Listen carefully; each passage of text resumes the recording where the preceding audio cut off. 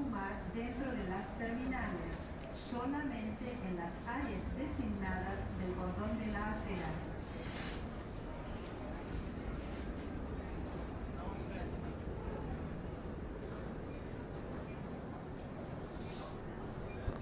Good morning. Hello, hello, hello. Hello to all the people. Not accepted, and notify airline personnel immediately. Do not leave luggage unattended. All carry-on and checked luggage is subject to search. Su atención, por favor. A todos los pasajeros, si algún desconocido intenta darles cualquier artículo, incluyendo equipaje para transportarlo en su vuelo, no lo acepte y notifique de inmediato al personal de la...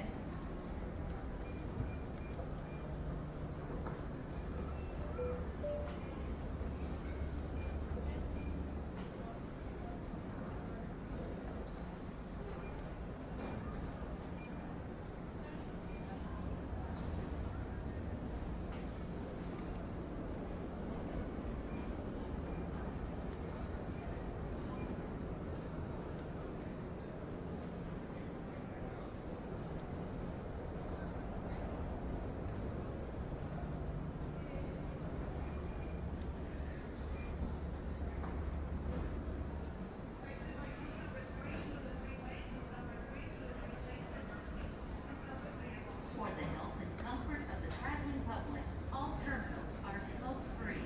Smoking is permitted at designated curbside areas only. Por la salud y la comodidad del público viajero, no se permite fumar dentro de las terminales, Good morning. solamente en las áreas designadas del Pick and cordón flight. de la acera. It's gonna be a long one. Roughly like 4 hours.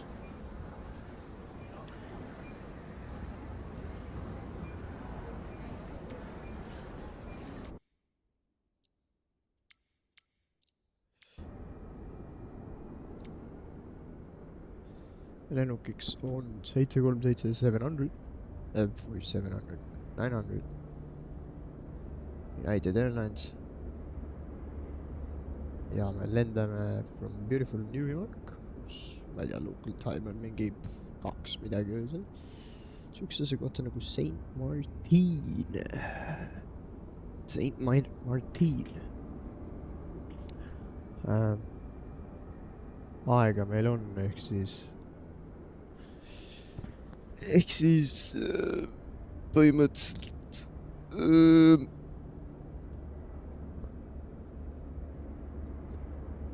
saame siin briefida kiiresti. United Airlines flight number 1629, cost index 54, cruising altitude tuleb 37,000 feet'i,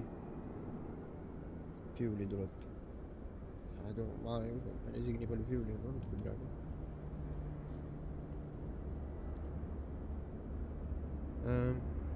Root on tegelikult suht lihtne, kuigi jah. We'll see, kui lihtne see tegelikult on. So far no issues. 114 ringi peal. Baggage'id kargot on 28 000 ligu. Average.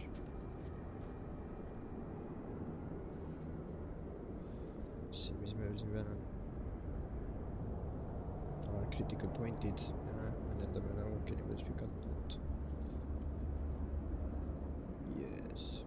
Gate 3A-s. Terminal A-s. Take-off runway peaks olema. Vist peaks olema, mul see 22 right. See, kus on for fuck's sakes täiesti teise kuradi lennuvälja otsa peab taxiga, siis kui me selle saame.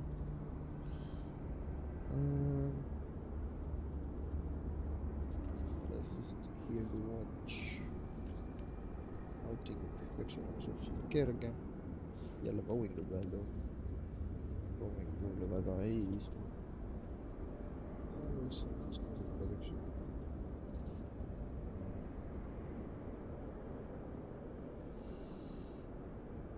Ja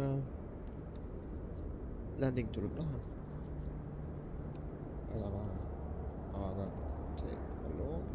aga sinna saab landida üldse.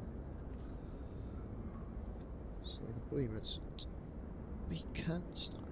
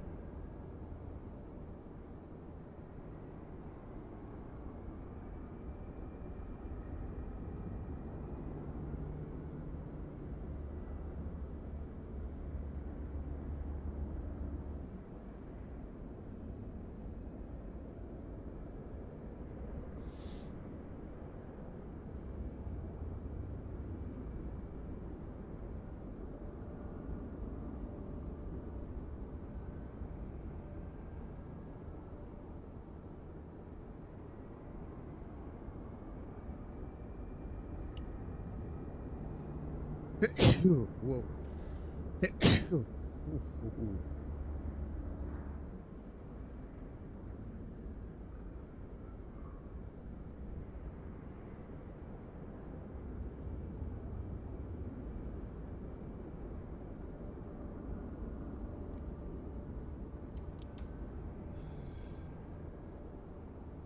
Ei tohiks olla kahte selle sees, aga it is what it is. Nii. Completely golden tark. Väga ilus. Just like we want it. Questime siis...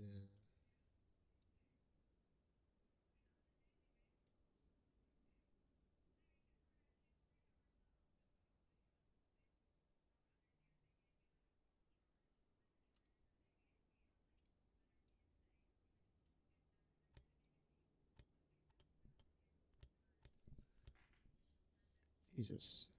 Hiina mehed spämmavad mind.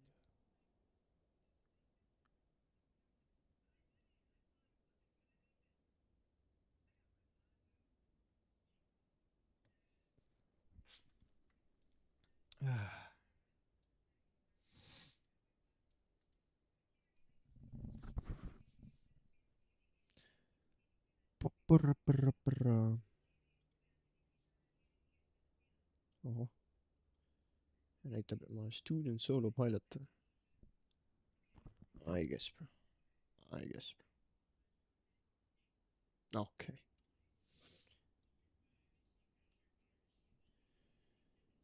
Nii, let's start with the checklist siis. Ma ei teaks, kuidas.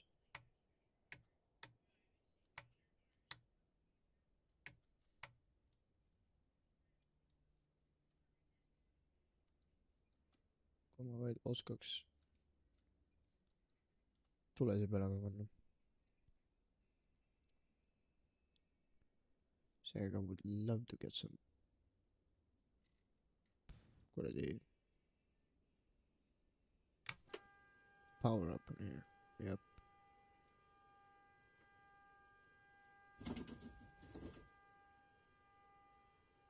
Väga hea.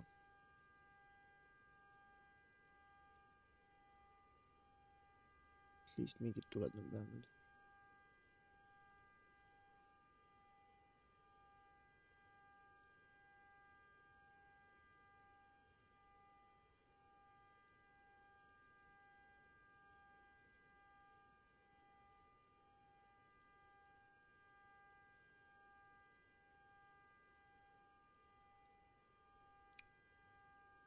Brightnessid ja kõik asjad põhja. Kui ma vaid teaks, kust floodlightid käivad. I guess we will have to see.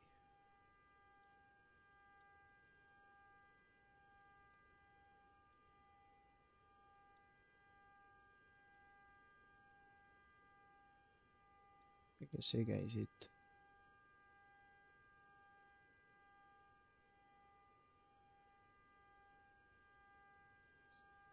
Battery discharge. Okay.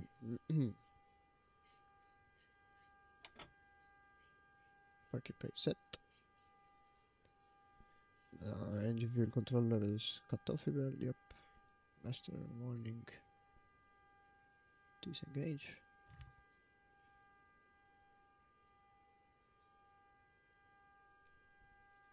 Oh shit.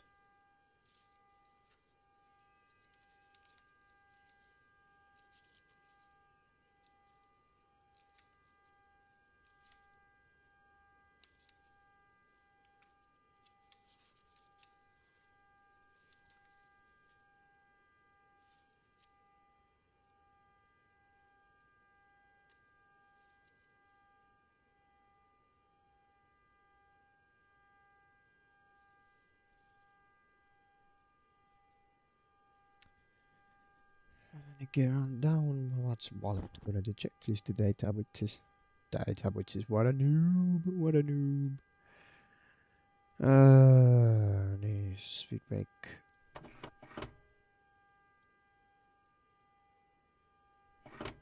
On down. Yep. Flap seat. On up. Yep.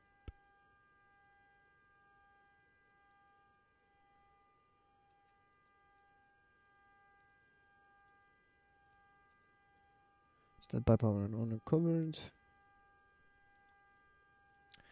Battery peal ja see läheb. Standby power'i peale, jep. Electric hydraulic pumps all off. Yep, good. Fuel pumping kick off. Where the fuck fuel pumping is it? Yep, kick off. Cabin utility power on. Yep, bus seat done. On. Ground power lab on.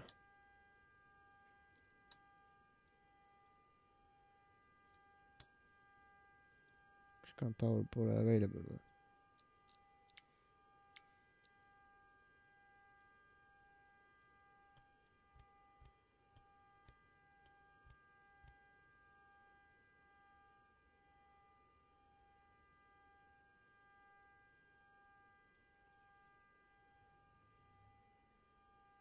Connected, you have external power.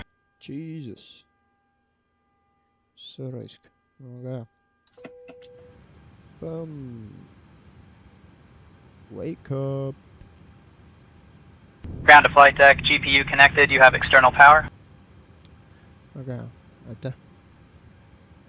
Ja see läheb, voltmeeter läheb siis ground power'i peale, väga hea.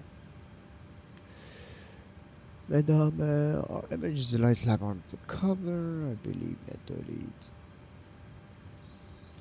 siin ja põmm.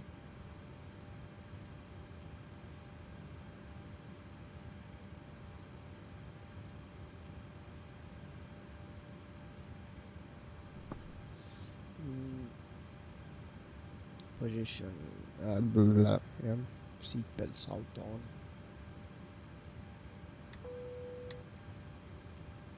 Yep. Back on. External lights, position lights lap steady.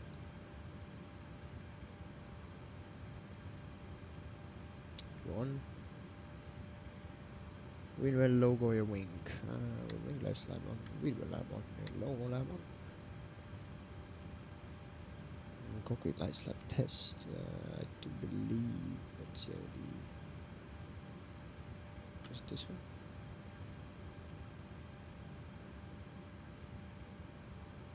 Seems like kõik töötab.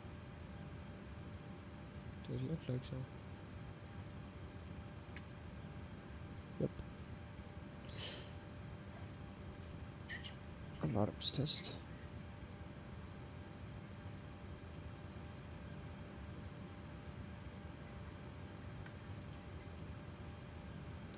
Nee, boom.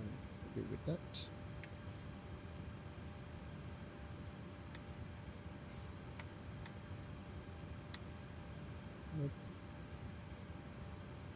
go with that as well. Nii. ja kas siin on veel midagi, mida sai testida, I don't remember. Seda sai testida, aga seda pärast üleval ilma ei olnud nagu midagi, mida saab rohkem testida.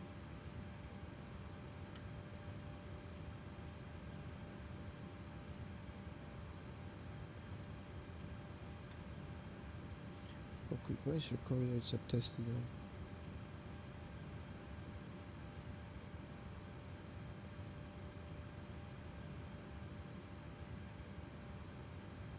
Teisi asju ei saa testida. Nüüd saab ainult oxygen testida.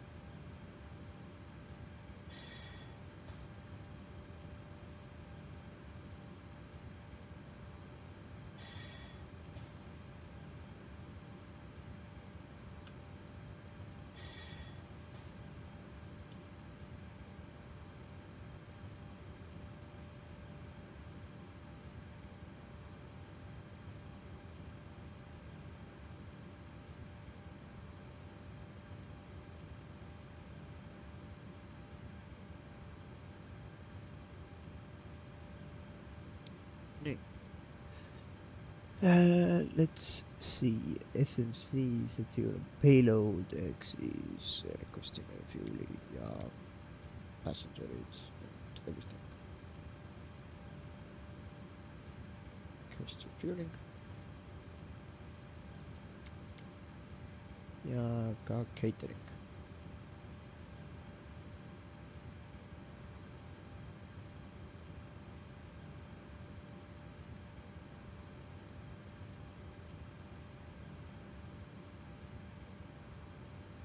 Siin tuleb ka kuidagi settingut panna igale poole. Ground to flight deck, fuel truck is on its way.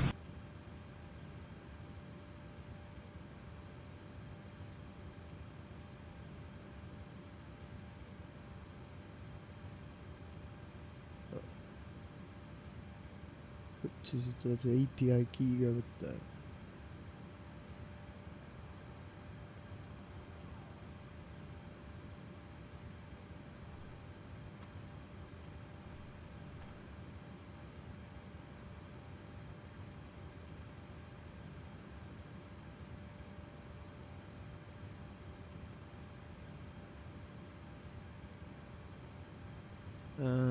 Account page. Ground to flight deck, refueling in progress. Miks on nii palju veel vähemalt terminat mees?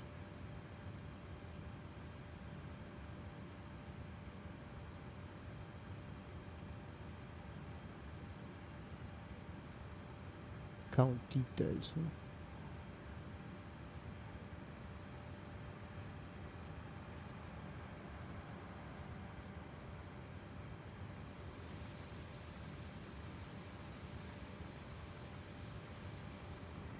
Oh. Shut up. I'm trying to fucking figure some things out. Okay, fuck that, I guess.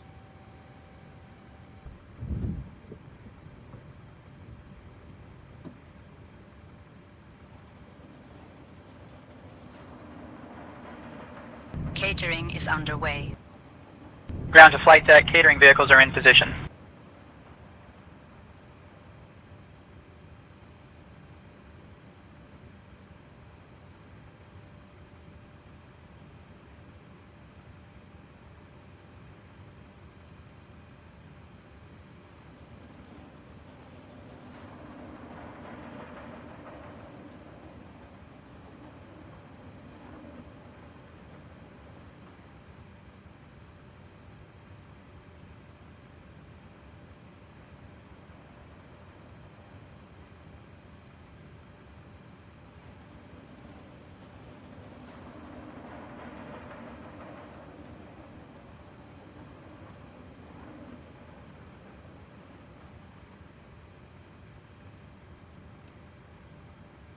Okay, I guess we have done this seat.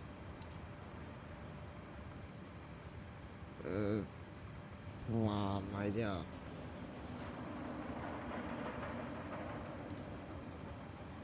Why the hell say that? Please load us in brief flight plan first.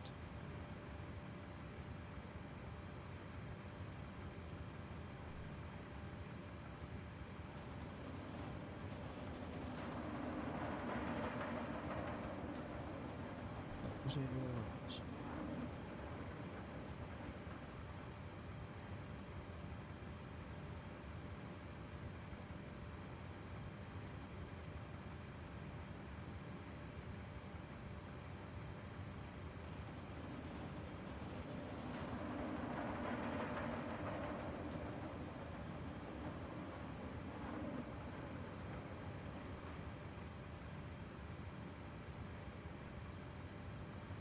Tää fucking krediikkikit paskas.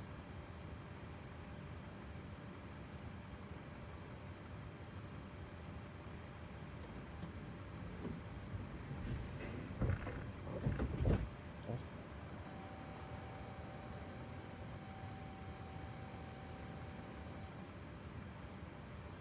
Wow. Boklat. Ja då.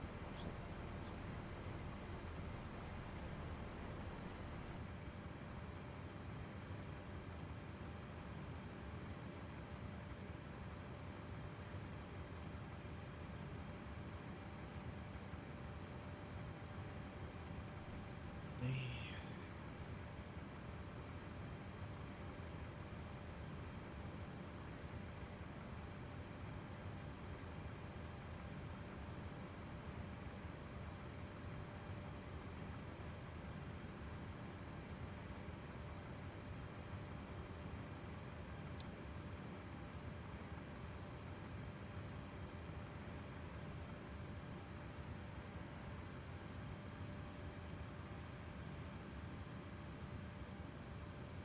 Juba läheb mingi kuradi probleemide troubleshootimisest.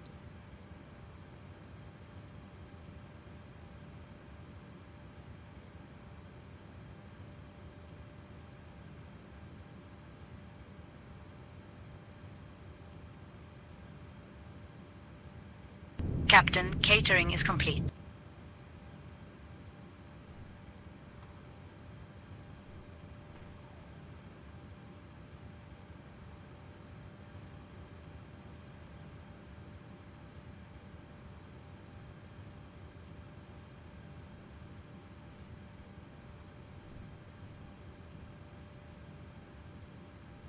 Ground to flight deck, refueling complete.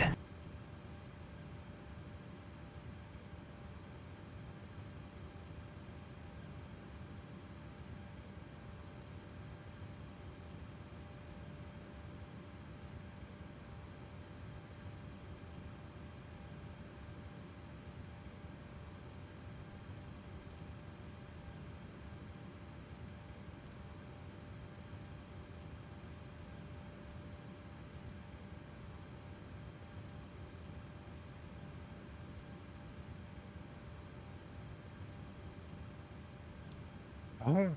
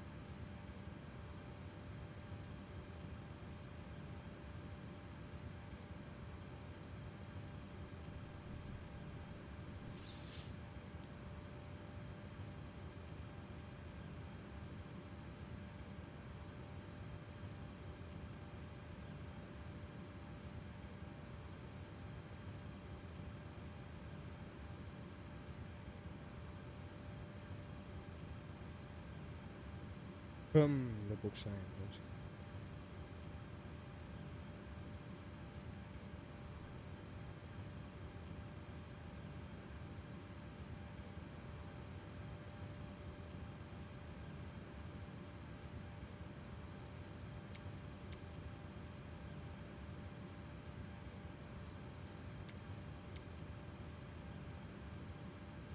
Ground to flight deck, fuel truck is on its way.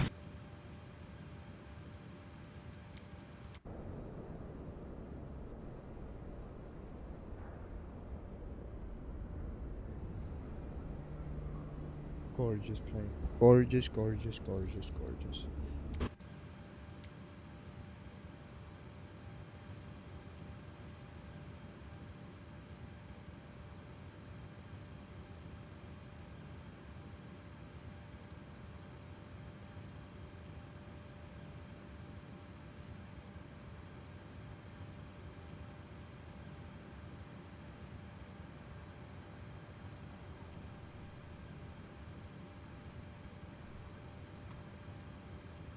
Okay.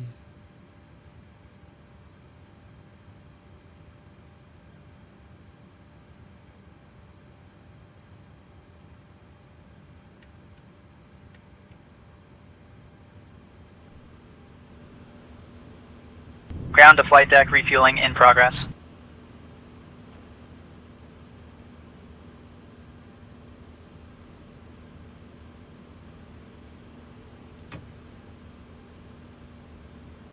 Take a look at it.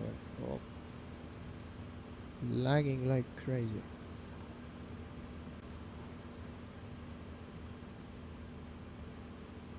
Boarding has commenced, Captain.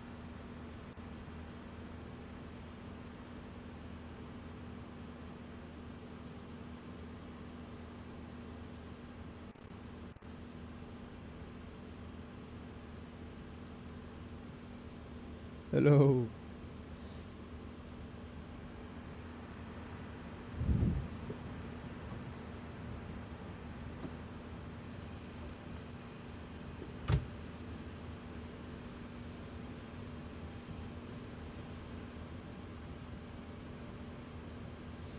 Okay, crew boarding starting.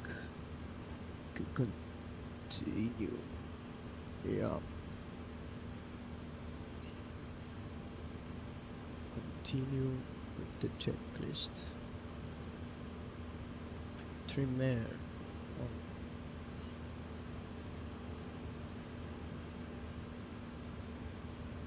St.Maarten on.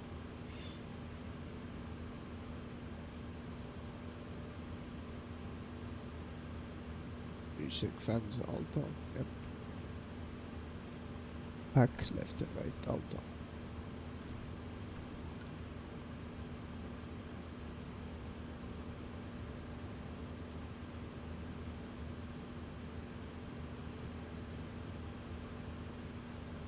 Full format number 1.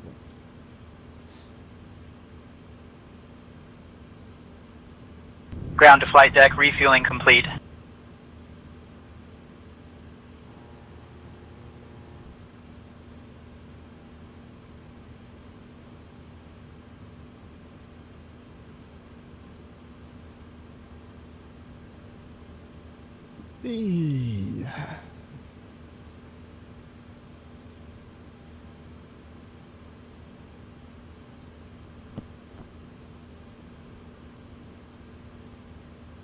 Ma ei saa, pane sinna kuskilt testida.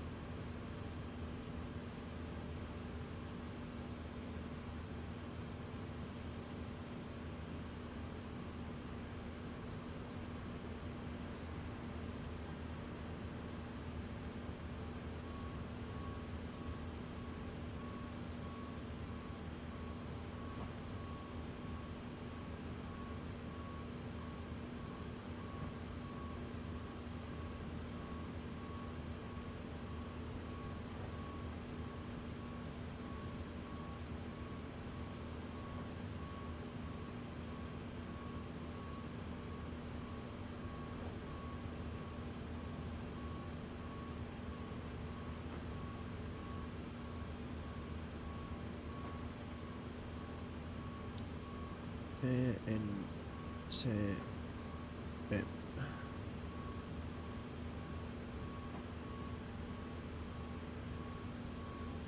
1621.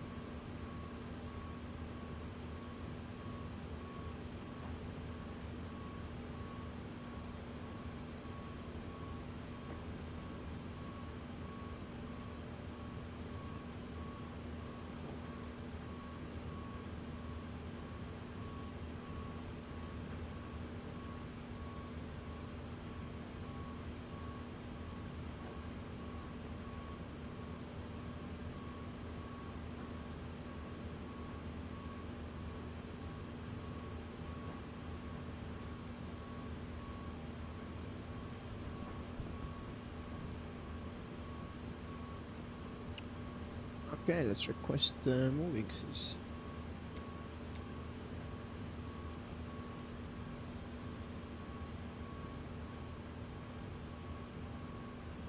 Package läheb peale ja okay.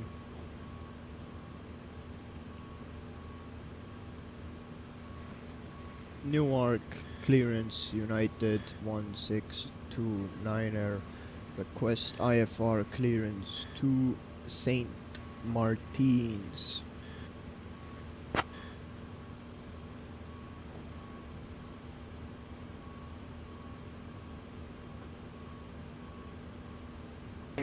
Third to Princess Juliana via the Port 4 departure, then is filed. Initial climb to 3000, departure on 119.2, squawk 1244, expect runway 22 right. Clear to St.Maarten's via Port 4 departure, initial climb 3000 feet, departure on 119.2, squawk 1244, expecting runway 22 right.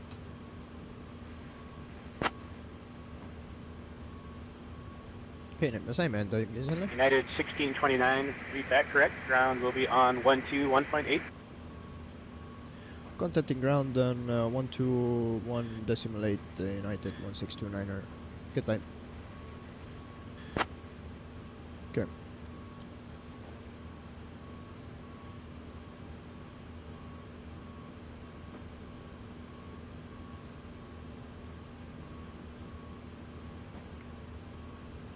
Mis meil siin on? Take a look at this.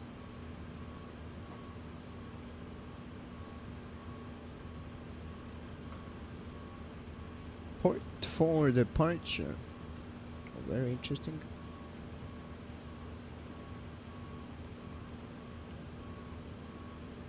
Gonna have to take a look on my charts, milline see isegi on, kuna Sildi Fair on meile departure'it. Nii, runway. Wait, what am I looking at? 5 departure, Medan. Ground to flight deck, baggage loading complete.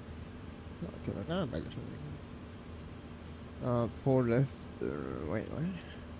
Yep, 2 left, 2 right. Gentlemen, on behalf of United Airlines and the entire crew, welcome aboard Flight 1629, heading to Princess Juliana International Airport. We kindly ask you to take your seats as indicated on your boarding passes and stow your hand luggage in the overhead bins or under the seats in front of you. If you need any assistance, please don't hesitate to reach out to any member of our crew. Thank you for choosing to fly with us today. Okay. Whew, trying to figure the fuck out. Push on 0.4 second runway to the left. See. Points me looking for important paga. I have big it on all sorts of stuff, aga ma ei näe pagat. Mis meie transition peaks siis olema from here?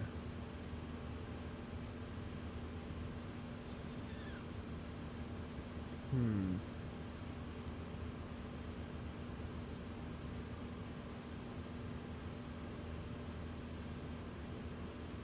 Standard departure. Okay.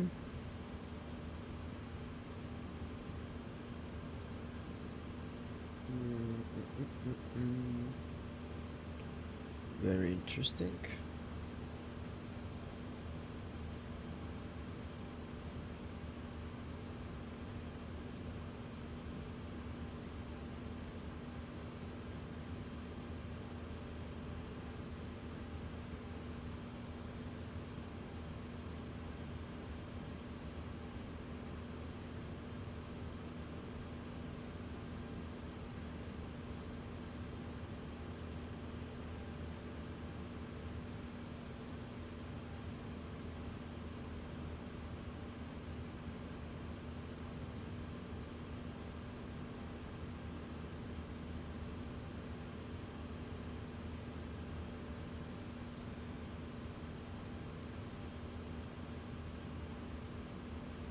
Got time on next passenger tulevad päris aeglaselt. Fucking hell, anna mulle nüüd see fucking flight.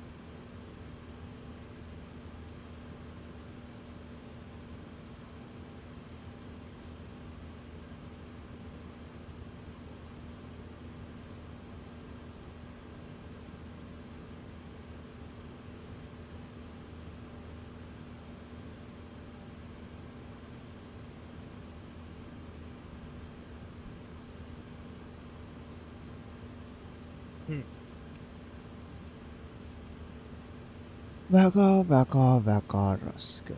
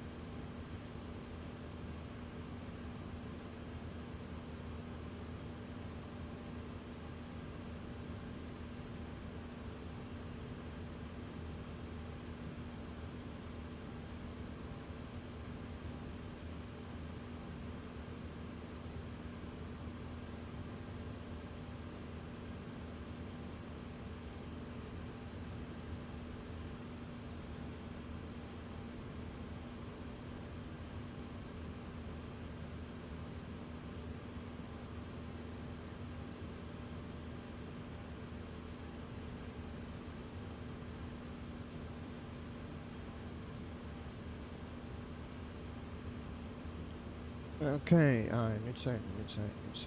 Good. Okay, let's get all of the points. Mis meil on?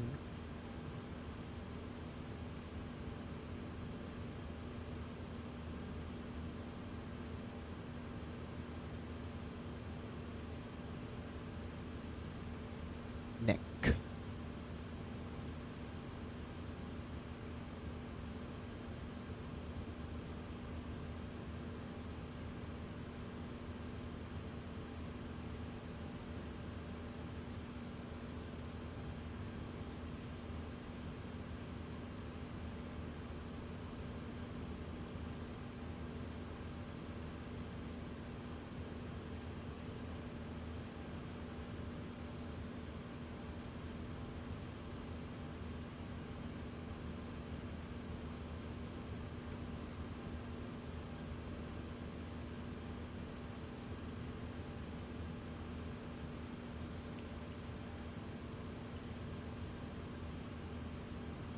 Jep.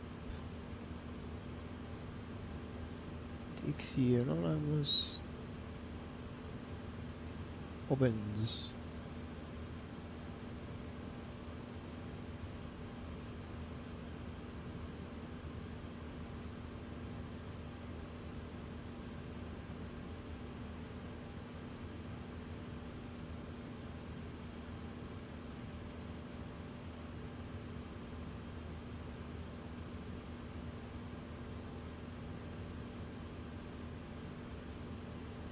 What up?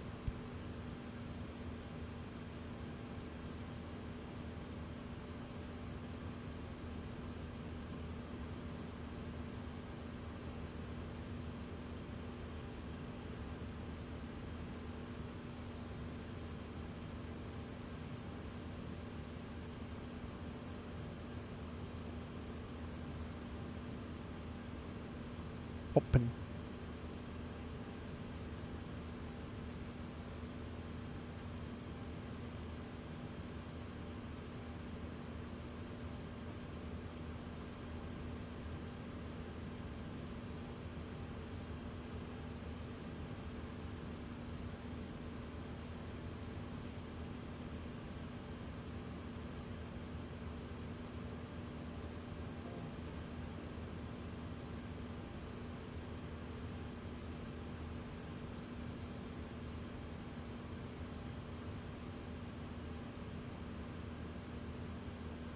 Or on squads.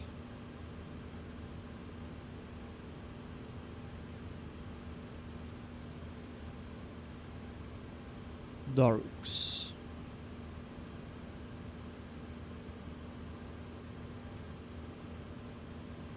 Mina.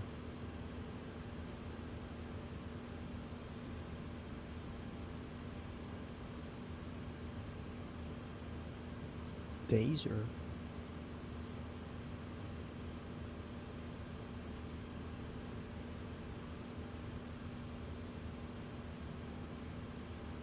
Do not stop fucking messaging me for one fucking moment.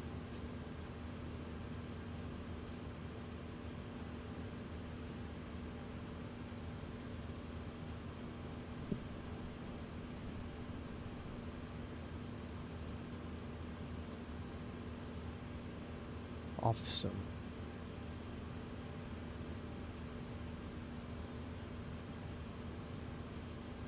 Bobo.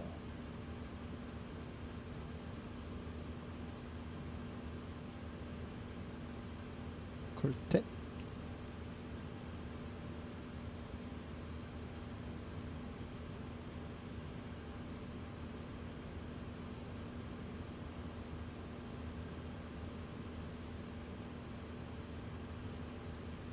Cats.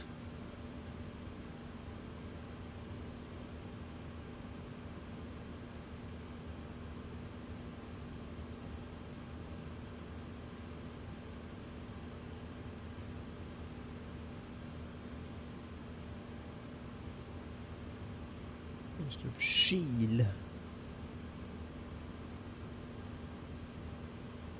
Shield. Shield. Shield.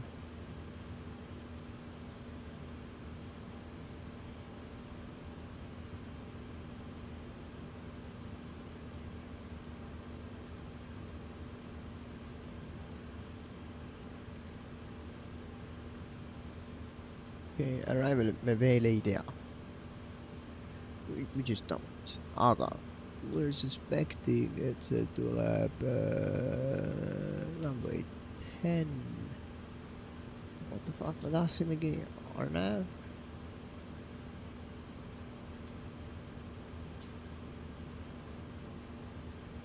Arnav?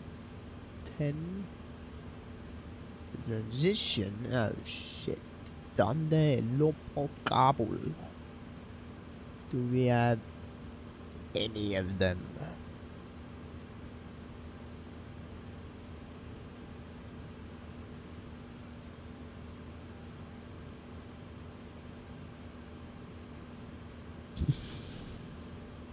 Okay, well that's not bad. That's not good. Meil ei ole siin ei tandet, ei nothing. Captain, everyone's aboard. Bags are loaded. Cabin is secure.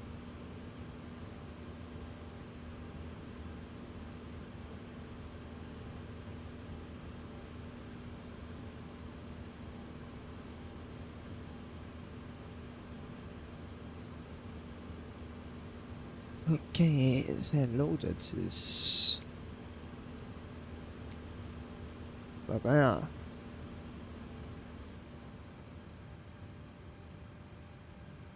Ground to flight deck, jetway is operating. Yep, very good.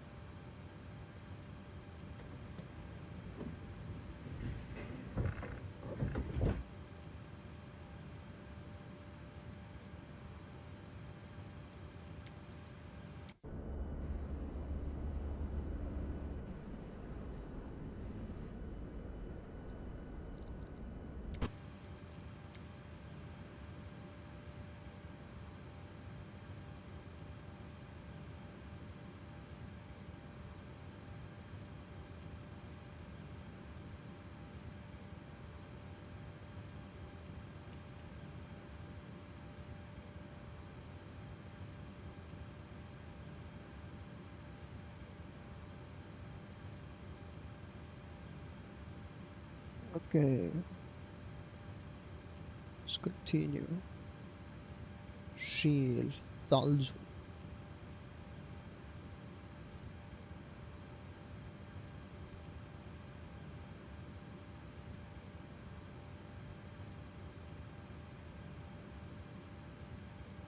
Nubus.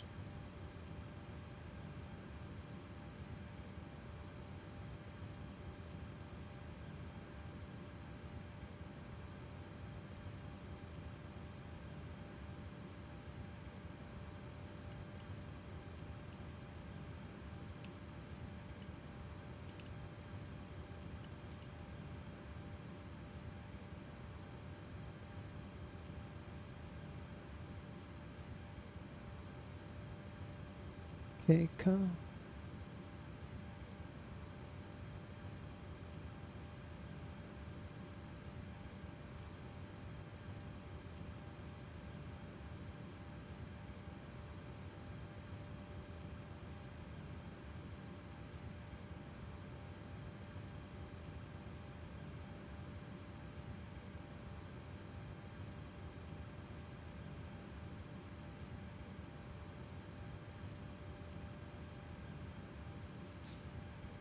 Mis asi meil siis on? KK või?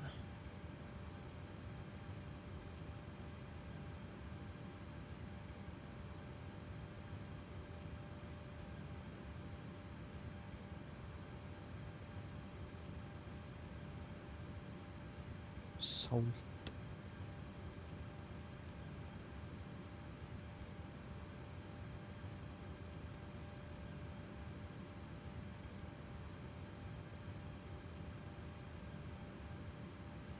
Sluga.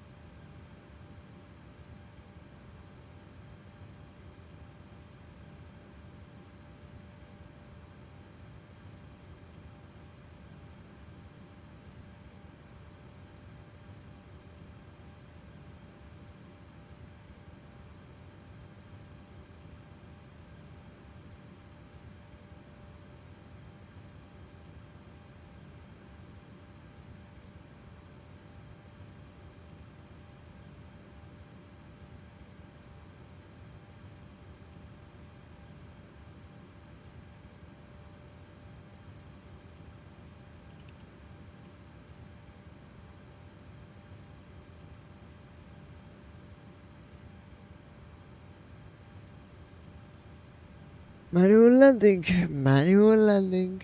Whoa, nii. Fucking hell. Flight plan on done.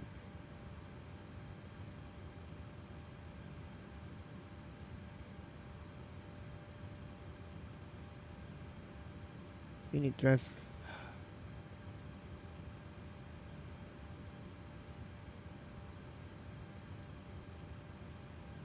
No clue.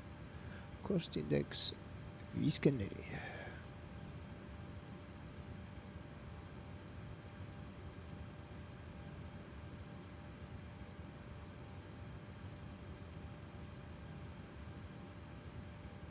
Okay.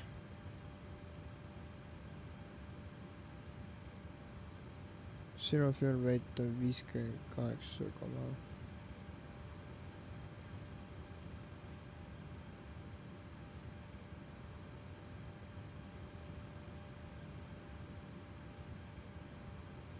saab kuidagi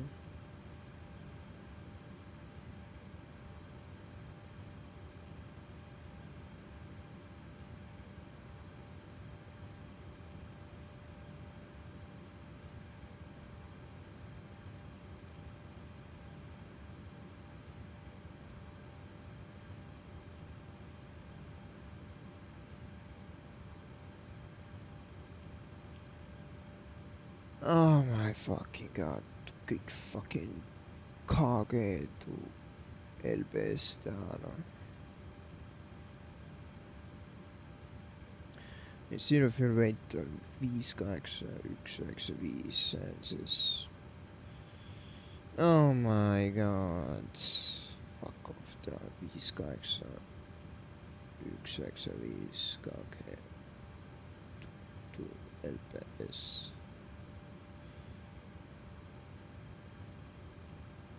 $128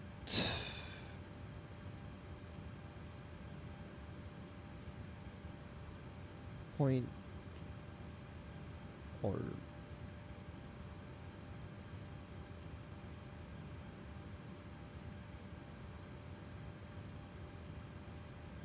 but how much palju meil reservides on? Fuel total peab olema natuke rohkem kui meil on, to be honest, ega doesn't matter.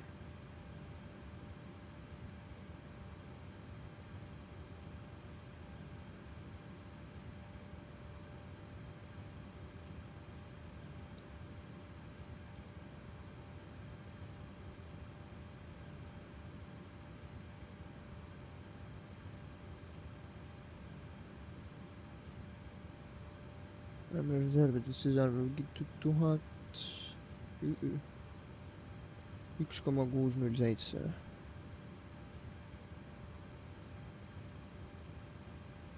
1,607. 3,5. 3,5.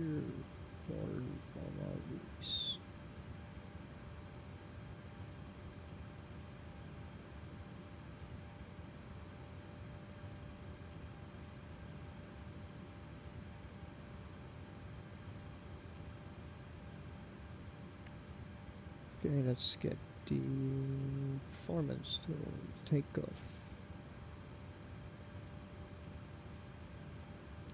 22 right.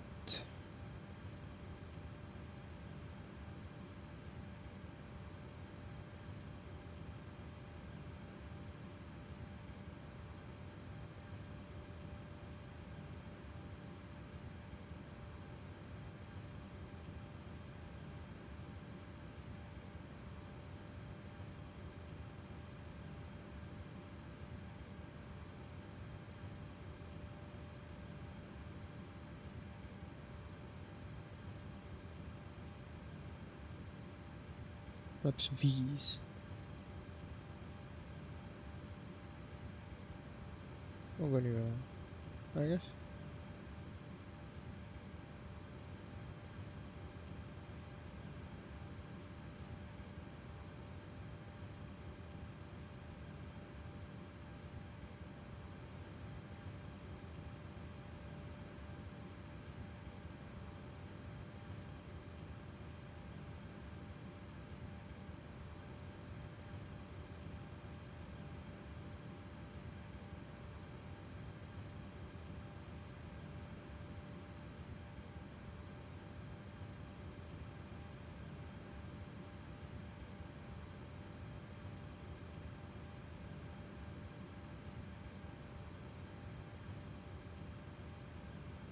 See again, my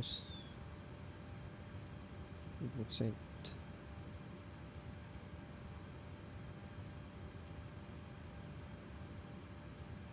22 siis.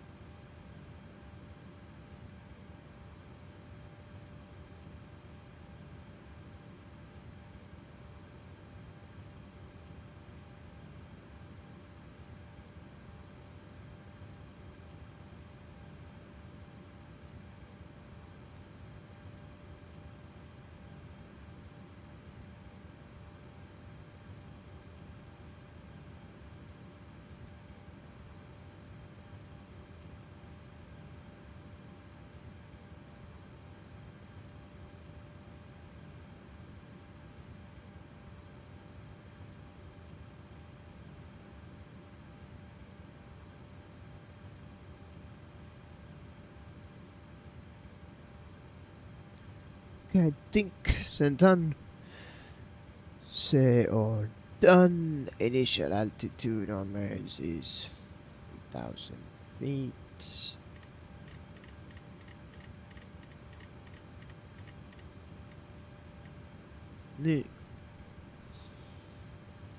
We're getting very close to leaving.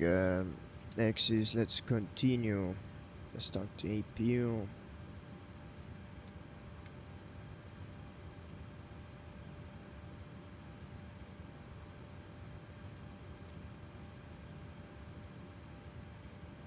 Let's give it a little bit of time. Low oil pressures are fine. Promises valmis kohe aega disconnect ima ja ready for taxi to be honest.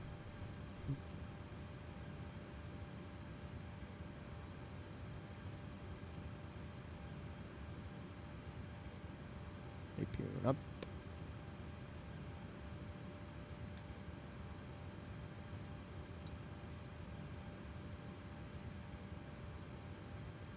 Good mind. Right down my 9-day APU peale praegu.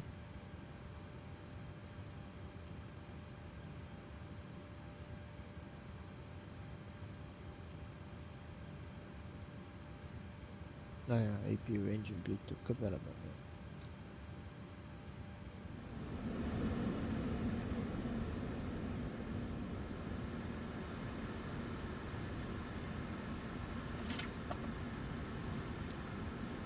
Okay, we are at that.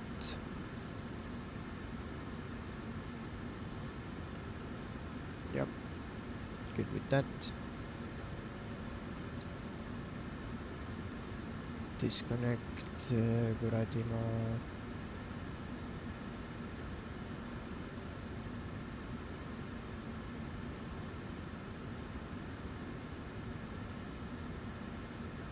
round ups. Ground to flight deck, GPU disconnected, external power removed. Yep, väga hea. Heading takeoff a runway. I don't know to be honest with the takeoff runway heading run. Let me take a look. 22 over 22 right. So the cockpit reaction.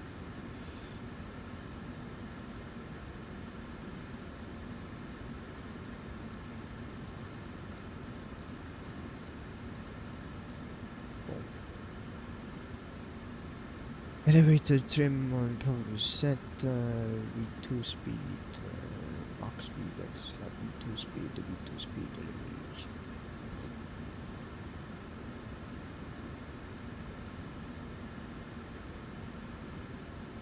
Swiss.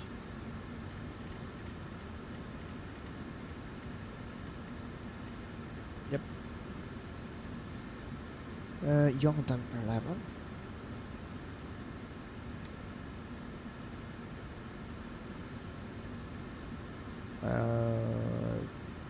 Fuel pumps are usable on.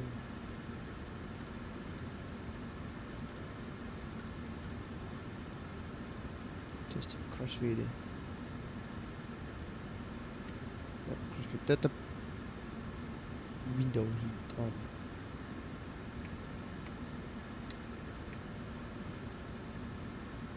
Yep. Hydraulic pumps all on.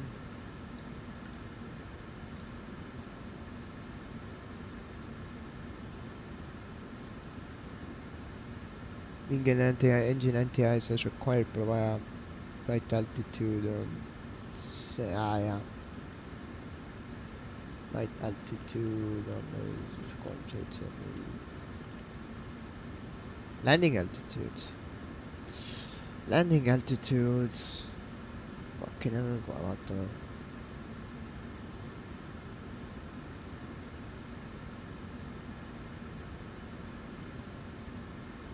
$14 feet Texas. Yeah. Flight director's level.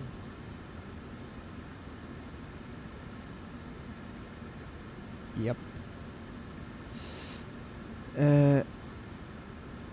LNAV, VNAV, as required.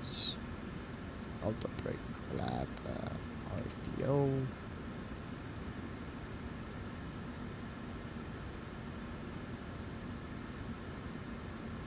Packs left and right lab off.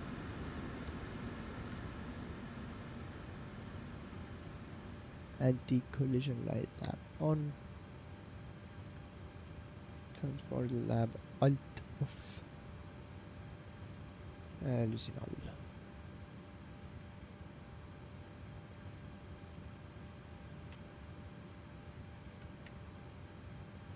Okay, transponder on, alt off.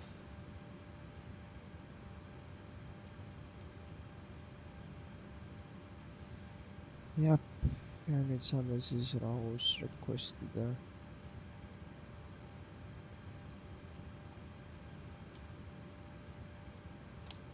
Pushback. Let's contact the ground. The Newark ground United 1629er at gate 3 Alpha request pushback and startup clearance.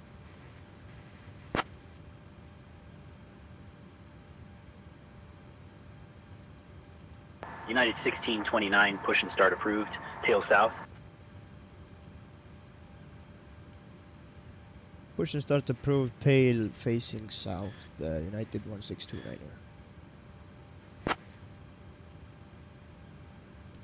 Tail facing south, okay.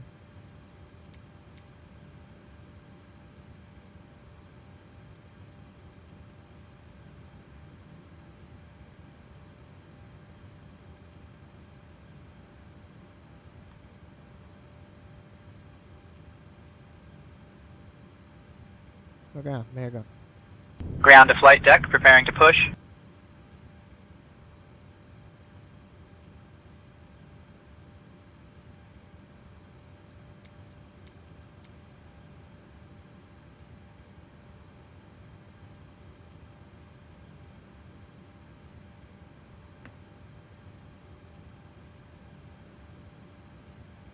Ground to flight deck, bypass pin inserted, stand by for pushback.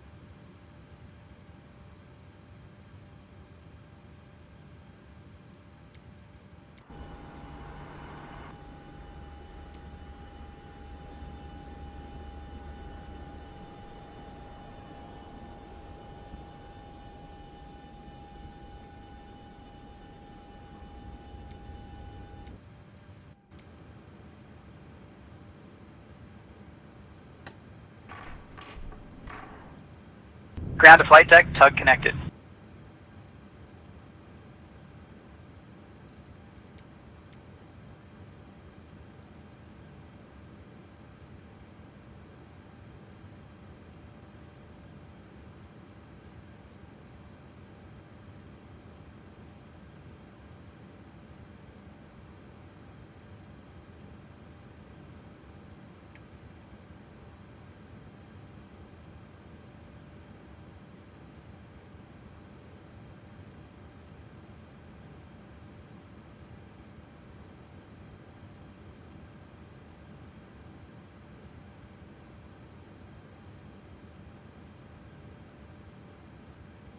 Ground to flight deck, release parking brakes, please.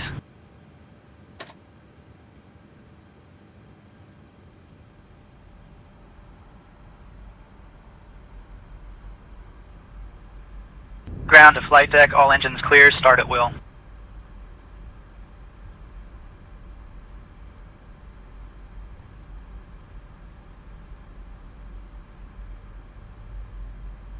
Ladies and gentlemen, welcome aboard United Airlines, Flight 1629, heading to Princess Juliana International Airport. Our estimated flight time is about 3 hours and 35 minutes. Please pay close attention to the following safety demonstration, as it contains important information for everyone, even our frequent flyers. Fasten your seatbelts by inserting the metal fitting into the buckle and pull the strap to tighten. The seatbelt must be fastened whenever the seatbelt sign is illuminated. Please return your seat backs and tray tables to the upright position and open your window blinds for takeoff and landing. Mobile phones and electronic Runway devices 22 right, must be taxi set to via flight Foxtrot mode, 2, and Lima larger 3, devices Alpha 8, should be Bravo securely Sierra, stowed Lima Romeo, during code takeoff and short of landing. runway 29. Ground to flight deck, Smoking please and set the use parking of brakes. e-cigarettes are prohibited anywhere on board, including the lavatories. If needed, oxygen masks will drop automatically. Pull the mask firmly, place it over your nose and mouth, and breathe normally. Remember to secure your own mask before assisting others. Life vests are located under your seat or between the seats. To put it on, pull it over your head, fasten it, and inflate it only after leaving the aircraft. Floor-level lighting will guide you to the nearest exit, which is clearly marked. There are 2 exits located at the front and 2 at the rear of the aircraft. In case of evacuation, leave all personal belongings behind and follow the crew's instructions immediately. If any electronic device becomes hot or catches fire, please inform a crew member right away. The safety information card in your seat pocket contains all the details. Thank you for your attention, and we wish you a pleasant flight.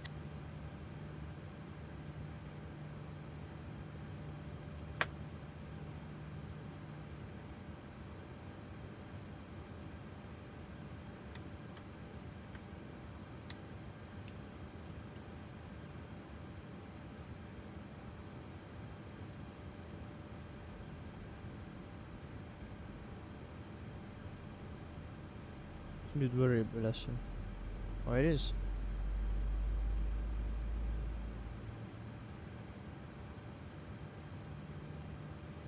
Ayun na, upsize man. What the fuck is going on?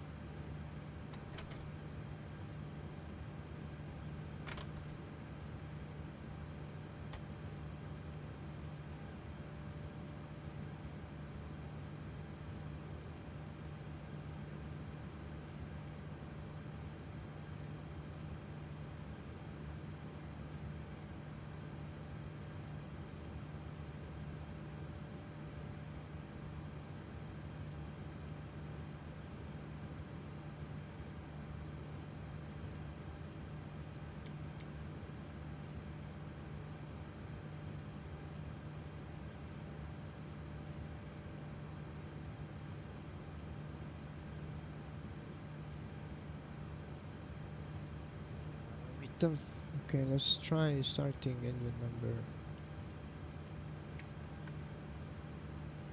number 2.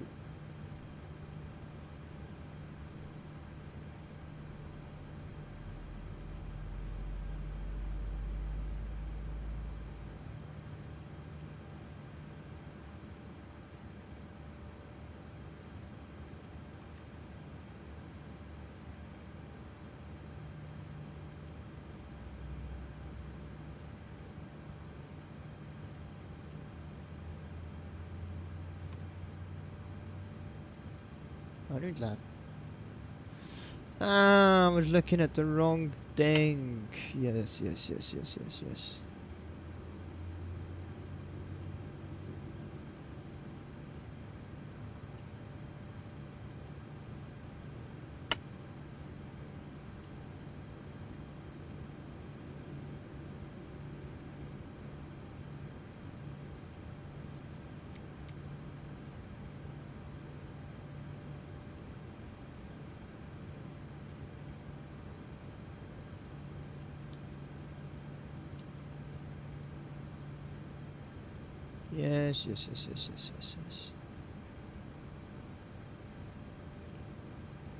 Yep.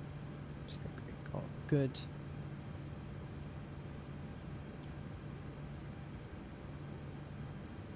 If you bleed that off. Very good.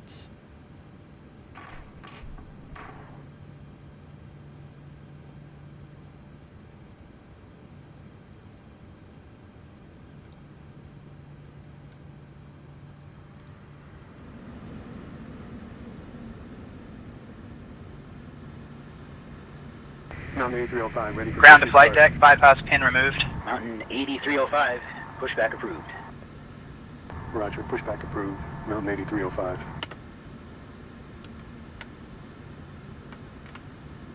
Wie hebben we?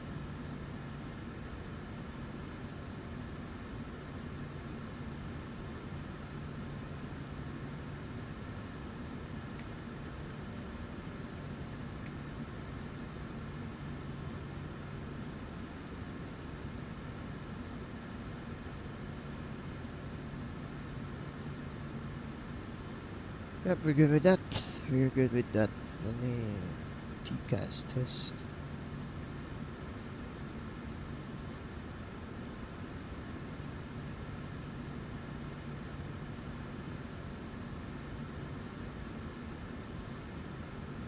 TCAS test pass. TCAS test pass. Okay. Newark ground. Request taxi clearance for departure runway 22 right United 1629.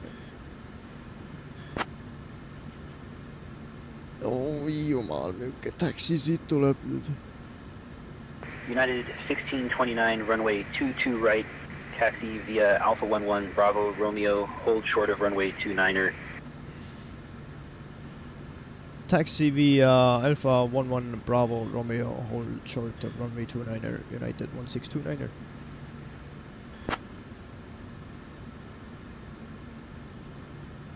Hold short of runway 29er, aga me peame taxi, okay. Yep, sounds fine by me. Taxi via fucking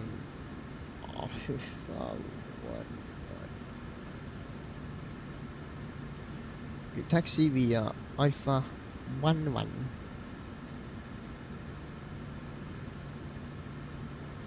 Mountain 8305, ready to taxi. Okay, Mountain 8305, runway 22 right, taxi via Zulu 4 Zulu. okay, Alpha 132 11. right, taxi via Zulu 4, Zulu Mountain ja 8305. siis läheme Bravosse. All the way from Bravo to Romeo. Okay, very difficult taxi. Holy moly, guacamole. Okay, let's see, let's try.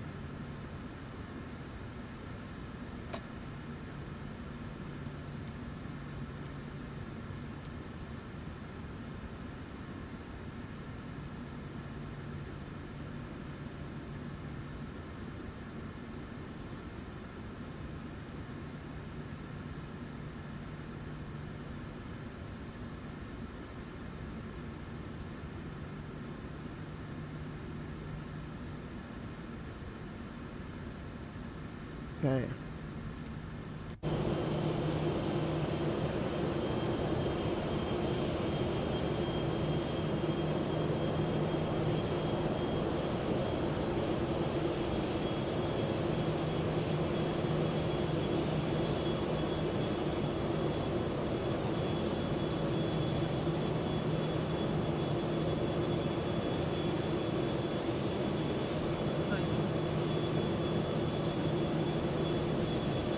It's over here. But yeah, put it on the ground. Watch this.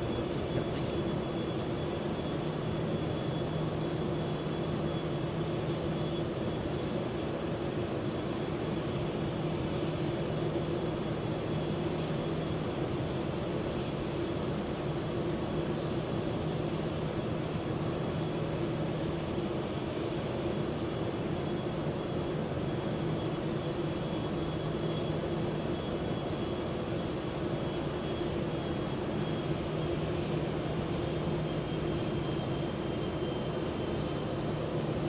FedEx 1989er, cross runway 29er.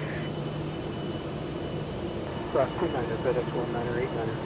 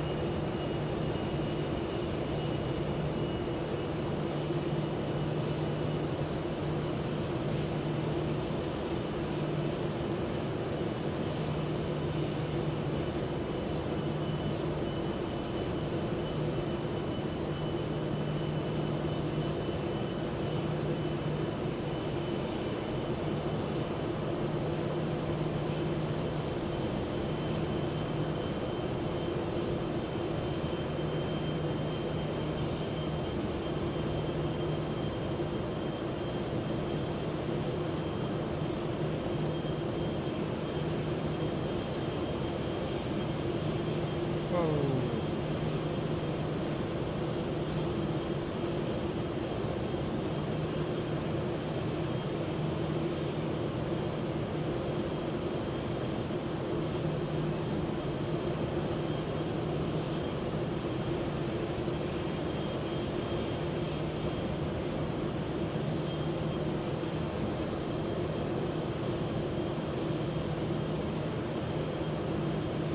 Gotta go past this, but I'm gonna go for 1-1 is.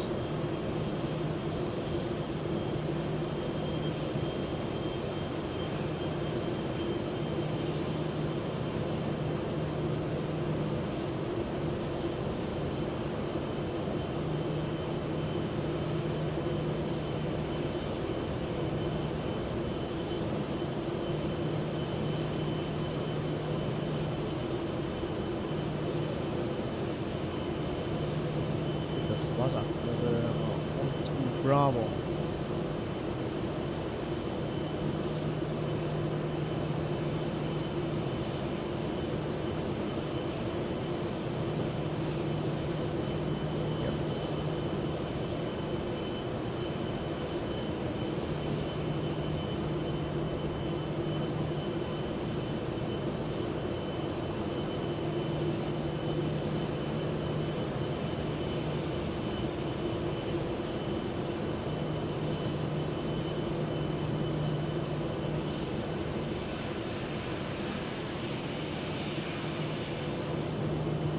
Lovely FedEx too. Okay, we can up the speed a little bit.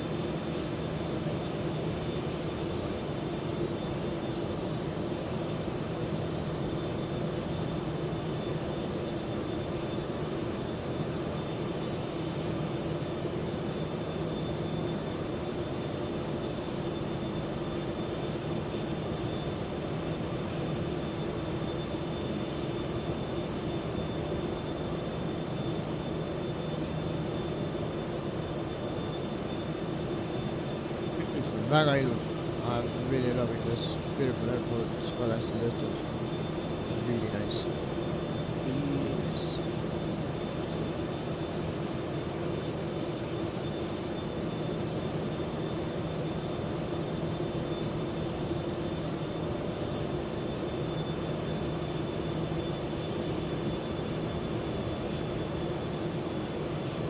FedEx 5046 ready to push. FedEx 5046, push and start approved. Push back approved, FedEx 5046.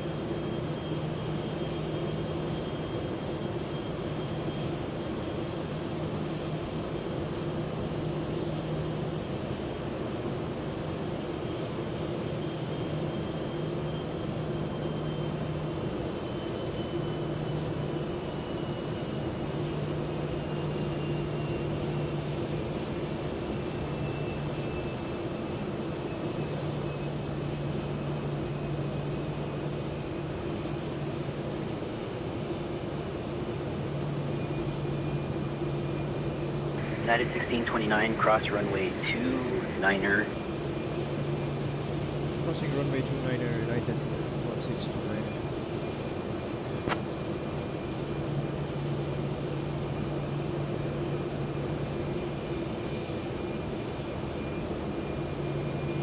FedEx 5046, ready to taxi. Runway United 1629, contact tower on 118.3. Have a good morning.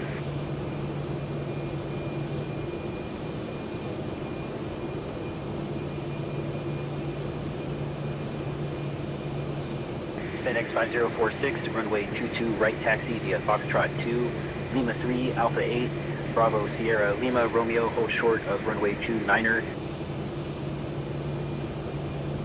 Runway 22 right taxi via Foxtrot 2, Lima 3, Alpha 8, Bravo, Sierra, Lima, Romeo, hold short of runway 29, FedEx 5046. Okay. Contact tower 118.3. Good morning to you as well, United 1629.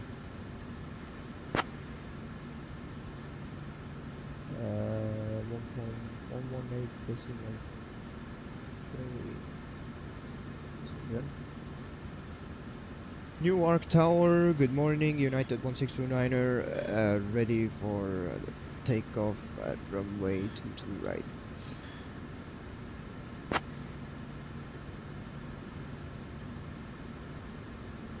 United 1629, Newark Tower, runway 22 right, winds 210 at 3. Ron Ave baggage cleared for takeoff. Winds 210 at 3, Arnav Baga, clear for takeoff, United 1629. Fuck, vi ser current på rätt. Okej. Sen, basically. 0 feet. Undetermined drone activity in the vicinity of the airport. COLVOR out of service.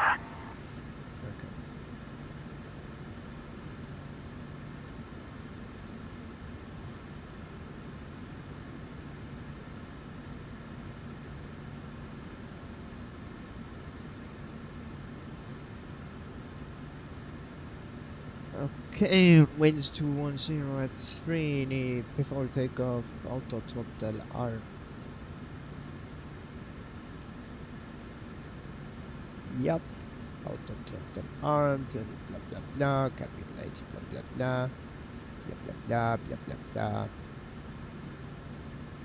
Landing lights on. Taxi lights off, sees, position lights, lap, strobe, and steady, setup,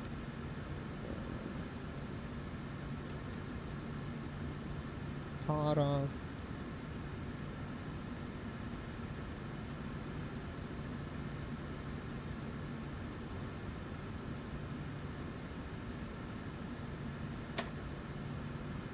we are ready for takeoff.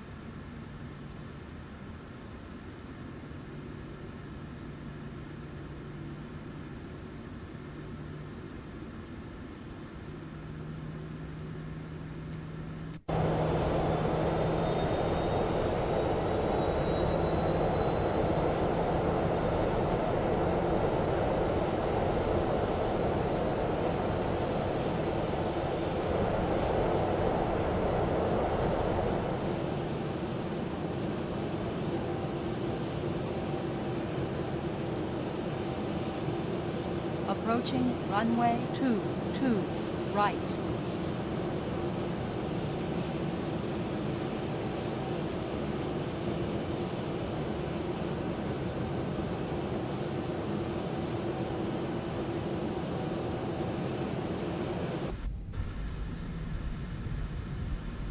Approaching runway 22 right.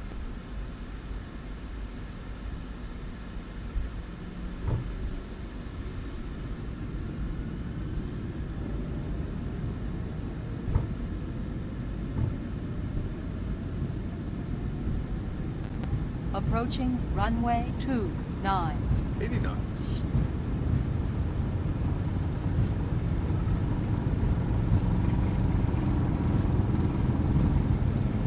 on runway 22 right remaining. 6,900 feet.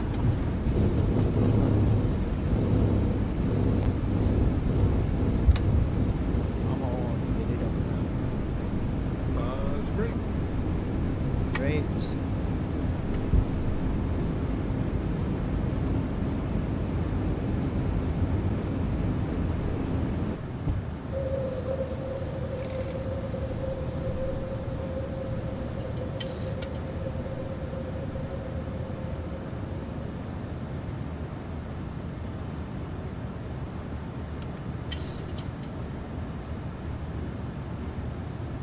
Come on. United 1629, contact departure. Contacting departure, United 12629er.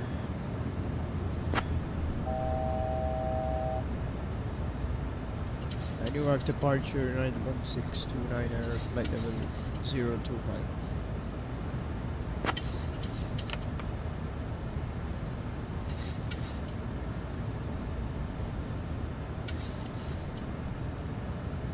Newark departure, FedEx 1989, how do you read? United 1629, Newark departure, radar contact. Climb and maintain 10,000, direct back and top. Airspeed low. Airspeed low. Climb and maintain flight level 10, direct to Papa, United 160. Airspeed low. Airspeed low. There's airspeed nii low ka ei ole. FedEx 1989, ready to do 5x5.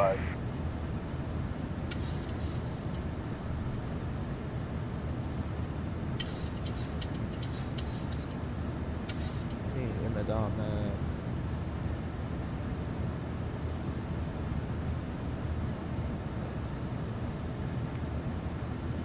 Põmm.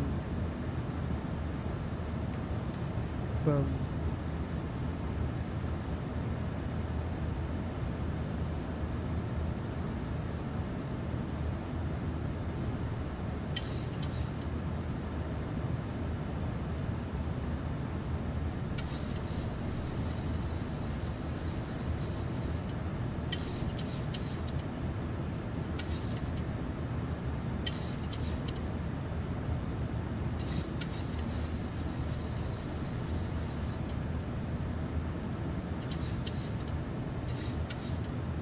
New York.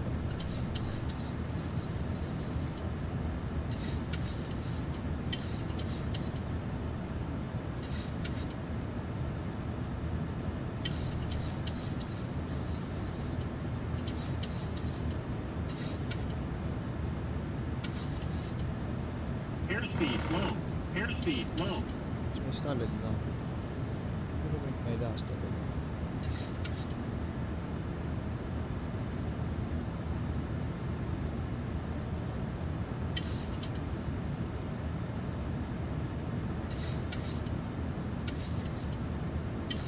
Airspeed low. Airspeed low.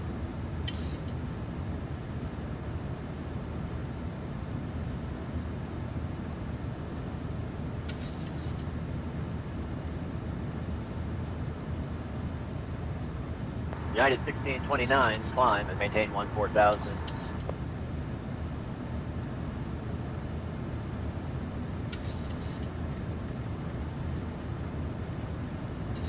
Climb and maintain flight level 140. United 160.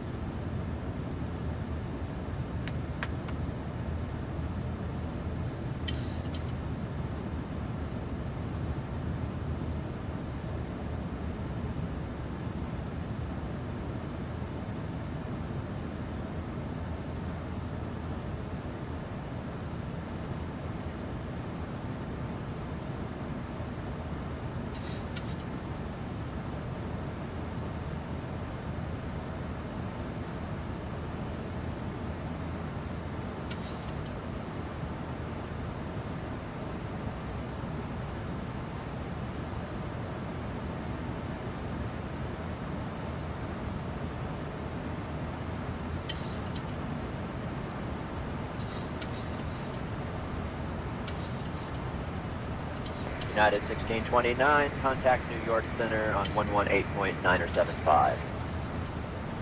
Contact New York Center 118 decimal 905 United 1629.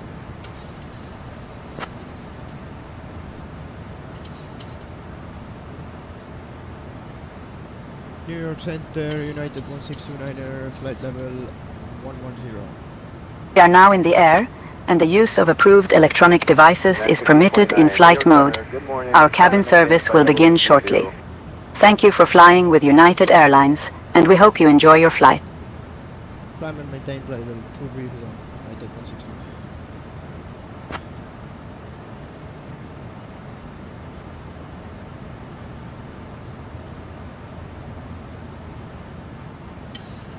JetBlue 1524, descend and maintain flight level 180. Leaving for flight level 180, JetBlue 1524. Ladies and gentlemen, this is Astrid, your lead flight attendant. We have now reached our cruising altitude, and the captain has turned off the fasten seatbelt sign. You are welcome to move about the cabin, but please stay mindful of your surroundings. If you need anything, feel free to ask. Enjoy the flight.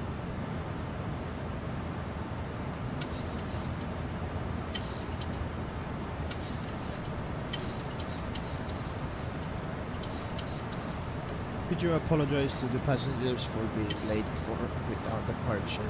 But offer us them like free drinks or something or whatever.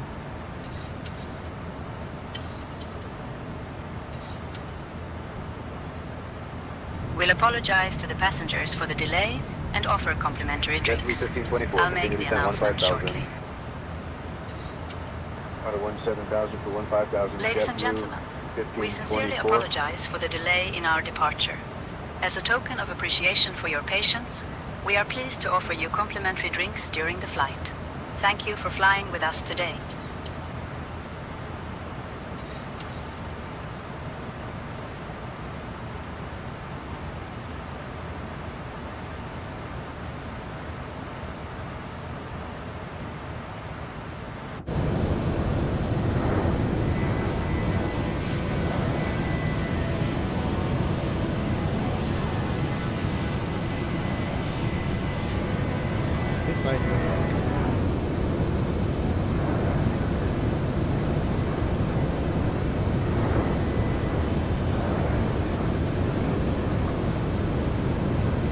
Captain, I've apologized to the passengers for the delay and offered them complimentary drinks. They're pleased with the gesture. Descend and maintain flight level 200.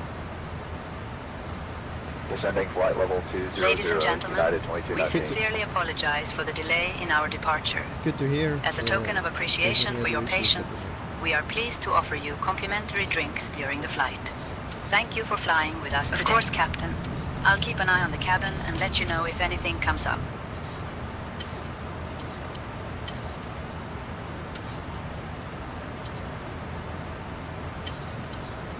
Ladies and gentlemen, we sincerely apologize for the delay in our departure. As a token of appreciation for your patience, we are pleased to offer you complimentary drinks during the flight.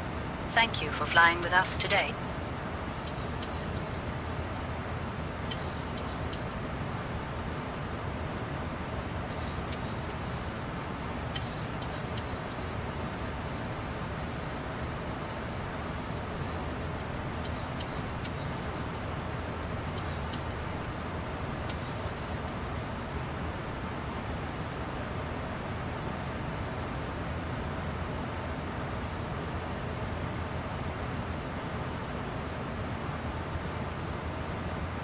I'm gonna guess Melaminid over the ocean for like 3 to 4 All is well in the cabin, Captain. No issues to report at this time. 3 hours to be precise. Seega me lendame niimoodi, et me näeme ilusat sunset'i ja kõike ja it's gonna be beautiful.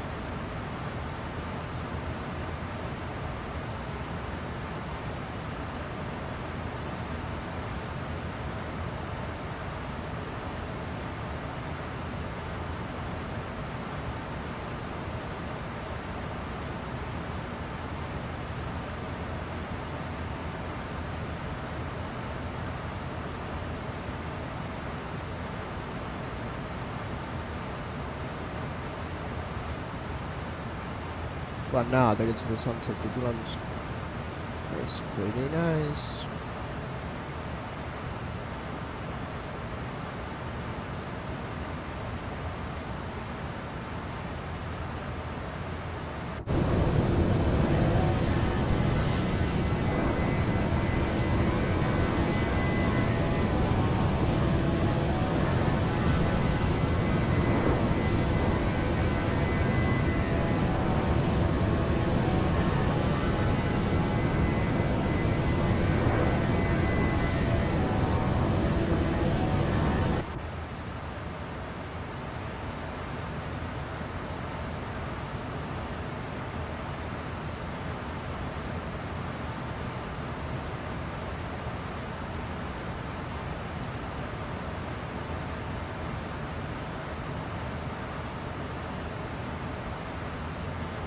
United 1629, contact Washington Center on 121.025. Contact Washington Center on 121.025. United 1629 goodbye.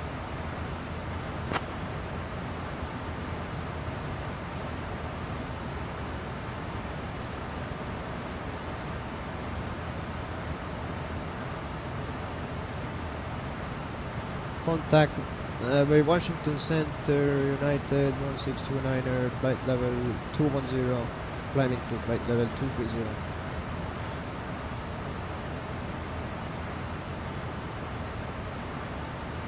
If you look at that on the horizon, that looks so pretty. FedEx 1989, climb and maintain flight level 200. United 1629, Washington Center, good morning. Climb and maintain flight level 310.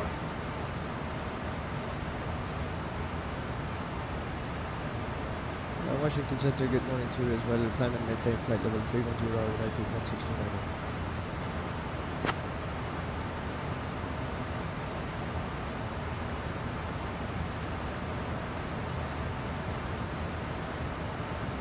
Climbing flight level 200, FedEx 1989.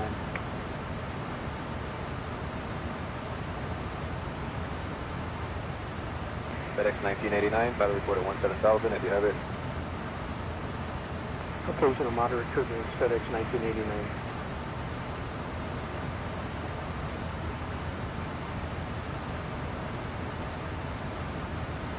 United 1629, contact Boston Center on 125.575. Contact Boston Center 125.575, United 1629, goodbye.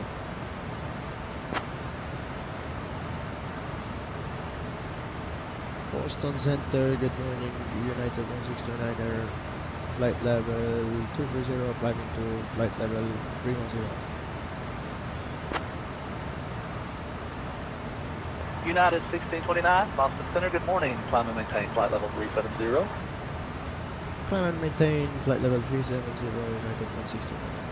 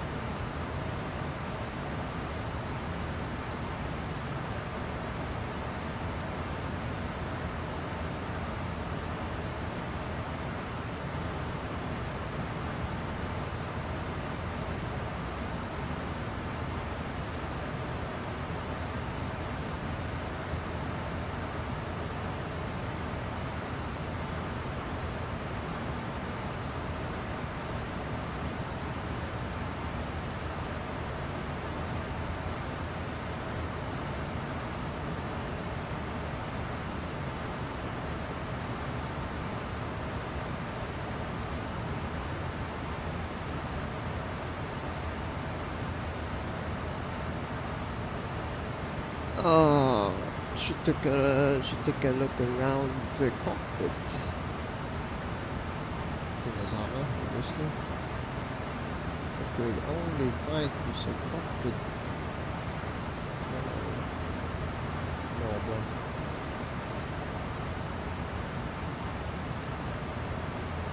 where the fuck's that? Should be somewhere here, huh?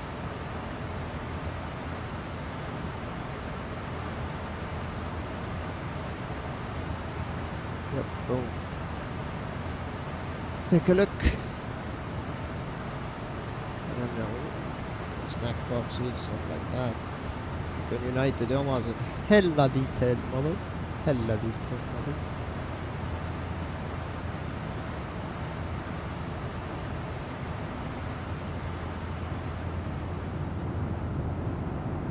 Oh my god, would you look at that?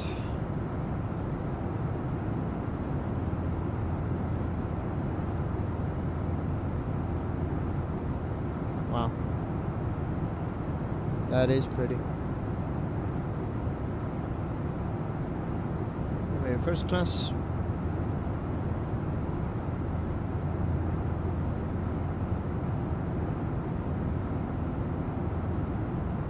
Is it on my second class?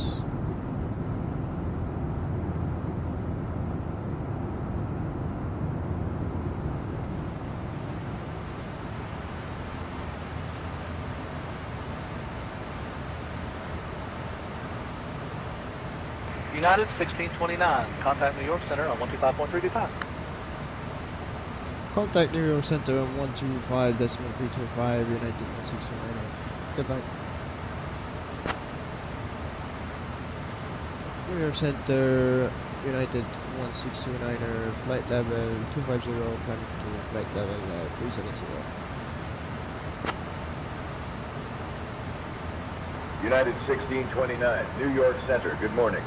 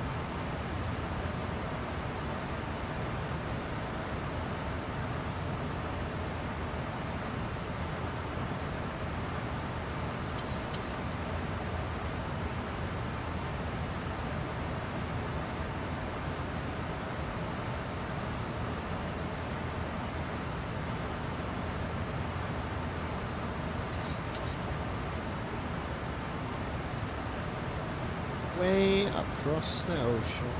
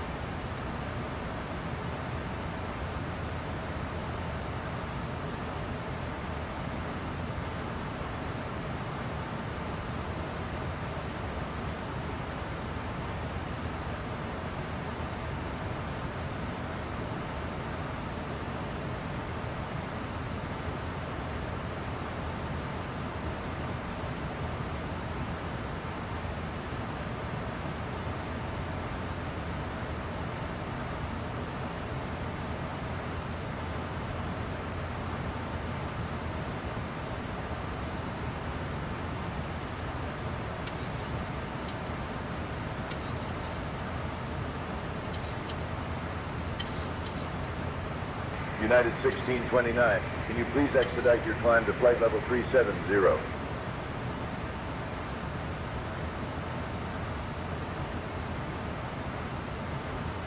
Expediting climb to flight level 370 and 169.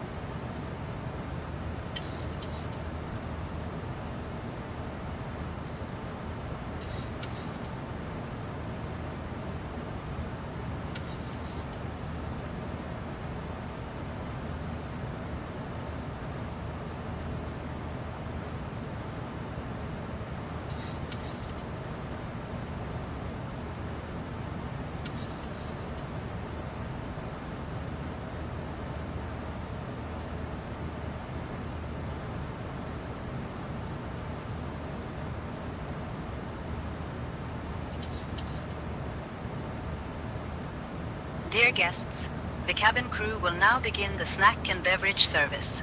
We have some delightful options for you, including our signature pretzels and refreshing fruit juices.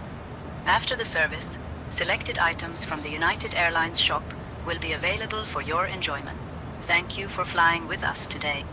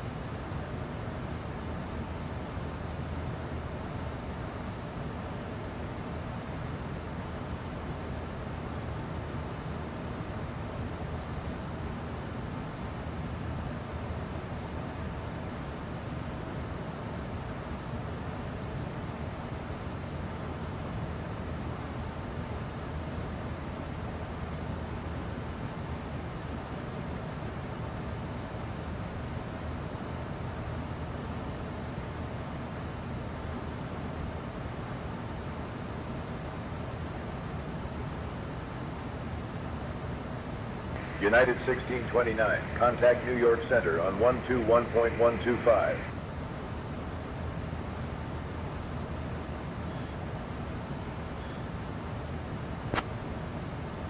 Contact New York Center on 121.125.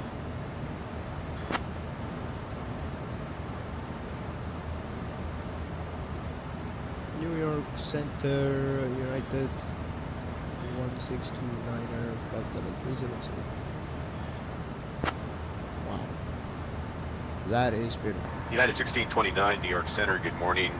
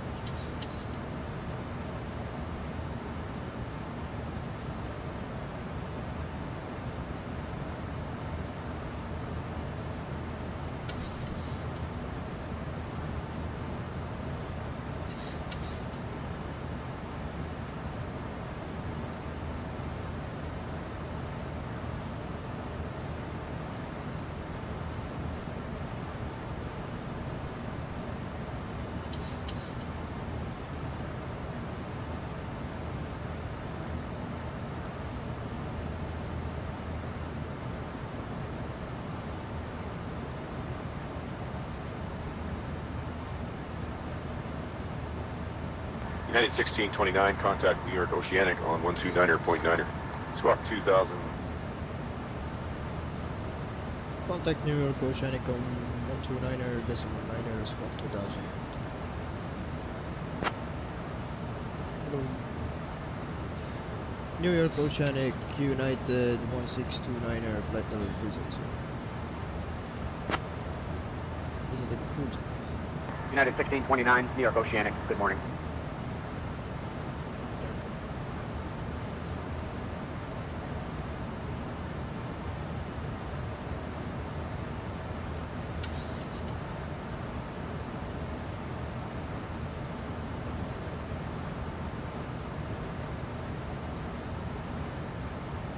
Hakkab palgiks minema.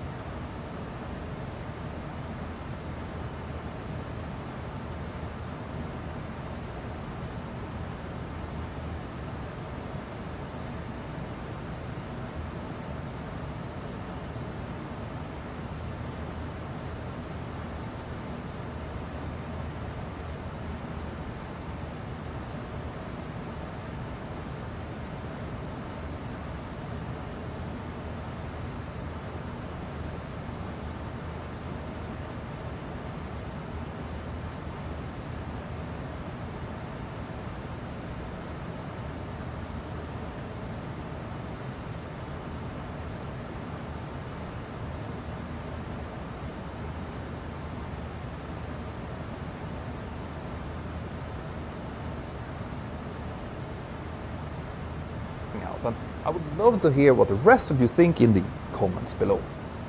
In any case, this nightmare was still far from over.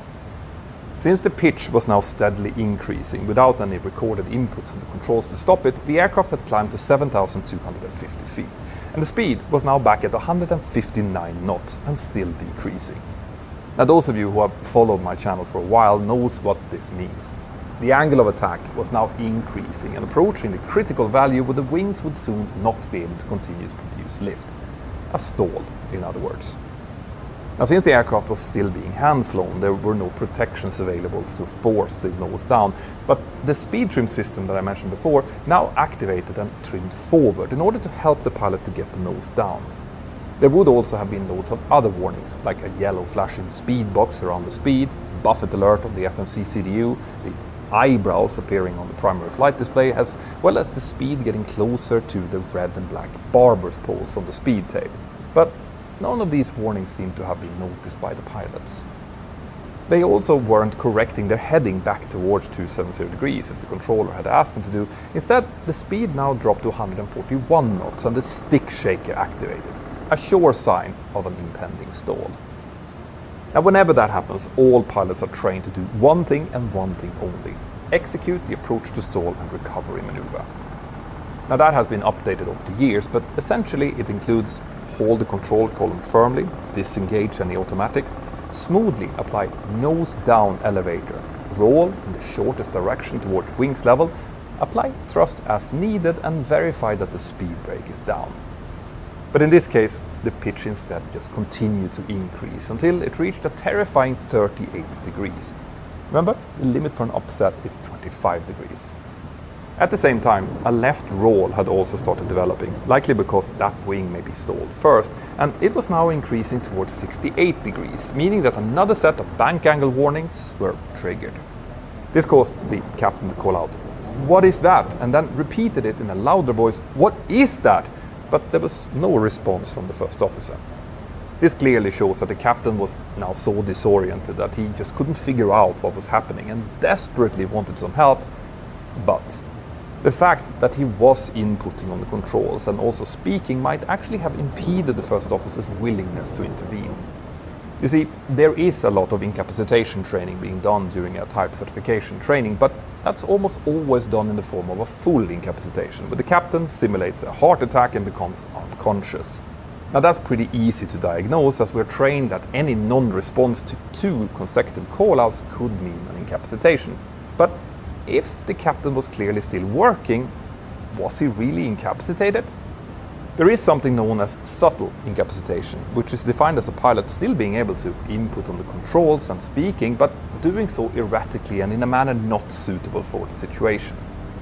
That's clearly what we have here, but that type of incapacitation is much harder to diagnose, and taking controls away from a much more senior colleague who looks like he's trying to solve the situation would have been very hard to do.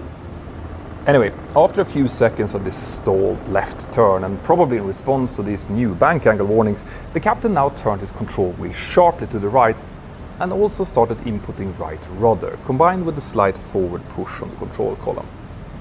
The nose of the aircraft therefore started dropping, meaning that the speed also finally started increasing, but the stick shaker was still active. The captain could now be heard saying "speed," but still without any further response from the first officer. Now, those right inputs on both the aileron and rudder now also started having effect, and as the aircraft started returning towards wings level, the captain now called out "go around" 4 times in a quick succession. And to that, the first officer also did respond, "Roger, go around."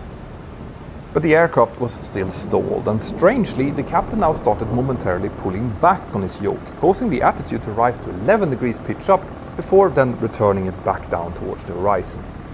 The thrust levers were also pushed forward and then returned back a few inches before the outer throttle was finally disconnected, and the thrust levers were pushed forward into the stop so hard that a clonk could be heard on the CVR. So what we can see here is a flurry of different inputs, each of which is not consistent with the phase of flight nor the situation that the aircraft was in. But at least the nose of the aircraft was now coming down and the speed was increasing, so it looked like maybe the worst was now over. But it wasn't. The Beirut area controller, who had been looking at his radar screen and had only been able to see that the aircraft seemed to ignore his instruction to turn right, now called them back up again with a more stern instruction. Ethiopian 409, follow heading 270, sir. Follow heading 270, turn right heading 270 now. And he did so because he could see that the aircraft was now heading straight toward the high terrain south of the airport. The first officer replied to him, now in a much more stressed tone, saying, "Roger, Roger," and in the background, sound of heavy rain could still be heard. At time 0040 and 28 seconds, the stick shaker finally stopped, but the rapid roll back towards the right had now caused the captain to start inputting left aileron, likely to stop that roll. But as he did that, he also left the right rudder in, leading to the aircraft now flying with something known as cross controls, which is highly unusual during normal flight and can be very dangerous.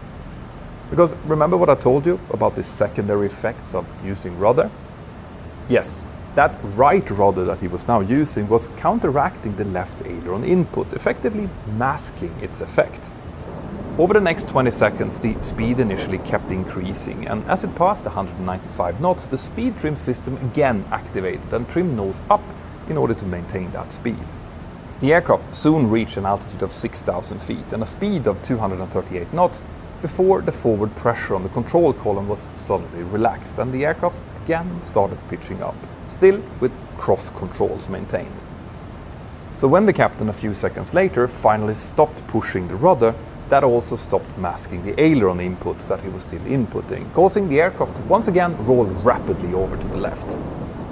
And since they were still pitching up, this was also associated with the speed continuing to wash off. The first officer must have now noticed the speed trend on his primary flight display because he called out, "The speed is dropping," and then only seconds later, "Speed is going down." And for the first time, the captain now asked for the first officer to help him by saying, "Okay, try to do something."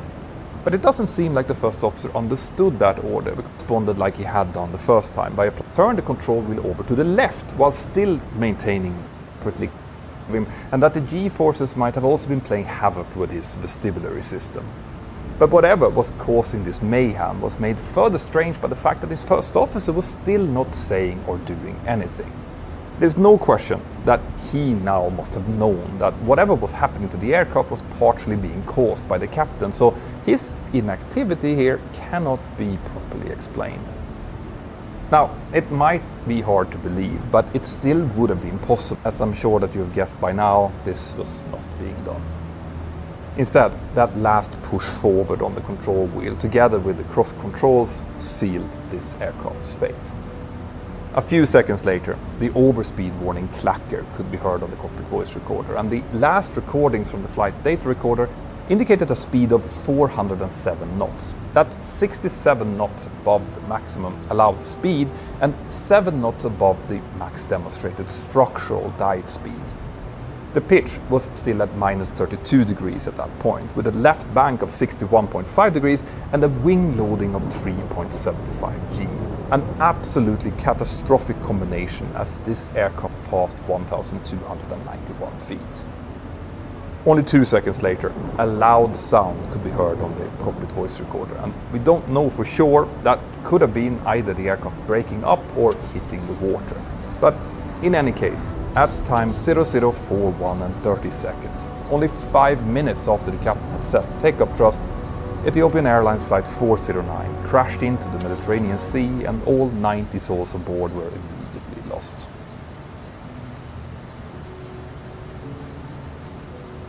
Now, traffic in the area, as well as eyewitnesses on the ground, later said that they had seen an orange fireball over the sea around the time of the accident, which led the investigators to initially contemplate some type of explosion.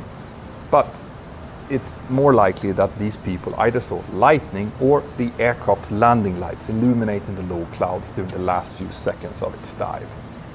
Air traffic control tried to contact the aircraft several times in the minutes following the accident, but when that was unsuccessful, they activated the emergency alarm and a huge search and rescue operation was started. Scattered debris together with some human remains were soon found floating on the sea surface, but due to the bad weather in the area, it would take quite a lot of time and a big international effort to finally find the wreckage on the sea floor. After that, both the cockpit voice recorder and the flight data recorder were also found, and with their help, the investigators were soon able to piece together the confusing and horrifying story that I've just told you. One of the pieces of debris had some black soot on it, which could indicate a fire, but this was quickly dismissed after the soot was properly identified. And none of the bodies on board showed any indication of explosives or fire damage. Unfortunately, it was not possible to do an autopsy on the two pilots, so we will never know how and if they were suffering from some kind of illness or food from them. Lightning strikes or wind subtle incapacitation, and the first officer's reluctance to intervene or take over controls was seen as a very troublesome contributing factor to.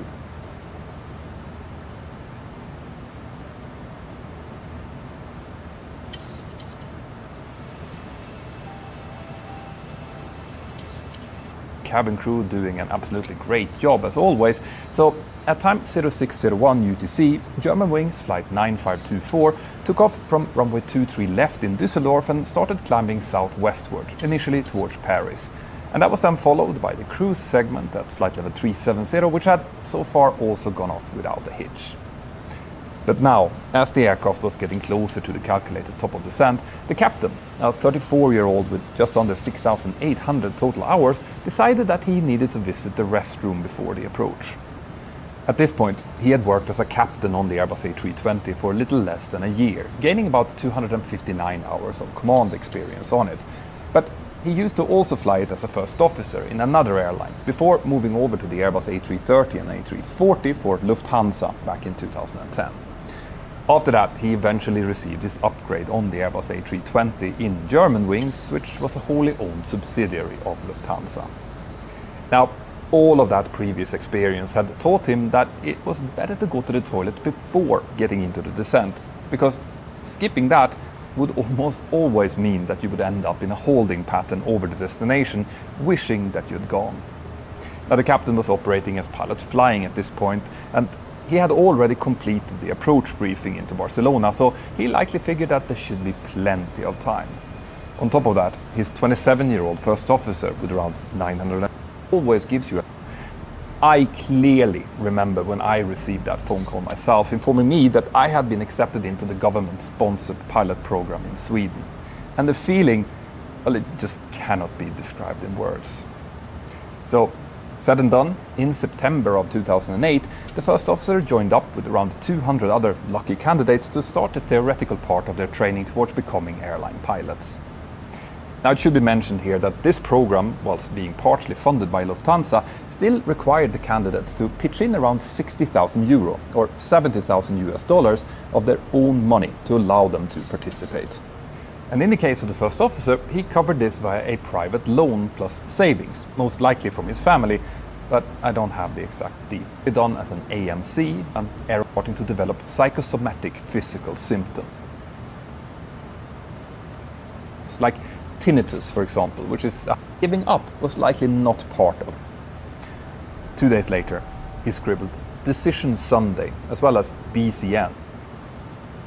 A whole school class with teenagers think about this new controller, who answered with a waypoint further down on their planned route. Direct Irmar, merci, Germanwings 18 Golf, answered the captain.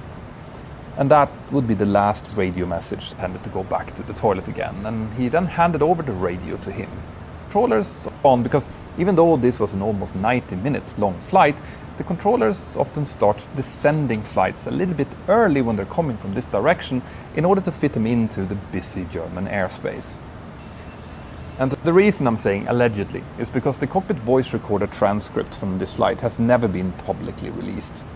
So the reason that we know any details of what was actually said is because of various sources who were allowed to be present during the screening of the CVR, including a few journalists and families of the passengers. In any case, as the captain started sliding his seat back to get out, the aircraft started a slow turn towards Irmar as instructed, and at time 09:30 and 24 seconds, noises of the cockpit door opening could now once again alone in the cockpit, this time with the Alps stretching out in front of him. Before I continue, we need to talk a bit about the cockpit door that was now shown possible, so something now had to be done. Now obviously I was told to protect the cockpit from bad actors who might once again try to use commercial aircraft as weapons. Before that, hijackings had been sometimes violent and deadly, but not on the scale that those terrorist attacks had shown possible, so something now had to be done. Now obviously I won't be able to go into the intricacies of cockpit security here, nor the procedures that flight and cabin crew use, which actually also differs between airlines, but I can tell you what's freely available and described in the final report. The security door that was installed on this Airbus A320 was made out of a composite sandwich-type structure, consisting of pre-preg sheets covering a honeycomb core. The outer layer was designed to ensure bulletproofing, and needless to say, this door was made specifically to keep people out of the cockpit. It opened towards the inside of the cockpit and would then be kept locked during flight with an electric lock. But obviously there were still situations where someone might need to be able to get into the cockpit during flight, so to enable this there was also a 12-key keypad on the outside of the door, which could be used to enter several different codes depending on the situation. Normally there would be an access code which could be entered to let the pilot know that someone wished to enter, similar to a doorbell of sorts, and when used it would then activate a buzzing sound in the cockpit for 1 second. If that happened, the Airbus A320 pilots should then check a side screen that activated a couple of cameras outside of the door to verify who wanted to enter and of the situation. If the pilots then chose to allow that person to enter, there was a toggle switch on the central pedestal where the pilots could choose to either unlock or lock the door. To unlock it, the switch had to be held in the unlocked position, which illuminated a little green diode outside indicating that the door was now unlocked. And if the switch was then released back to the norm position, the door would automatically lock again. But, and this is important, if the pilots would deem that there was a threat outside, well then they could also choose to lock the door. If they did that, this would show a red diode on the panel, indicating that the door would remain closed, and that action would also disable the keypad panel for 5 minutes. But of course the door could still be unlocked by the pilots by manually moving the toggle switch to unlock in case that lock selection had been chosen in error. On top of this, there was also an emergency code that could be entered if, for example, pilot incapacitation would be suspected. And if that code would be used, the acoustic buzzer would sound continuously for 15 seconds inside of the cockpit. Then, if there would be no response from the pilots inside, at the end of those 15 seconds, the door would automatically unlock. But again, it is super important to note that this sequence could also be stopped by the pilot, again by moving the toggle switch to lock. And if that happened, the same thing would happen outside as I just explained, and the door would remain locked. The whole idea with this door was to leave the last word about who could enter the cockpit to the pilots inside. And many companies saw the weakness with this, and therefore implemented a 2 qualified person minimum in the cockpit.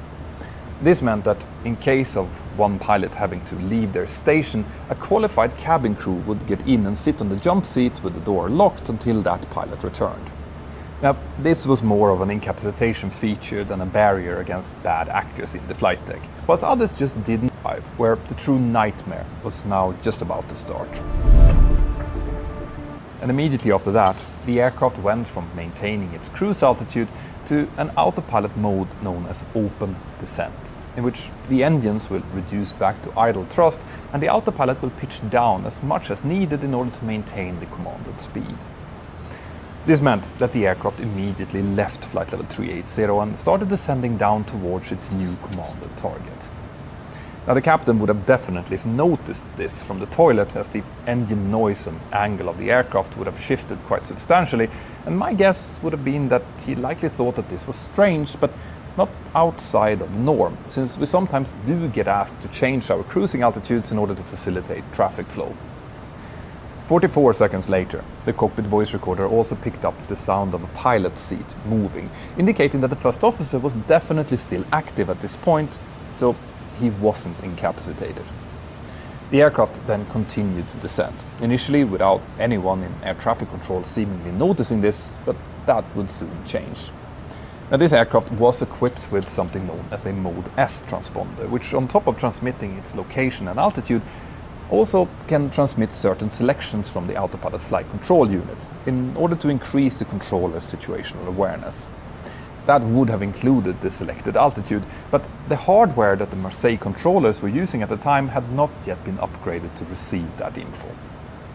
At time 09:33 and 12 seconds, the speed management then changed from managed to selected, meaning that instead of using the speed recommended by the aircraft's flight management system, it now switched over to whatever was selected, 1,708 knots. And the effect of that was that the aircraft now lowered its nose in order to increase the speed. This meant that the vertical speed went from 1,700 to 5,000 feet per minute, and it then settled back to around 3,500 feet per minute when the new target speed had been reached. And the reason that this is important to point out is because this again shows that the first officer was active and awake here. And also that these speeds are nowhere near the speeds that we normally that could also be heard on the cockpit voice recorder.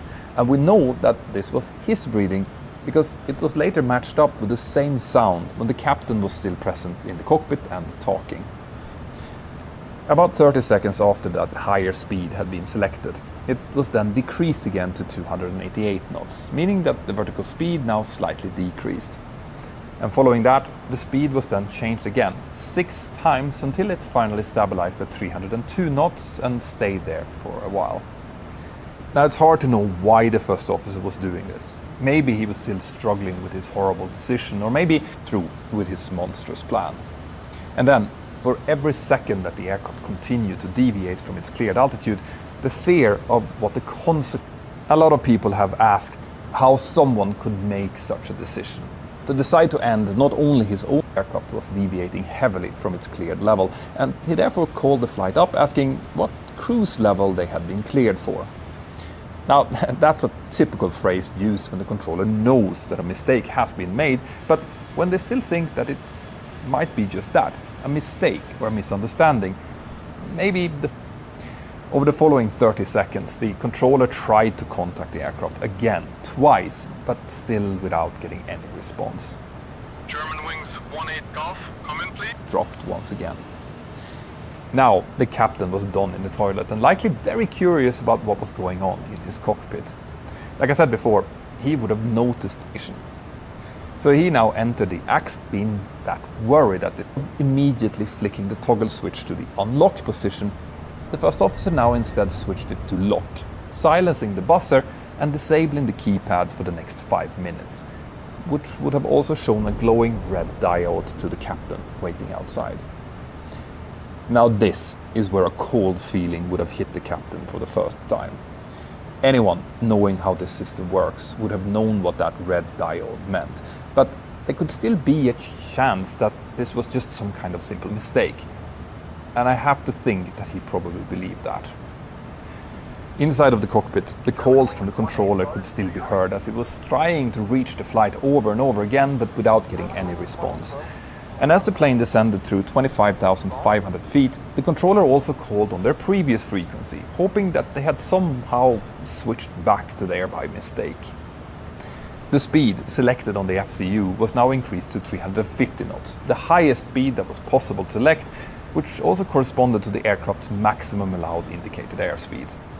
The nose therefore dropped even lower, and at that kind of speed, the wind noise becomes quite noticeable, which is something that the captain outside would now have likely noticed, indicating that someone, likely the captain, wanted to reach the cockpit via the flight interphone, since this was now the only way to send an audible signal in there, and that was also accompanied by very loud knockings on the door.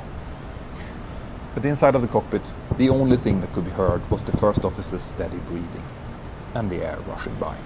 Frequency multiple times, but still with no response. And around here, the French air defense was also made aware of this rogue aircraft, and a fighter jet was being readied in order to take off and intercept it. But at this point, it was already too late. The southwestern part of the French Alps were now growing bigger and bigger in the windscreen, and outside of the cockpit, the knocking had now changed over to violent banging and screaming. According to the sources, at time 09:37 and 13 seconds, the captain pleaded, "For the love of God, open this door," accompanied by other muffled voices and screams in the background. Just a few minutes later, the bangs on the doors were exchanged for violent blows instead, when the captain apparently had found something hard that he could use to try and pry the door open, and he was now desperately trying to use it in order to gain access to his cockpit. But the door did what it was designed to do, and resisted. Now, I cannot think of a worse situation to be in than this one, both for the captain, who was doing whatever he could to try and save this horrific during the last. My only hope is that this knowledge was limited to the passengers in the front of the aircraft, but we will obviously never know that. During the last 30 seconds of the flight, slight inputs on the first officer's side stick was recorded on the flight data recorder, but they were not large enough to disconnect the autopilot. Another aircraft could now be heard on the radio trying to contact the flight, but without getting any response. And at time 09:40 and 41 seconds, the EGPWS, the ground proximity warning system, activated and started calling out, "Terrain, terrain, pull up, pull up." And that continued until the end of the recording. The very last thing that happened was the activation of a master caution warning. And then,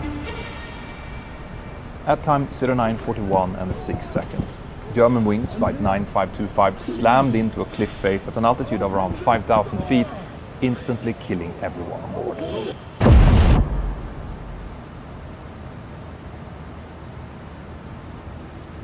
If they didn't want to believe it at first.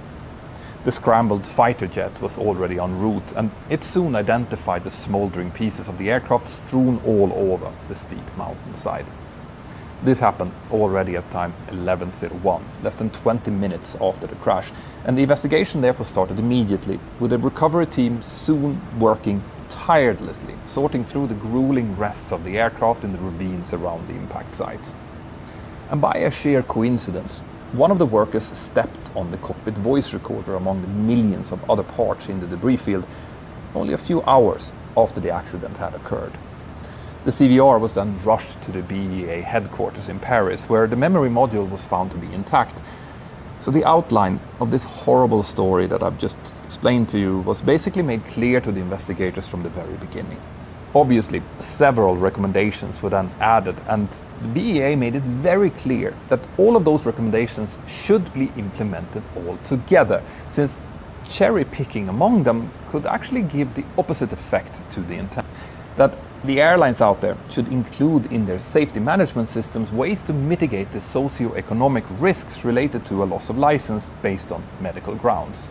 But maybe the most important one was a strong support for the implementation and use of strong peer support programs, where pilots who struggle can have a safe haven to reach out to and to receive robust support without being stigmatized. Now, I know that the feeling some of you will have after watching this video will be, well, I don't want any pilots with mental issues in my cockpit. Make sure that that doesn't happen to them.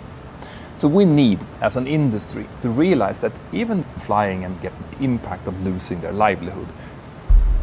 It's the morning of August 14th. Instead, updates had been passed along from the airplane. Which is awesome. Of course, encryption and intermittent. Our lungs can only do. But they don't fly around as perfectly sealed pressure vessels. Instead, airliners maintain this pressure by constantly pumping in compressed air and then carefully controlling how much of it is allowed to escape. Now, the goal isn't to mimic the pressure at sea level, but instead to hold at an equivalent altitude of around 6,000 to 8,000 feet, where passengers and crew can breathe normally, but without the pressure difference between the inside and the outside becoming so high that structurally out through the cabin altitude. During normal circumstances, the control of the cabin altitude happens automatically.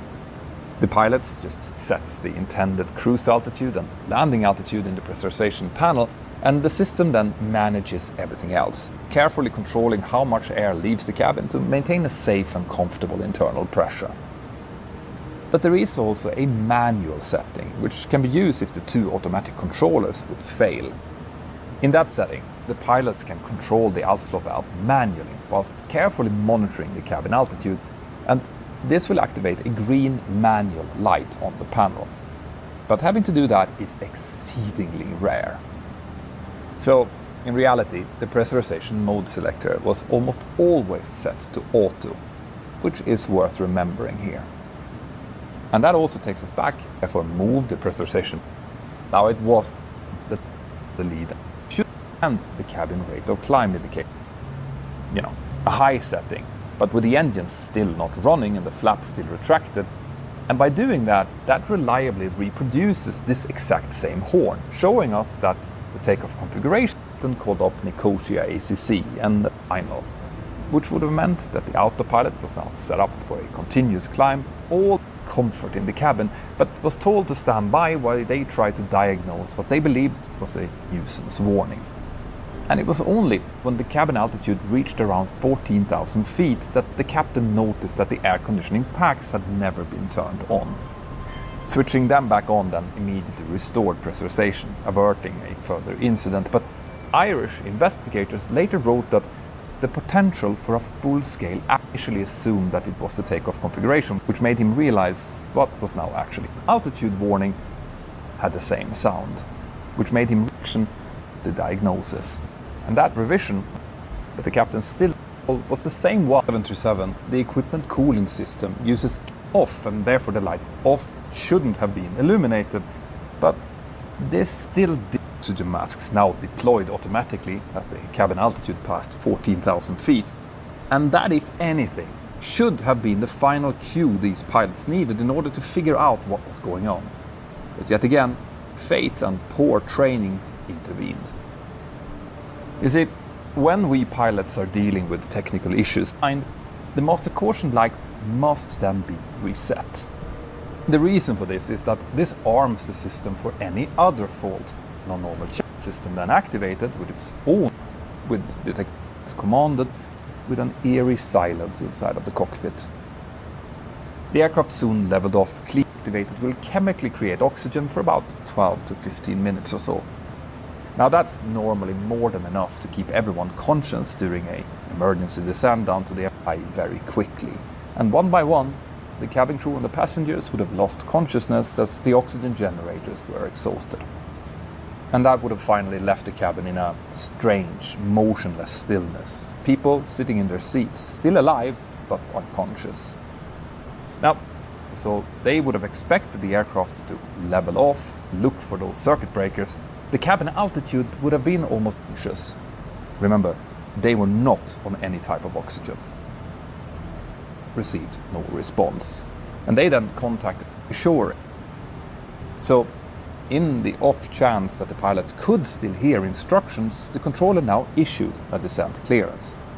But again, there was no passed over Varix and then the Kia VOR on the island of Kia, before finally beginning a gentle turn, lining up with the standard instrument approach course to Athens. Except it did so while still maintaining 34,000 feet. And for those tracking this flight, that moment marked a shift from concern over to cold desperation, because the fact that the aircraft wasn't descending was a step away from normal loss of comm procedures. So this must be something else. Phones now started ringing across operations rooms. Supervisors were called in and the military authorities were notified, all whilst the 737 continued cruising along. And it then kept doing that over and over, waiting for someone to tell it what to do next. At ground, there was no way to know whether the holding pattern just continued. 5 times the aircraft circled, tracing the same path through the sky, burning fuel at a steady cruise rate with its engines humming, systems powered and the autopilot engaged. The Hellenic Air Force were now ordered to scramble 2 F-16s and then turn towards the holding pattern north of Athens. The Boeing 737 just continued circling in silence. When the fighters reached the aircraft at time 10:32, it had already completed 5 circuits in its pre-programmed holding pattern and was now beginning its 6th. The air was clear, visibility excellent, so the intercept itself was pretty straightforward. The F-16 slid into positions alongside the airliner, close enough for one of the pilots to look directly through the cockpit windows. And what he saw there immediately ruled out a simple radio failure. He reported that the captain's seat was empty, and it appeared as the first officer was slumped forward in his chair, motionless, with his head almost resting against the controls. Initially, there was no further sign of movement in the cockpit, no attempt to acknowledge the intercept, and no response to the fighter pilots' standard visual signals that they were doing.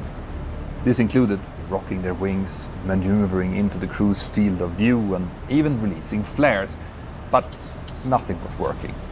This was now truly a ghost flight. One of the F-16 pilots then maneuvered his aircraft aft along the fuselage, peering through the cabin windows as he passed, and inside he could see oxygen masks dangling from the ceiling throughout the cabin. The passengers were visible in their seats, completely still, with no sign of smoke, fire, or any type of structural damage. Just a silent aircraft, perfectly intact, flying by itself. He reported this observation to the ground in real time. This was definitely not a hijacking. There was no signs of visible struggle, but still no one appeared conscious. What could they now possibly be seen by the fighter pilots within the dead stillness of the cabin? Someone did begin to move. At time 08:48 and 31 seconds, 2 chimes were suddenly heard inside the cockpit, and 20 seconds later, another 2. This was then followed by a continuous, insistent alarm that echoed through the silent cockpit for roughly 20 more seconds, and after that came a small, unmistakable click sound, recorded forever on the cockpit voice recorder. The flight deck door had unlocked, and it now swung open just a couple of seconds later. And through the front windows, the intercept pilot uniform, he has a portable oxygen bottle. And the person they were talking about, the person who was now sliding into that, he must have grabbed one of the large portable oxygen bottles next to his oxygen bottle relatively quickly. And that in turn meant that for the first time in hours, there was now visible human life on board Helios Flight 522, signs that he could see or hear them. But initially, he didn't look their way. Whatever he was doing up there, he was doing it alone, in a situation that must have been beyond surrealistic. This meant that the fighters could only relay what they were seeing back to controllers on the ground as the 734.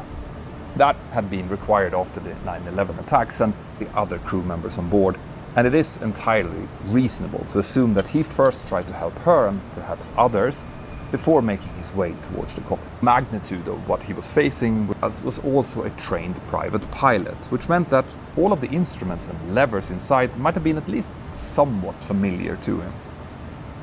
But by this point, the aircraft was on its 10th circuit, and the fuel, which had been meant only for a short hop from Cyprus to Athens plus reserves, was now nearly gone.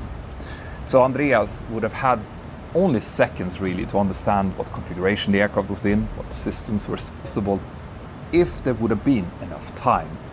But there wasn't. Less than a minute after he had entered the flight deck, the left engine hit the aircraft manually at high altitude, and with one engine failed. What this also meant was, with the asymmetric thrust coming from the remaining engine, the 737 now yawed and began a sharp turn to the left. So within a short while, the nose started dipping and the aircraft began to descend without incident.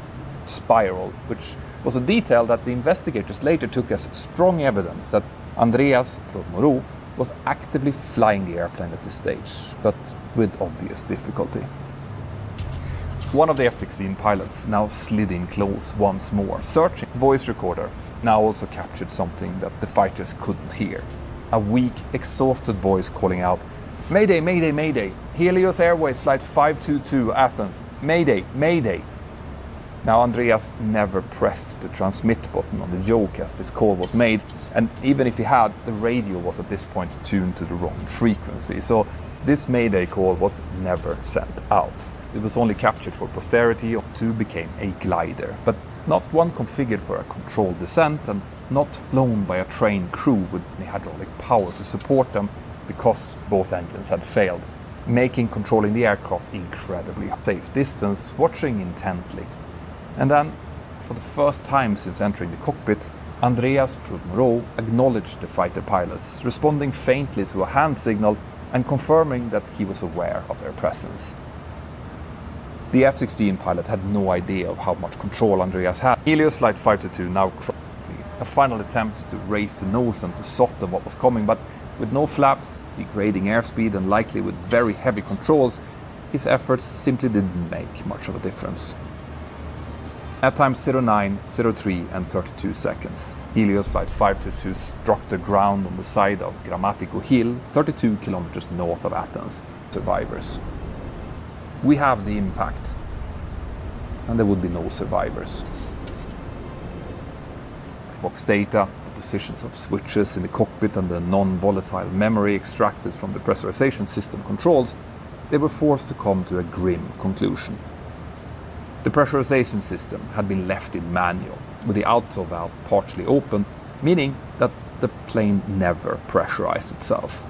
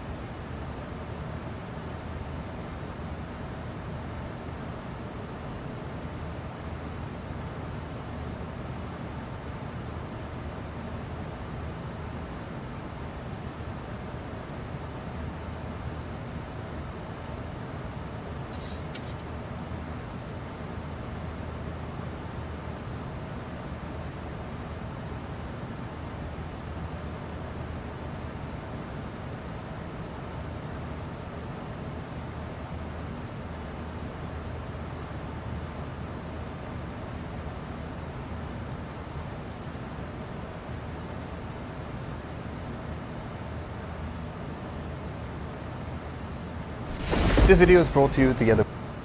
Cockpit of the flight date, the commercially. So that's what they did.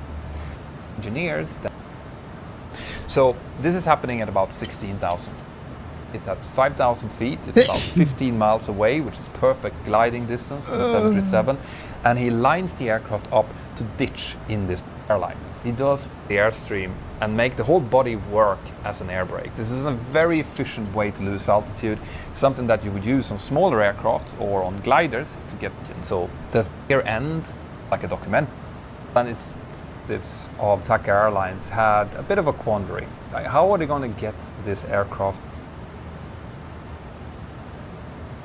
Over the last month, I have found a new PC gaming rabbit hole cases that all require different peripheral setups. For example, if you're really into commercial flight, you could build an Airbus cockpit in your house with a huge amount of panels that control all of the various functions of the airplane. On a side note, the buttons are one of the big reasons why I'm so excited about this topic. Oh, I mean, just modern fighter jets. Physical peripherals outside of the game build.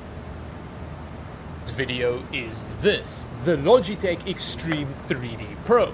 And you probably recognize this joystick because Logitech has been making it since the Paleolithic era.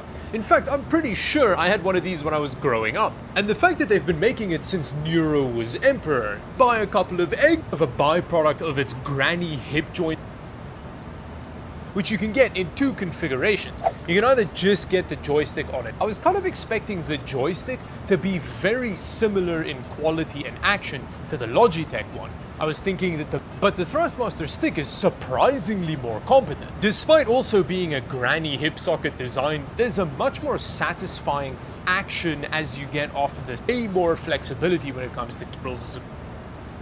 Surprising amount of options in the high was I liked the layout of the Orion, and they had a so heavy. It's assembly required with the Orion. And build quality wise, aside from the joystick, which feels like a thing that was ripped out of an actual airplane, and the wildly satisfying switches on the throttle, which I'll give you a listen to in a little bit, but the actual dish sounds like a thing you would find in an actual airplane. The cat of what I thought wanted to start running. It's just quick.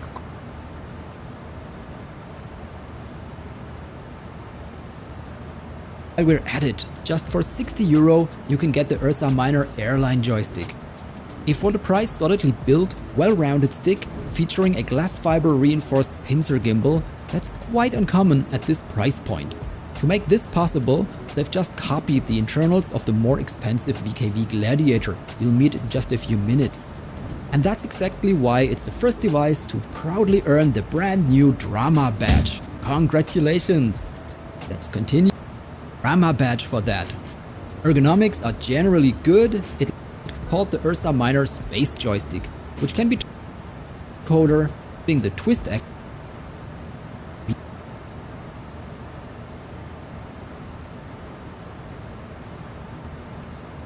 If you're getting serious about flight simulations, with everything we're covering today, or even spacecraft, you get a separate joystick and a dual throttle unit.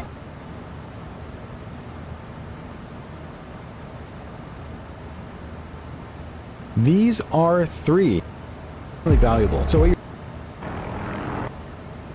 is also kind of did up, and once I'll do some research, and while I'm managing to refuel, note just how much I'm drifting around. This was just a complete chore to do, and it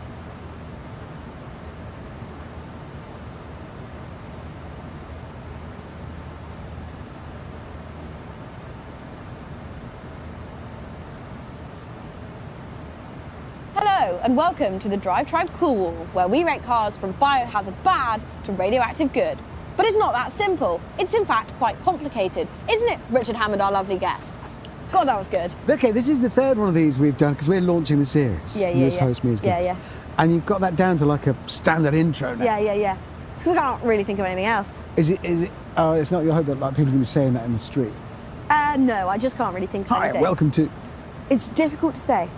Drive Tribe Cool Wall. When we did Top Gear, What's that? it was a television show I used to do. Yeah.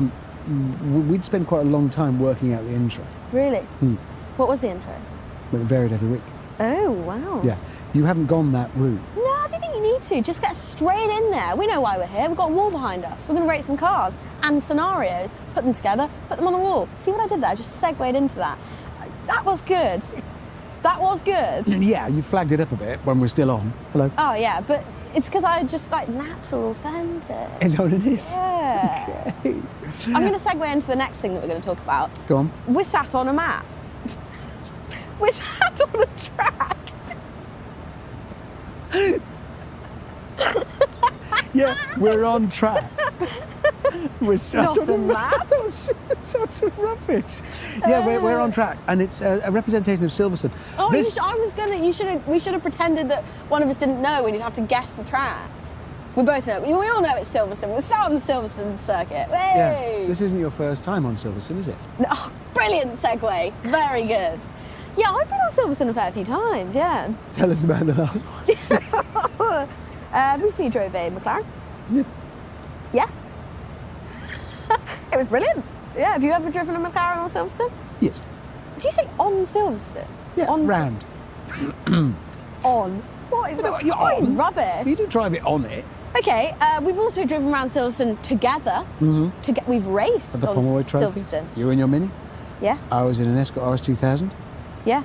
None of the oil was left in the Escort RS2000. No. It was all over Silverstone. Also, I don't know if you've seen the footage yet from that race, but my in-car is hilarious. Seen it. I just screamed. Yeah, there was a lot. I'm just screaming the whole way. But that was your first time on a busy track. It's my first time ever. Like, I got my racing license a week before. The Mini was finished 2 days before. I drove it up Hereford Bypass. That is it. That was my practice in the Mini. I couldn't. The seat was too far away, obviously. I got on track, and you were giving it. Oh, you'll be fine. You'll be absolutely fine. Absolutely fine. No, it won't be scary. Get on track. Do our little formation lap, and then out of nowhere, 39 cars. Well, it was a rolling start, and actually, you are on camera. You are saying, "Have we started?" Yeah, I didn't know. Yes, it's clear we've started. That's why they're going fast. It was really scary. But are you going to do some more racing? Yeah. Will you do some racing with me? Can we share a car? Come on, it'd be such a laugh. Yeah, we could. But the problem is, I don't think we'd ever agree what we. I really want to race something older. Yeah. Because I've discovered in my love for cars, I actually am not that bothered about going really quickly. It's the sensation of speed rather than the number. Yeah, but if you go in a modern car, you don't feel the sensation anyway. No, well, that's There's no exactly difference. That's the point. Like when I did drive that McLaren, on the straights, you're going like 150. And it's like, well, you're not feeling anything. It just feels like, okay, if I crash now, I'm definitely going to die. Well, I drove at 320. Yeah, you nearly and- died. Yeah, but up until the point when I nearly died, it felt the same as 100. Exactly. Whereas in an old car, I'm just going to drop this in here. Bam. I recently drove an old Bentley around Goodwood. That's how, if I was on the cool wall, I'd be in the bucket right now. That is I'd be in the quite cool. bucket. Yeah, that is. So I drove an old Bentley, and that thing, if it gets to 40, it is We're it's talking madness. vintage Bentley, Yeah, 30s. Yeah. that feels quick. Yeah. Way quicker than the McLaren at 150. I think you're right, which is what. But I'd like to race something that had enough speed about it so it can shake free of mechanical grip and get a bit slithery. Oh, yeah. And move a bit. Because I don't have to be doing Because 150 the thing to do is, Rich, you just want it to look cool. it. I'm not bothered about winning. No, you just want to do skids. I want to look really good. That's all that matters. Yeah, it's got to feel good. Yeah. But if we could find the car, Then we could share it. could we? I think so. That'd just be great. Okay. Well, I've had a lovely chat with you, but should we do the cool one now?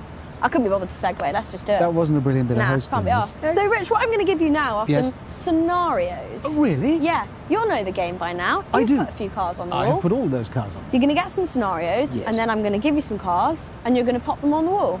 But the key thing here is I get to read all the scenarios now, but I only get the cars one by one. And once I've fitted a car to a scenario, that scenario has gone with that car. And I judge the car together with the scenario when I place it on the cool. I didn't listen to a word you just said, but I know, I'm sure I could tell you just it was glazed good. over. I'm going to read out the scenario now. Yeah, go is on. it scenarios or scenario? Or is it scenario? I don't know, and I also don't care. Let's go. It could be scenario finishing in AE.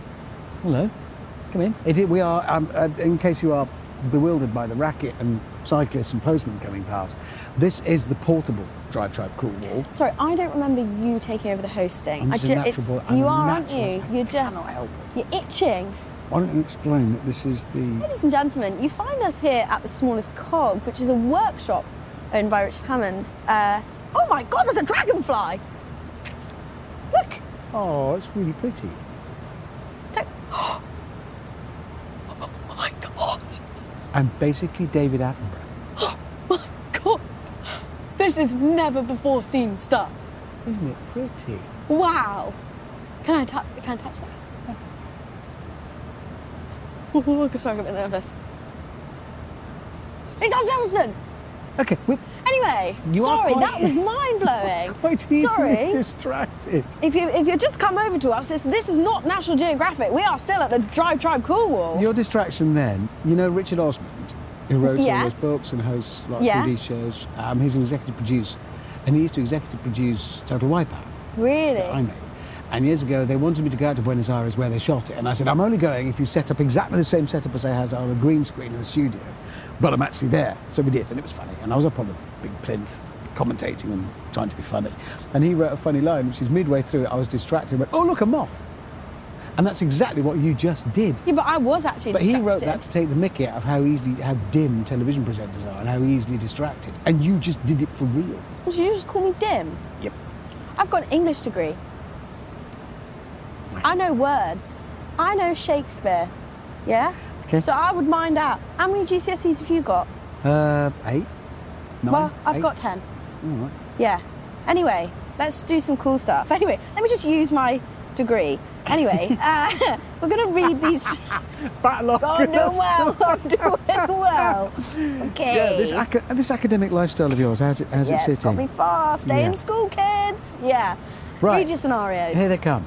You've got to go incognito while travelling through Alabama and avoid getting chased out of town. This is your hidden in plain sight vehicle. You see what I did there? With that scenario? Hidden in plain It's almost like it's happened before. Yeah, it's almost like we were in Alabama and we decided, this is about 20 years ago, that it'd be funny to ride with paint slogans on one another's cars. It came up on my TikTok the other day, actually. Yeah.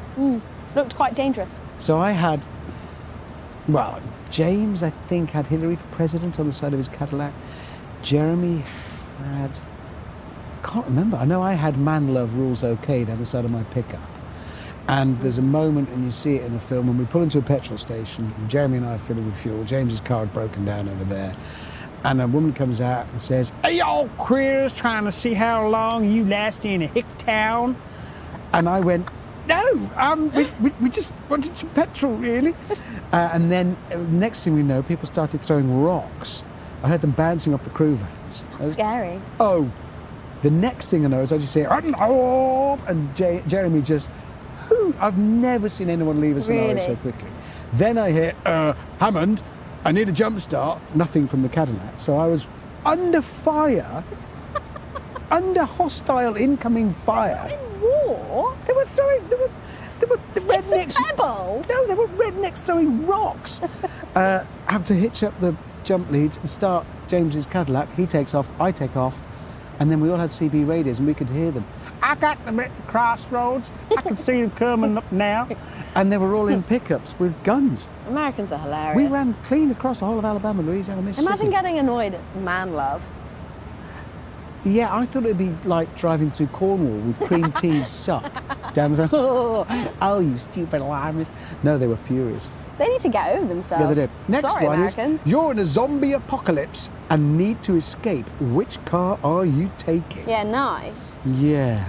Because you know you gotta think quick, but also you got to protect yourself from zombies. Yeah. You are that English degree of yours is. Because see how I just read between the lines there? Yeah. Did you interpolate it? Yeah. I don't know. How does that mean? I don't know. Next one. You're going on a holiday to the south of France, but you decide to road trip instead of flying. What car gets you there comfortably and reliably? Well, that's exactly what I did last year. And I did drive in a 1962 Opel Kadett Estate. And I loved it, but it wasn't comfortable. But it gets you there comfortably and reliably. But what is your definition of comfort, you know?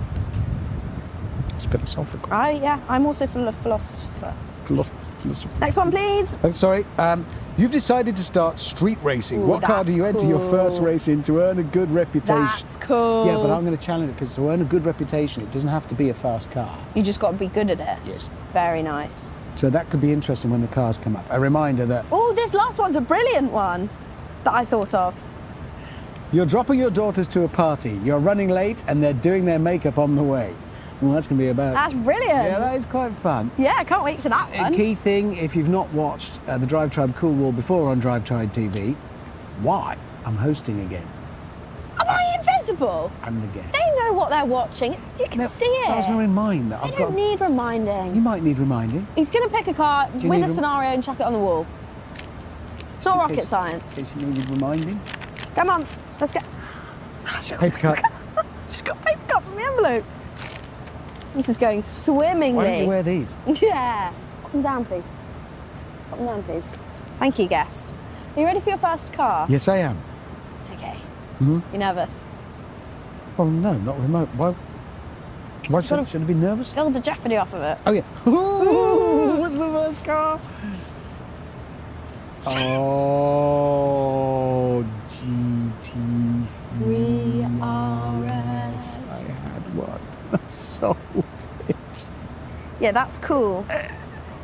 They are cool. Yeah. If you would have any Porsche,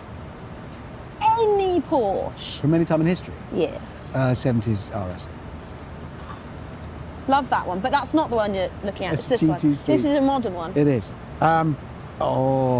Right, so incognito while travelling through Alabama, hidden in plain sight vehicle. No. People, what in hell's name is that? Yeah.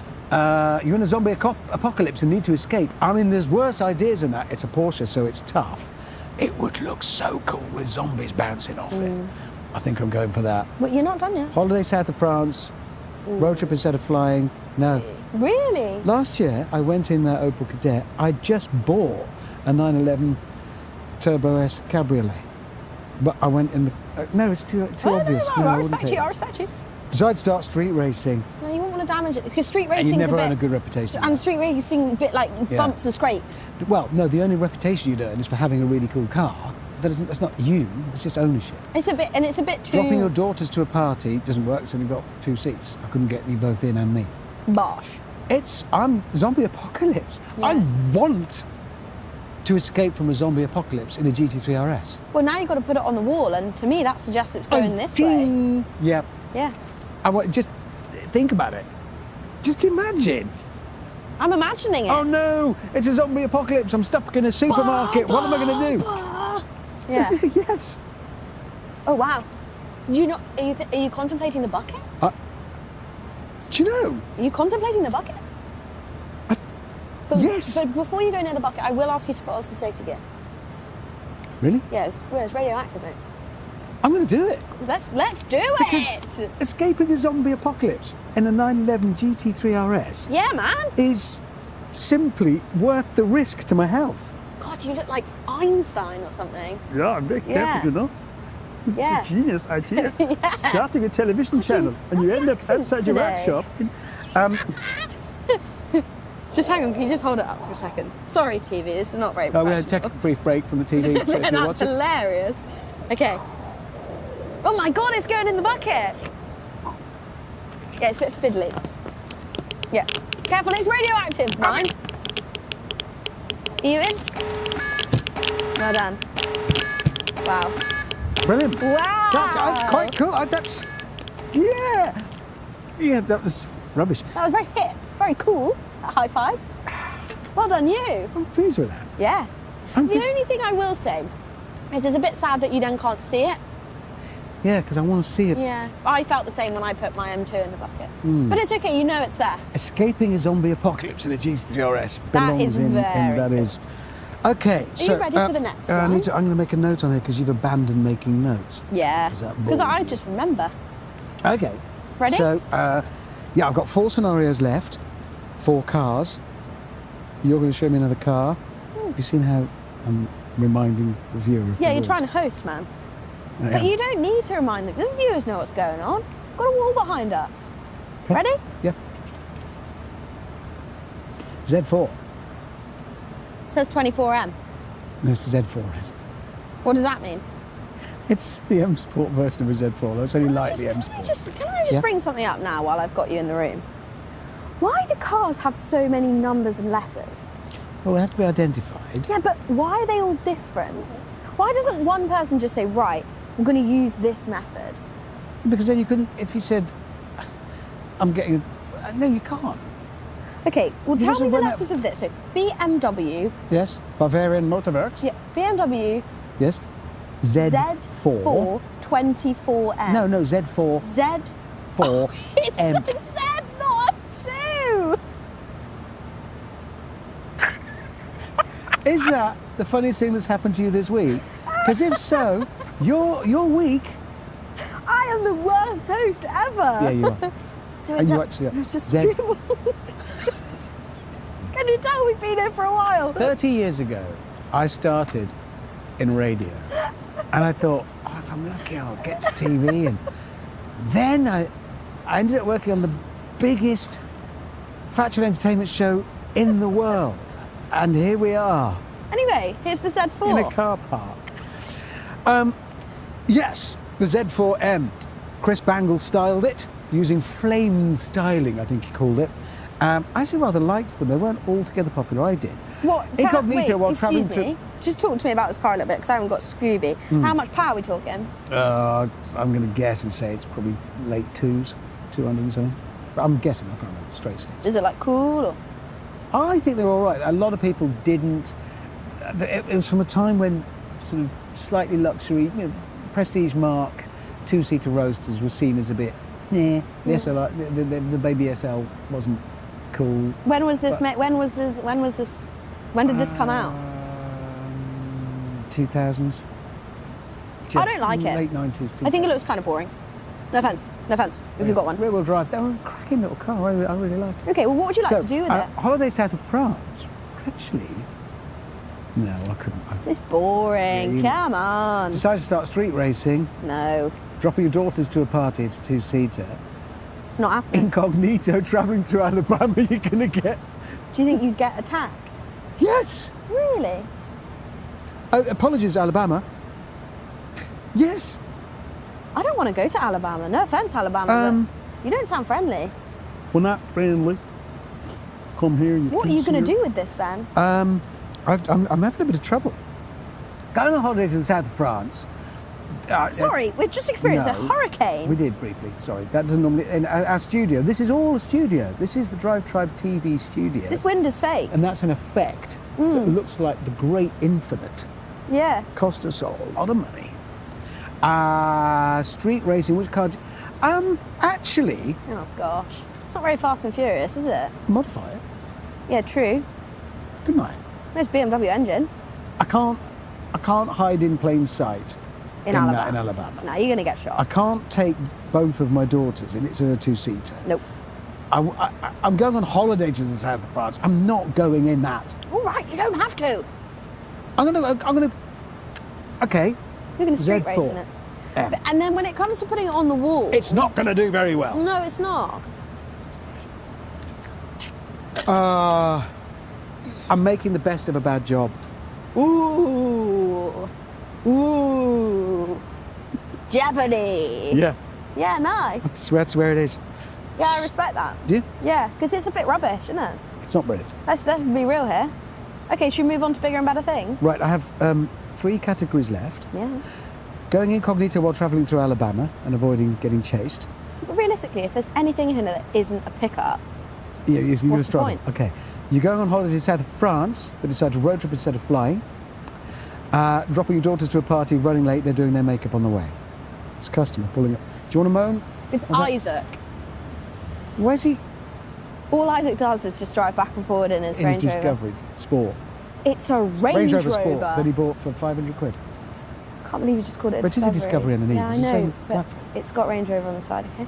Let him have it. Okay. Ready? Yes. I'm saved in It's a Alabama! pickup! Oh, but it's a It's slightly flashy, it's a Mercedes. pickup. They're lovely. They stopped making them now. They are not They're good. great. No. They stopped making them now. Yeah, because they're vile. Sorry, Mercedes. Oh, wait, totally wait, not. wait. Sorry, Mercedes. Love you. But your pickups are awful. I said what I said. I'm going to Alabama. Yeah, I actually... It's no, but not going Rich, to hide in plain sight. Rich, I actually think you're more likely to get shot at in this. Because think how much they love their pickups and you're turning up in that That's one. my truck. You got a fancy truck. Yeah, they'd be like, ugh. No, but please, you're the guest. I'm but the Welcome host. to Alabama. I love you, truck. No, I think. Well, Do you know I've what you'd have to? written it Do you know on what you'd there have to now. do? You'd have to off-road it and just cover it in mud so you hide all the badges. Just absolutely like slather it in mud, and then it just look a bit more incognito. Park that outside some sort of swamp bar in Alabama. I think you'll be all right. If you're from Alabama, let us know. I'm thinking some like cowgirl type boots, you know, short Yeah. denim skirt. I don't blonde think. hair. I think she. Is that your truck, honey? Yes, it is. And I she'd be mean like, ooh. No, whatever, mate. Whatever. I'm gonna. Is it cool to drive that through Alabama? It's not, is it? It's not You're gonna- cool. You're probably going to be murdered. And also, like, it's just not like. I don't like mid. Okay, well, don't put anything there then. Do you think it's less cool than your BMW? What were you doing in the BMW? Street racing. Oh God. I think they're equal. Look, both No, of would those. you rather? No, excuse me. Would you rather drive through Alabama in that pickup, or would you rather go street racing in that BMW? I wouldn't wake up early in the morning bouncing with excitement and anticipation in either scenario. And that's why they're both in But debt. they're equally. So you think they're equally as bad? Yeah. Respect. Respect. Are you ready for your next car? 2 cars left. If you've just. No more hosting. The audience know what they're looking at. A complete. I wouldn't have a clue what. Oh, I've just had a look. Sorry, I had a peek then. Sorry, I did have a peek. Right, next car. I want to remind myself of the 2 scenarios I have available to me for this car. One of them, south of France, holiday, road trip instead of flying. That's Isaac going past in his Range Rover Sport. Dropping daughters off to a party, running late, they're doing their makeup. Okay.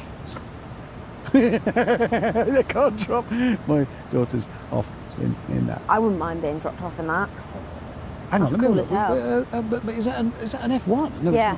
it's not. That's 3-seater. Is it? Oh my word! Is it? Yeah, because the driver sits in the middle. What? Yeah.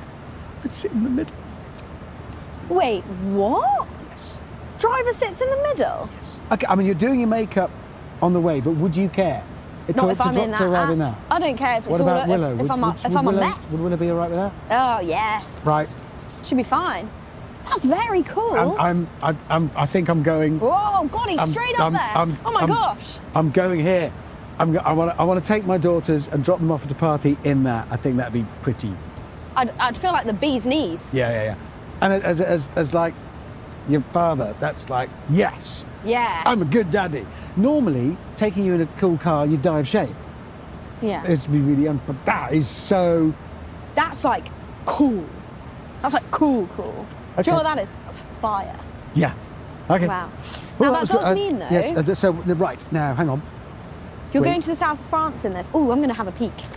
I'm driving to the south of France, but I decide to road trip instead of flying. What gets me there comfortably? Isaac is going to get stabbed. He doesn't actually do anything, does he, other than hoon around? Honestly. It's been quite useful, this exercise. Should we get back to it? Sorry, Because yeah. we're nearly at the end now. Yeah. And I know that's heartbreaking. I'm sorry. It has to end. Okay, I know what it is because I've had a peek. It has to end. I've had a peek. Right.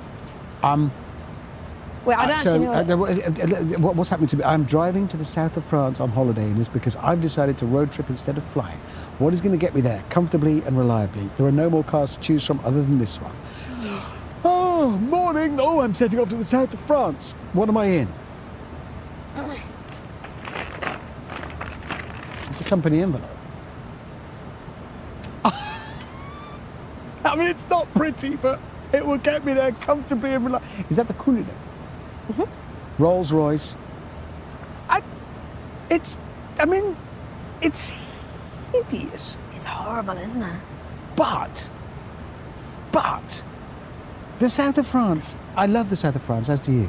But it's full of, it's not tankers. It's not bankers. Yeah. Yeah. It would fit in Saint-Tropez, wouldn't it? Come on. Yeah. And bloody comfortable and reliable. I'm not going to say. If you're going there not for the journey, like if you're driving south, but the thing is, if you choose to drive to the south of France, you are doing it because you want to drive to South France. You want to enjoy the journey.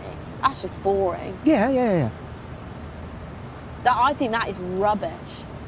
But please, I am but the host. I'm not a big fan of the car. Exactly. And I did just drive to the south of France in 1962. Yeah, and loved it. Yeah. And that's. This is boring. You fall asleep. Yeah. Boring as hell. Also, everyone would think you're an absolute pillock. Banker. Yeah, on the roads. They'd be like, oh, God. I might actually be listening to you. It's a wise move. I think I'm. Okay. I'm not a big fan of the car. Has it got doors that go... Suicide doors. In the back, yeah. No offence, Rolls Royce. Love ya. Let's finish the show on a really high note. Sorry. Thanks for watching. It's just, you know. No. Right. Where would you like to pop it? I think I'm gonna. I've not had a good run today. This week for me. Yeah, but that's nice because look at this spread you've got on the board. Maybe I'm gonna go there. It's cooler than street racing that BMW. Well, because actually, no. I mean, it's such an out there car. Yeah, I'm going there. Fine. Fine by me, sir. Fine by me. Are you happy with your decisions today? Yeah, by and large I am. And I've sort of kicked off the first 3 sessions of the Drive Time Cool, haven't I? Yeah, and have you had a lovely time? I've had a lovely time, Liz. Yeah. Thank you for having me on the show. Do you want to host it next time? I don't have to go hosting. Because I think I prefer being a guest. I don't think I'm very good at hosting. I think you did very well. I don't have the attention span. Well, I mean, you've forgotten that you're hosting right now, for instance, so you have rather neglected it. I love hosting. It's my favourite thing to do. I hope you've all enjoyed today. Never pluralise your audience.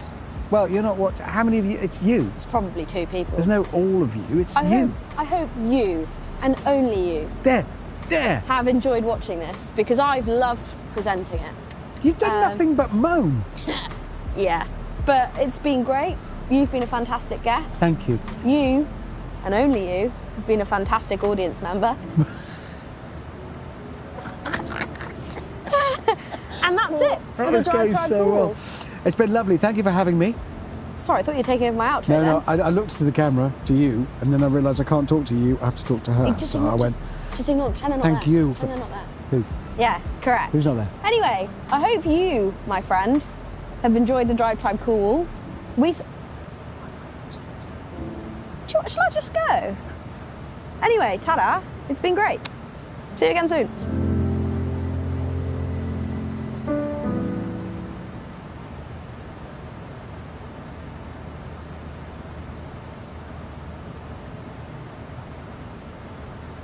We're back with a new Cog Score episode, and today's guest is someone I go way back with.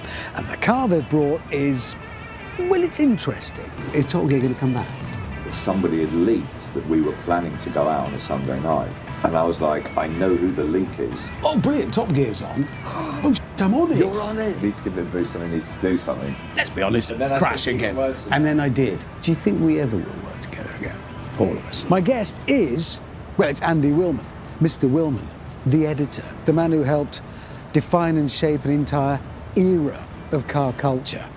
We've been through so much together, disasters, wins, losses, highs, lows, more than anybody else I know, I think. And then we get to the car bit. What has he brought? Well, like I said, it's interesting. Mate, where's your car? It's not on a ramp. So... I do know the answer to this, but I want you to But share. you're going to make me say it. Yeah, aren't you? right. Most people, Okay. the whole point of this exercise, Yeah. you can hear the workshops outside, I people know. arrive with their car. If I could have brought it in for them to do something to it. Yes. However, for that to happen, I'd be Yes. able to have to drive it here. Yes. And Sadiq Khan has said no for 6 months. Right. You're not doing any driving because I went through one of his 20-mile-an-hour speed cameras. And I did 24, Rebel, and then that was it, Magistrates Court, Lavender Hill, 6 months. Have you said that thing in the paper that in Islington, it's now 10 miles an hour? No, doesn't affect me. 10 miles an hour.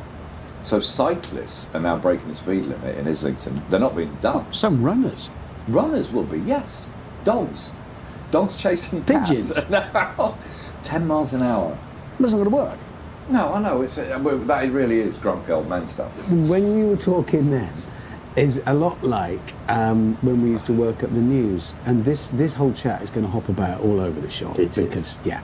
But when you... But we've got editing. Oh, no, we haven't, because I'm not No, doing you're it. not editing it. You do know that. Yeah, I know. You're not editing it. You stop filling Yeah, it but out. therefore now I can get my revenge. I can keep doing this. Can I have an ice cream? Which you used to do. Yeah, we did. 20 years of that. Yeah, we did. The best was if you can would I give have a pint of bitter? Can I have anything in a clear glass? But that was like coming into the office on Tuesday to work out. So this is back to Top Gear rather than Grand Tour to work out the news. Would that have made it as an item? 10 miles an hour in Yes, it would. I mean, it's What would like- we have done? Snap question. Where would that have gone? What would we have done with it? I think we'd have been really subtle going on about people who eat hummus live in Islington.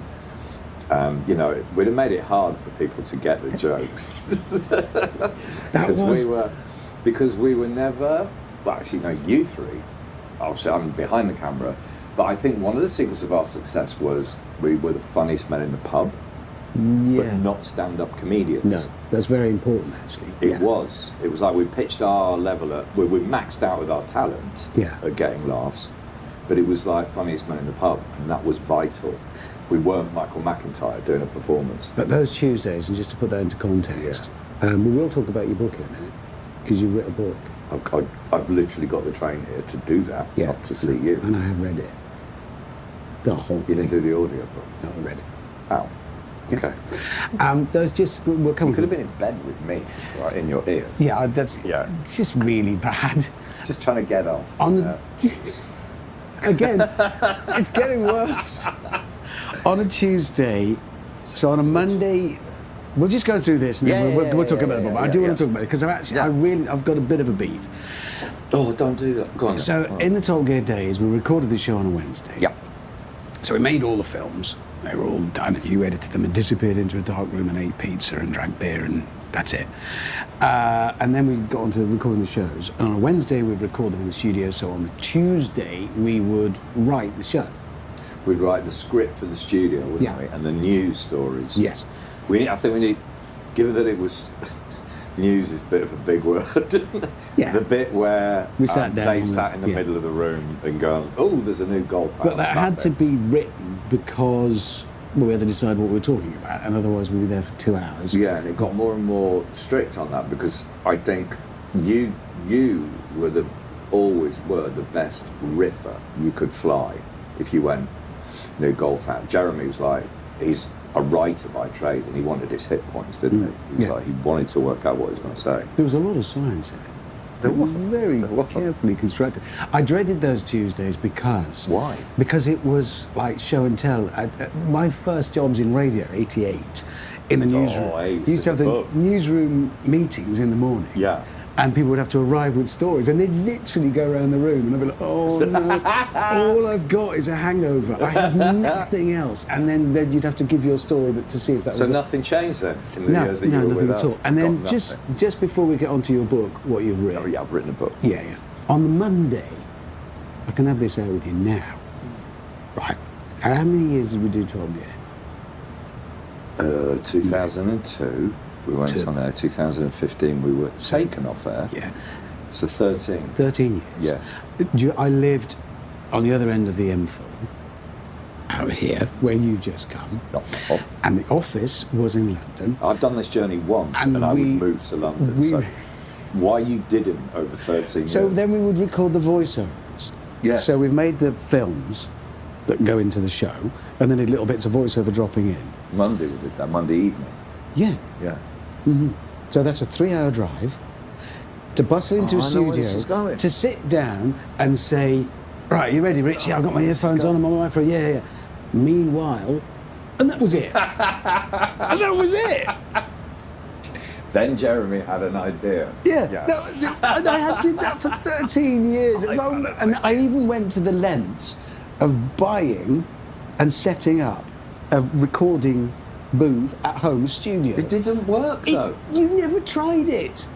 It could connect. This thing could connect. We did once. Digitally, so that he could be sitting like in that room. No, and it's as though I was sitting in the voiceover booth next to him. He had frame by frame pictures that he could tell me, now Hamo, can you do it a bit more like this? Can you put a bit more regret? Can you sound a bit more like you're thinking about cheese when you say meanwhile? Pathos. And I could have done that from home. How many series did we, how many shows did we make? Oh my God. You should... We did... If there was a pub quiz and this could come up, how many episodes of Top Gear? I don't know. We did 22 series. I know that because we got booted out 22 at series 22. Times an average of 10. So that's 220. So I would have had... Glad you got the phone out for that. At least 220. Oh, we had a break because somebody crashed in 2006. We had a bit of a break there. Yeah, you were really cross me down about that. It's not like it helped the show. I was the biggest advert we could have had. It's true. And it was... You were dedicated. We'll come on to that because when we talk through your book, because I also remember a conversation straight up for Grand Tour when we'd started and we were having another meeting, so there'd have been you, Jeremy, James, me, Porter, the usual. Al. Grand Tour, yeah. And we were saying, right, we need to give it a boost. Somebody needs to do something. God's own truth. That was said. Somebody needs to, let's be honest, and then I crash think again. even worse than and that. then I did. And then even worse than that, on screen they would accuse you of like capitalising on any incident. Yes. So off screen we're going, we need to give it a boost, somebody needs to do something. On screen, whenever you're climbing into a fast car, they're going, he'll be on the phone to his publisher. So I did subsequently bin it in Switzerland. Anyway, that's like towards the end of it, and I do want to talk to you about how we landed it, and I think you and I should discuss. Yeah. Because it was really carefully thought out, and I think we were all really proud of how we finally landed that. Too. I think. But the takeoff begins way back, and your book, you've got it with you, but it's on the table. Oh, there it is. I have got a copy, but mine's really battered because it's so well thumbed. Is it? I genuinely did read it in... This has got a bit of a scuff. You read it in... 2 sittings. I read it on an aeroplane. And here's the thing. That's before somebody nicks it. This is quite... That's Andy Woolman's new book that he's written. Yeah. That's me, and this that's is Jeremy. Because people were fighting on the train to get it that's James. And what's interesting is that arm, I'm guessing, represents you, which kind of tells us all we need to know. Well, I think that's quite smart of Penguin, because they were like, nobody knows who you are, so you ain't going to sell a book. Your face would sell all. Exactly. It would sell wanted posters for Police 5. And while we're just collecting books, just put that there for a minute. You can leapfrog it if you need. Is it? Well, no, this book is 22 years of stories. Well, it's this book is one afternoon in Sheffield, and you can't even remember the best bit. No, not really. So, like, So, look, I want to just your It's a book. Christmas. I do want to talk about your book. It starts, and just so you know the scan of it. It starts before even you met Jeremy. It actually does start with you, and it's actually quite well writ, and it tells a story of you with your wonky legs, and then we meet Jeremy, and it really gives a sense of how that friendship was founded. Yeah, because we get a real picture of you. You seem quite lonely. a couple of people have said that. I mean, rightly so. You should be. There must be a couple of people in the country who've not read the book, so I probably better. There could be. Might be you. Put this to sort of clarify what we're talking about. So I'm 5 and I spend a year in hospital, strapped to a bed because I've got this leg and muscle and nerve complication. And the ward is full of kids with different but illnesses that all require the same treatment. We're all strapped to these beds, and you could like sit up a bit like that, and that's it.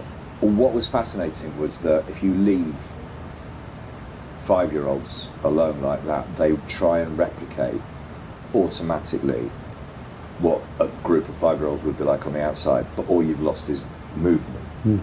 Yeah, I didn't do a lot of autobiography, but I think you would see that what all 4 of us brought to that show, and that was the lightning in a bottle bit, that we all thought the same way.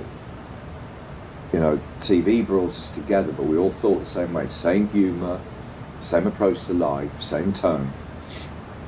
That's where I got mine from, was those It totally incidents. rang true reading about that. Yeah. There were I thought quite a I was few Yeah. moments when I thought, oh, that's where Wilman comes I remember it was like, you know, the way we got into trouble as a show, that would be in the papers for this and that and the other. And the papers would go sparks, fury, outrage. The viewers, except for the times when we got it wrong, were like, it's all right, they're just larking about. And the viewers knew that we were getting into trouble with a bit of charm. Some of that also stems back to those days literally strapped to a hospital bed at the age of 5, because there's only so much trouble you can get into, so you will get into that trouble. And also attitude to authority, because we kind of work things out in our little 5-year-old heads. We had this of a teacher.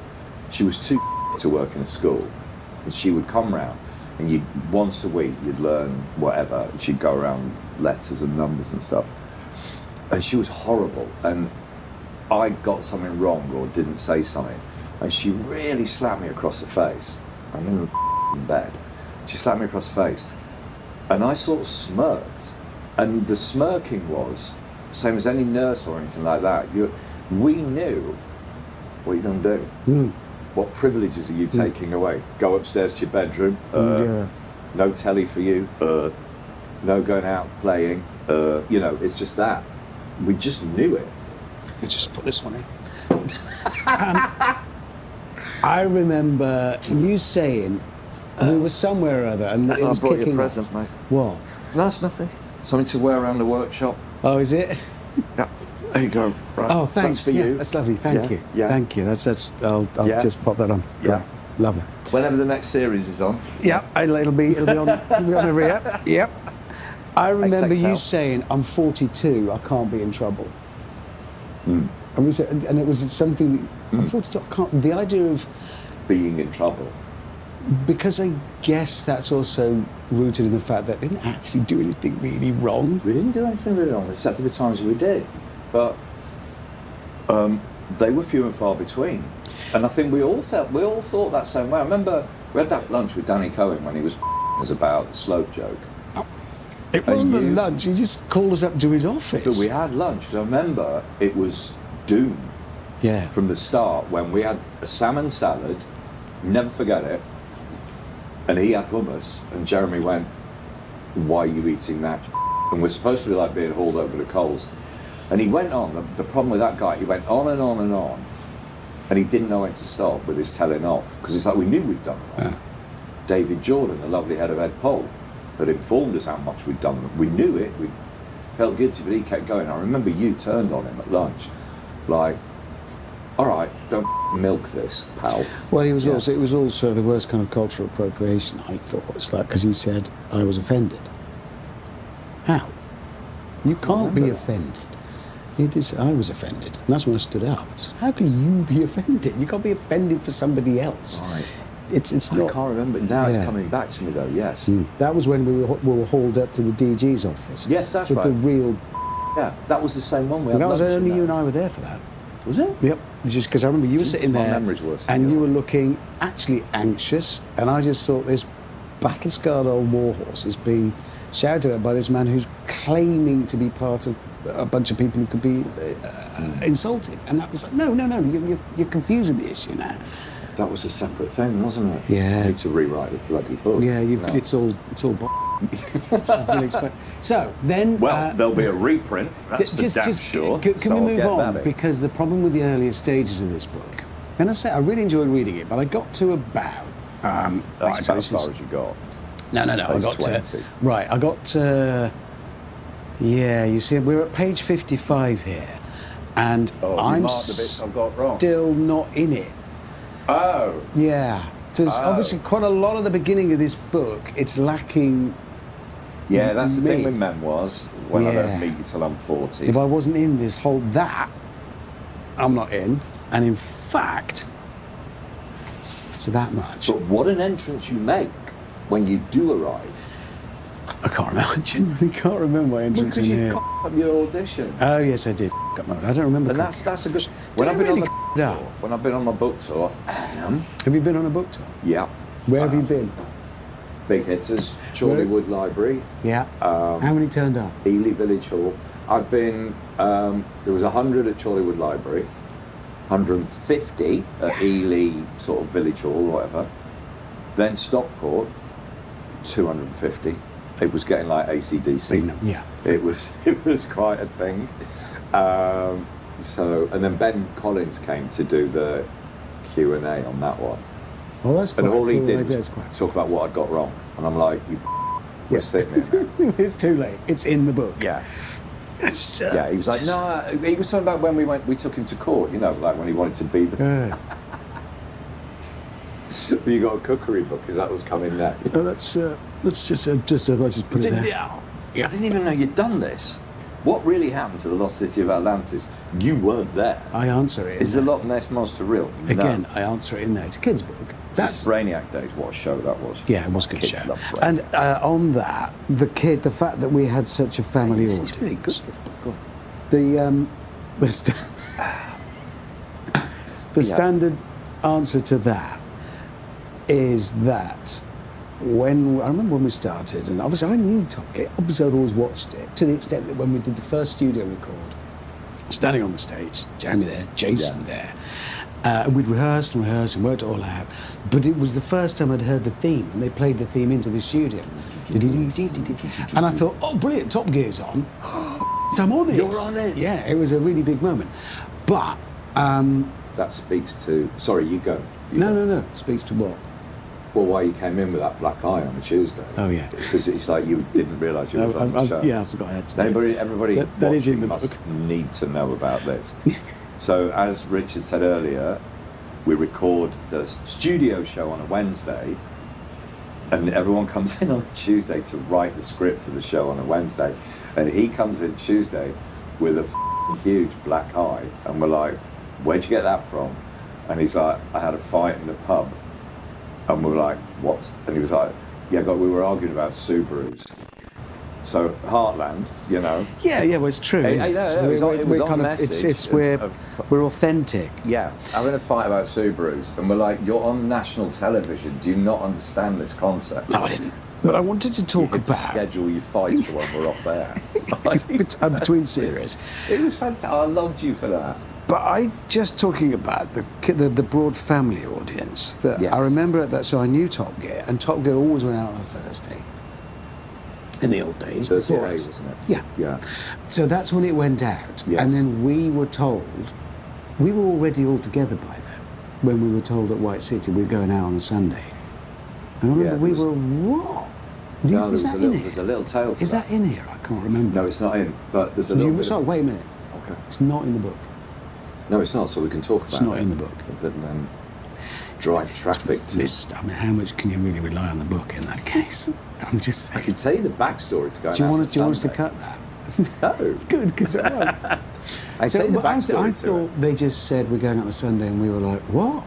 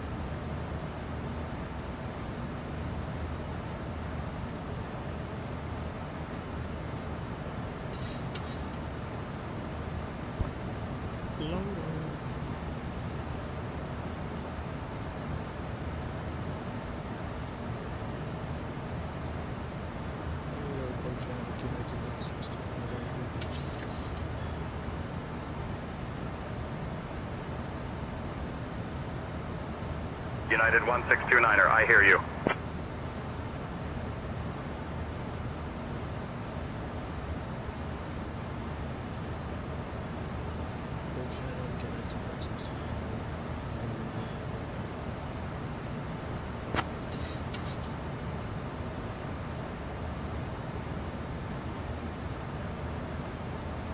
United 1629er, roger, United 1629er.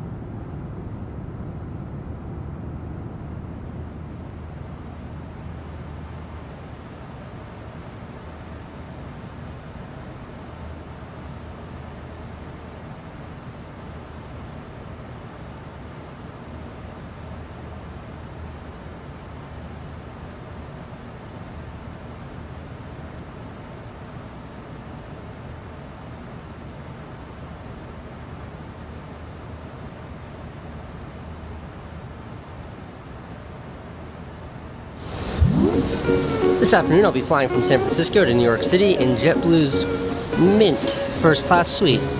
This will be a comprehensive review of that experience.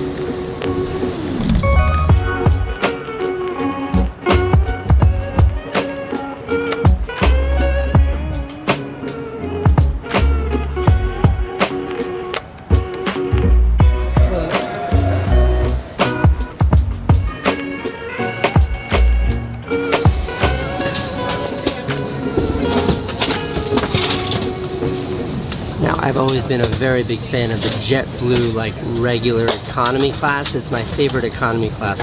This new first class experience, it feels a little different from other airlines. Thank you.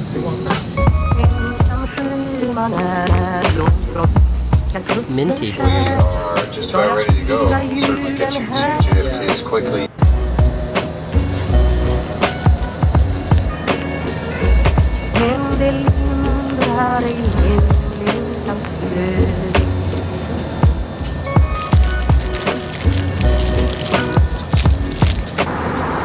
a brief tour of my suite. Over here on the window side is this big open kind of shelf-like space.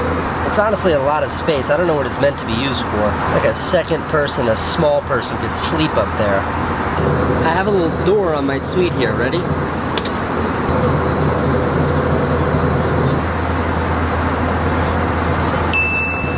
Thank you. Now there's no shower on this plane. Obviously it's not an Emirates plane. Dreams do come true. I am showering on an airplane. But they do give you nice, moist, clean smelling towels to sort of clean yourself up with. And here you've got 2 power outlets. They got 110 and USB. Great way to charge your camera batteries when you're making airplane review videos mid-flight. Additionally, there's a 3rd power outlet on the right side. I don't know, I mean that's a lot of power outlet. I appreciate it, but it's a lot of power outlets. Now just to the right of your seat here is a cell phone holder. Water bottle holder.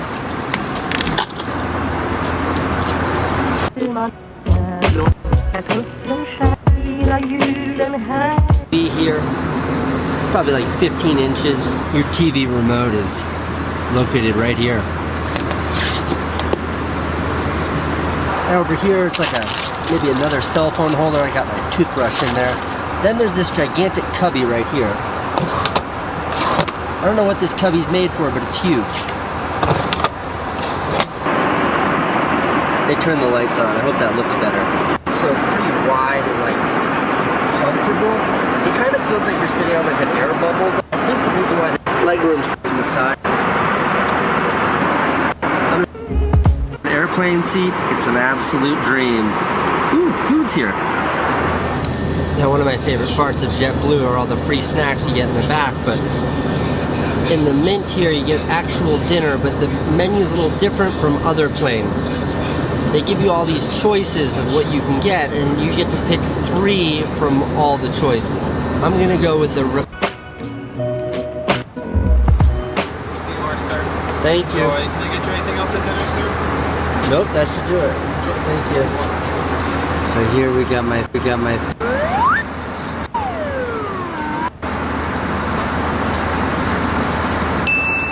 Overall, it's a pretty fantastic seat. The amount of space is insane. Class has a 1-2-1-1-2-1 configuration, meaning the people sitting in front of me and the people sitting behind me, also in first class, have half the amount of space that I have, but these cost the same price.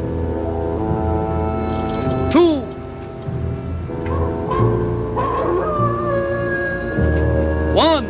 It was great, don't get me wrong, but it was also exactly half as good as this, and that's way better than the complaint.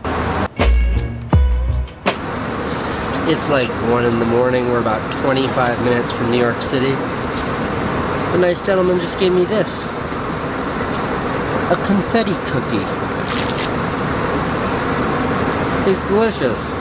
Thanks. C2, John F. Kennedy International Airport, New York. International Airport.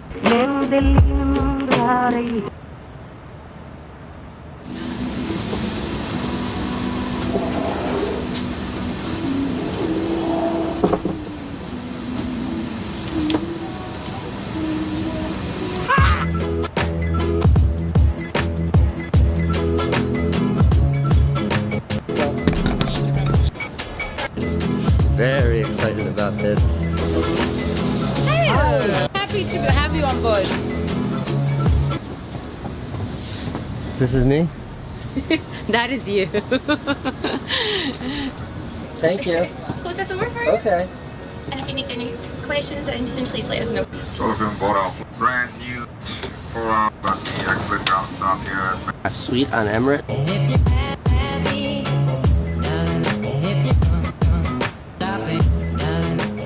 I mean, it's like a proper heavy, big wooden door. Now, this feels more like a small but extremely elegant hotel. Closets here. Here we take off. We will have to open the door. Thank you very much. Are we taking off now? Yes, it's a very short taxi, so yeah. Ready? Yep.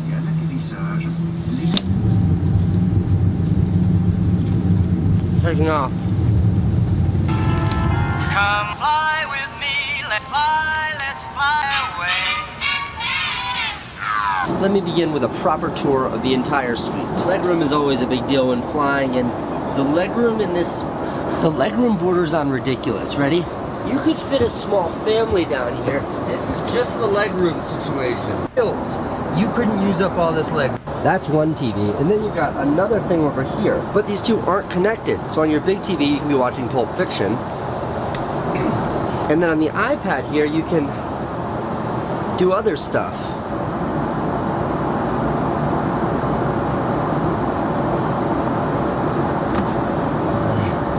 Can't wait to see what happens with this. Hello. Hi. How are you? I don't need anything. I just wanted to see if this worked. Glad to see you. It's nice to see you. No, I don't need her.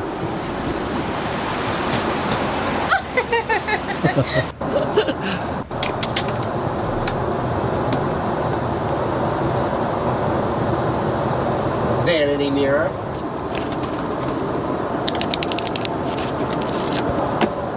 And then so far I found two closets. One here. This one appears to be for like suits or jackets or anything like that. I didn't bring any suits, so I just put my skateboard in here. Then kind of under the TV there's this big locker. And this one's pretty massive. I've got my backpack in here, but you could probably put a rolling suitcase or it's big, you know, like look, I can put my head in here.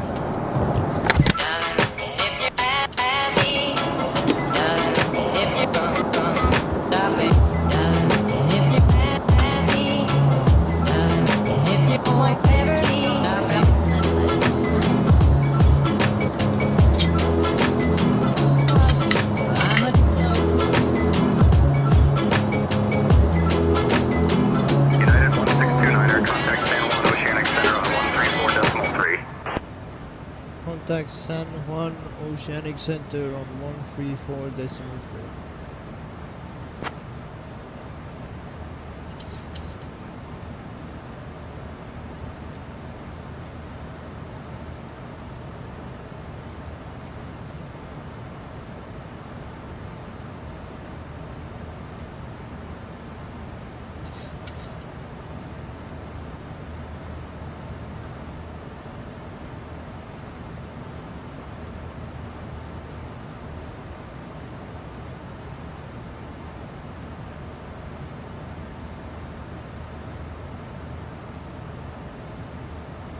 San Juan Oceanic Center, United 1629er, flight level 370. Captain's Embers?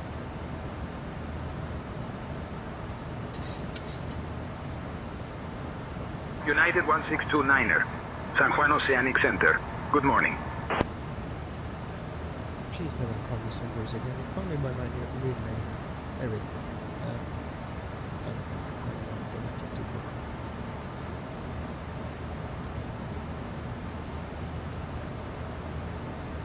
Understood, Captain.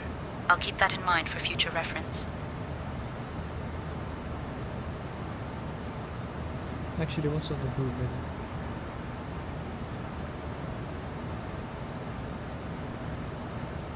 The food menu includes a selection of sandwiches, salads, and snacks. I'll bring you the details shortly, Eric.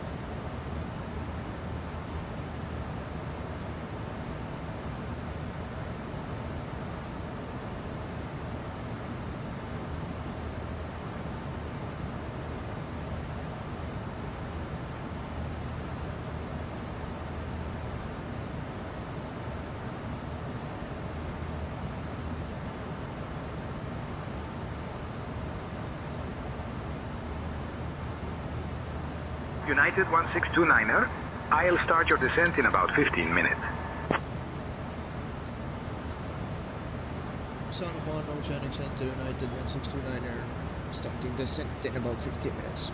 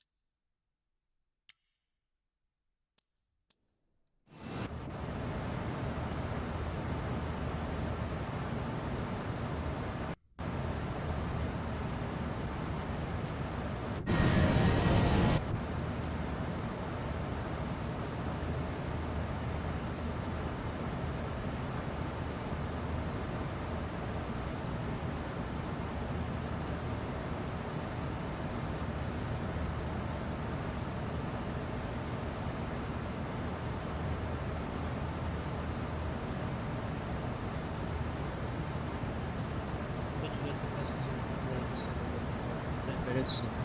Do I have time to get the menu?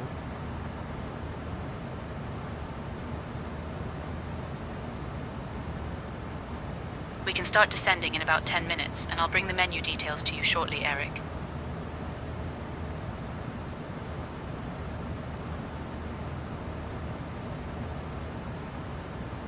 Ladies and gentlemen, we will be beginning our descent in about 10 minutes. Please ensure your seatbelts are fastened and your seats are in the upright position. Thank you for your attention.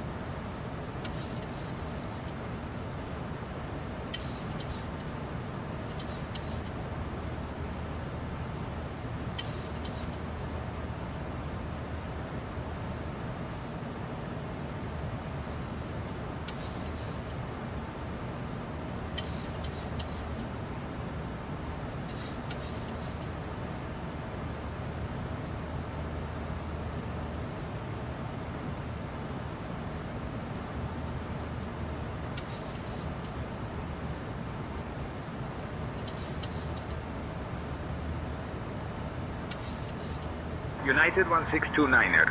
When you're ready, descend and maintain flight level 260. Starting descent to flight level 260, United 1629er.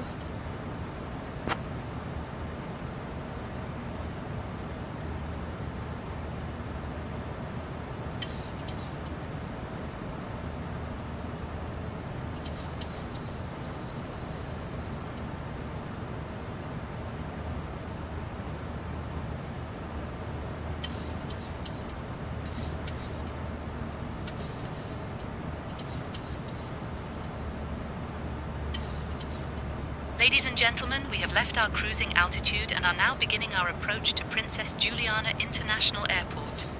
Please return to your seats, stow your tables, fasten your seatbelts, and note that the use of the lavatories is no longer permitted. Thank you for your cooperation.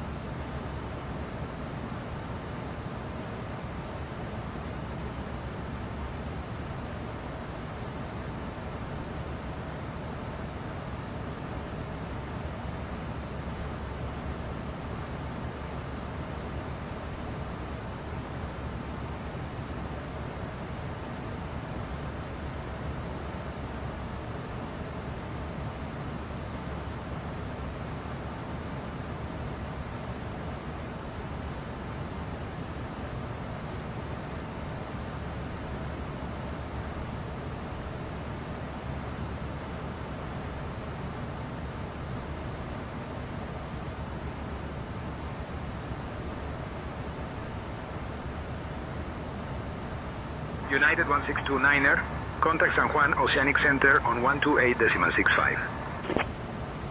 Contact San Juan Oceanic Center on 128.65, United 1629.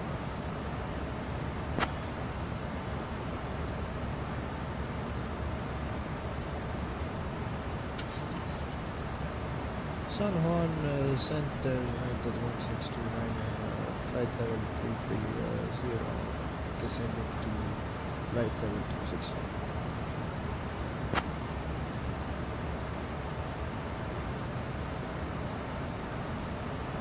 United 1629er, San Juan Oceanic Center, good morning.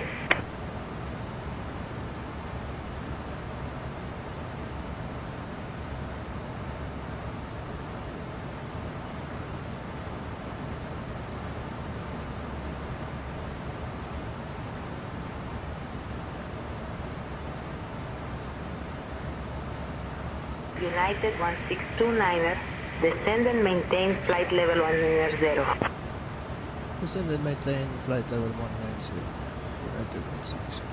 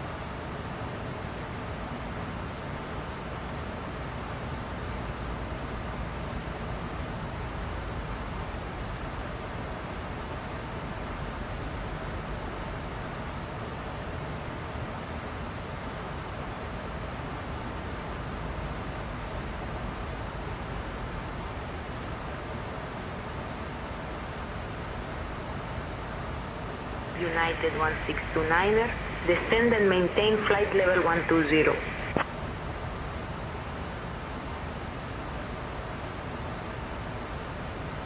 Descend and maintain flight level 120. United 1629.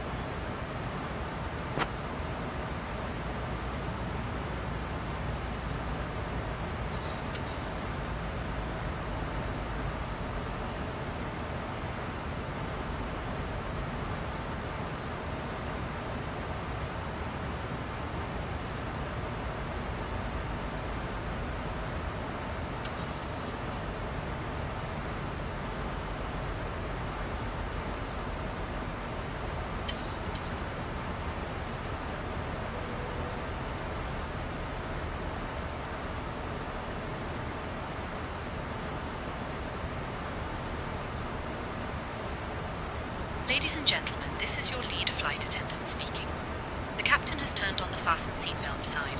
We kindly ask you to return to your seats and fasten your seatbelts for your safety. Thank you for your cooperation.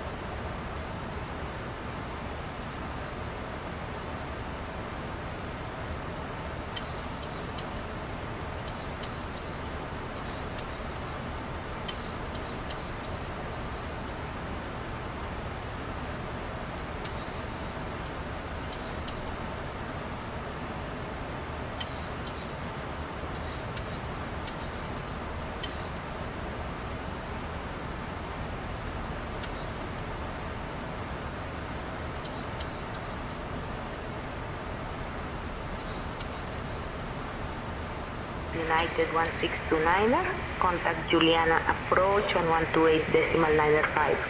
Squawk 4421.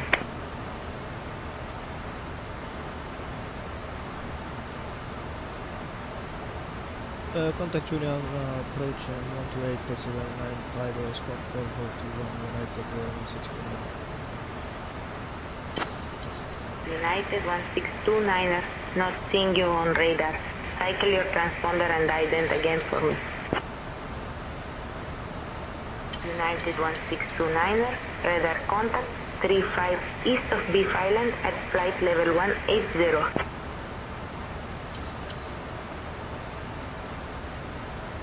Juliana approach, United 1629er, flight level 155, descending to flight level 120.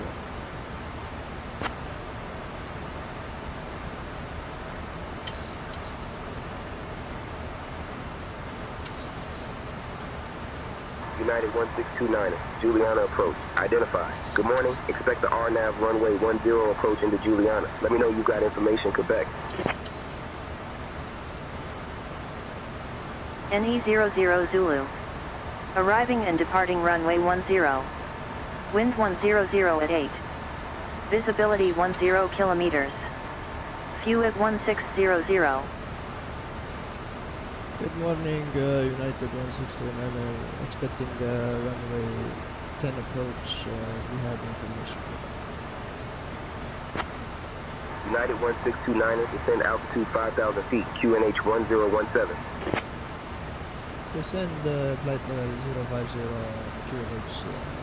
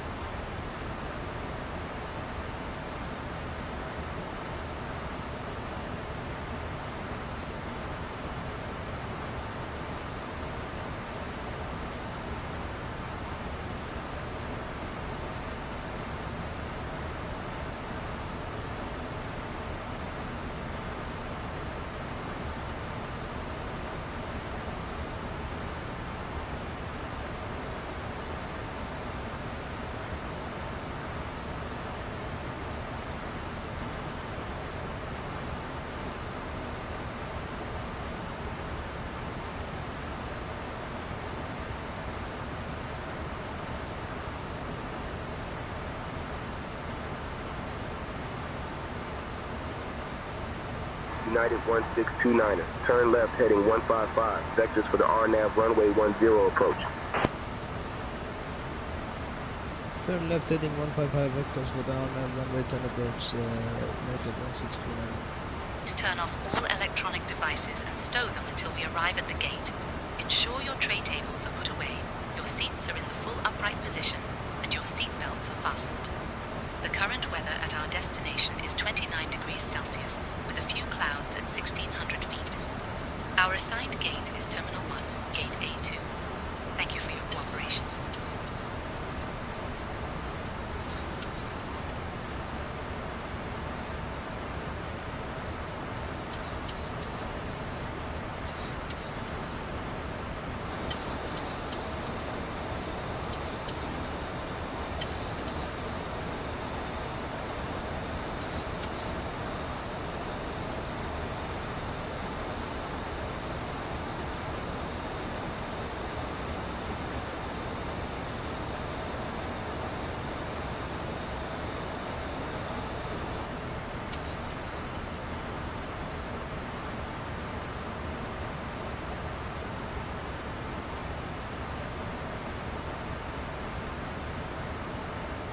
United 1629er, you need to be below 250 knots.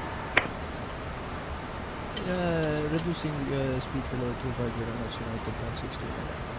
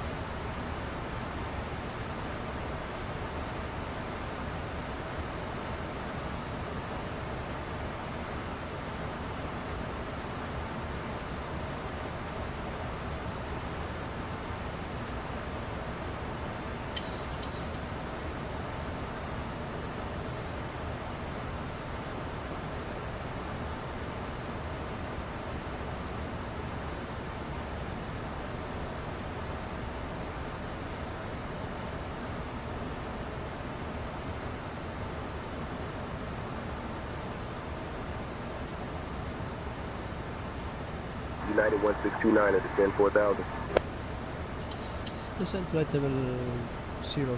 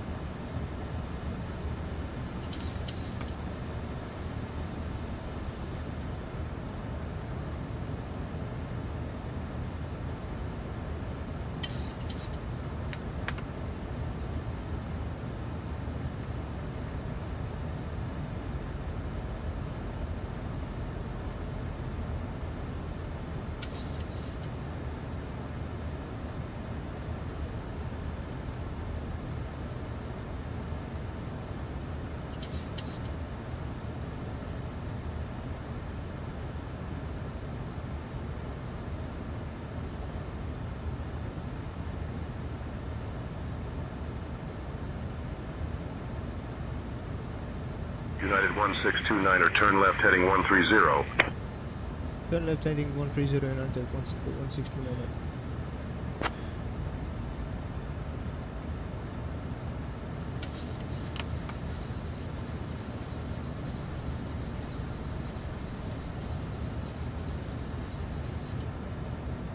United 1629er, turn right heading 140, descend 3000. Turn right heading 140, descend 3000. United 169.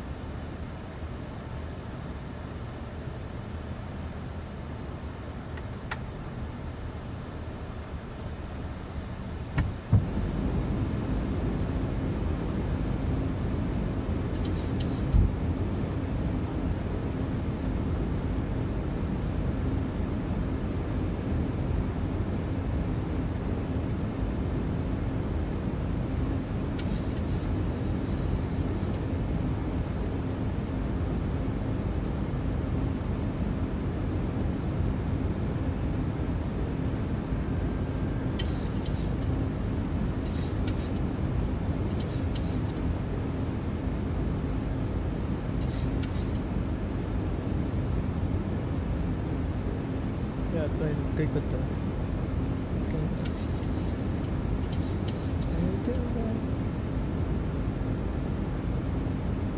United 1629er, 5 miles from Lessor. Turn left heading 125. Descend altitude 1,700 feet until established on the final approach course. Cleared for the RNAV runway 10 approach.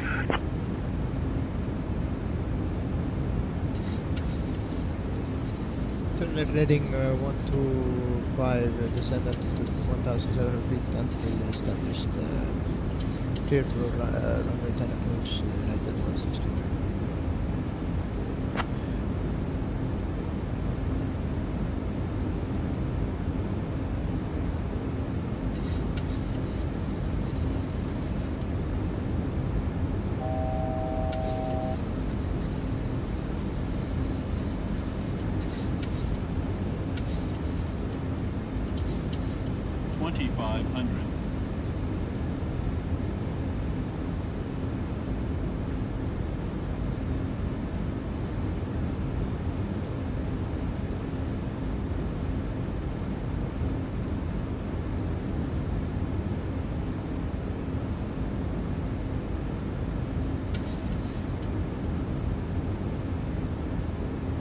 United 1629er, contact Juliana Tower on 118.7 when established.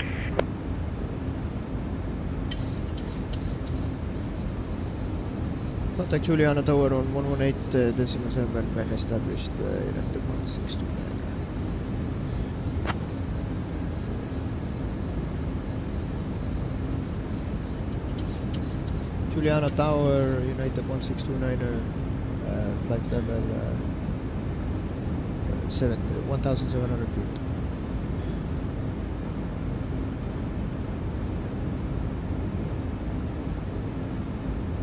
United 1629er, Juliana Tower, roger. Continue approach runway 10.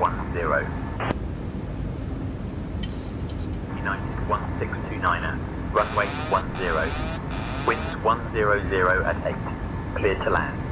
Caution bird activity. Clear to land, United 169.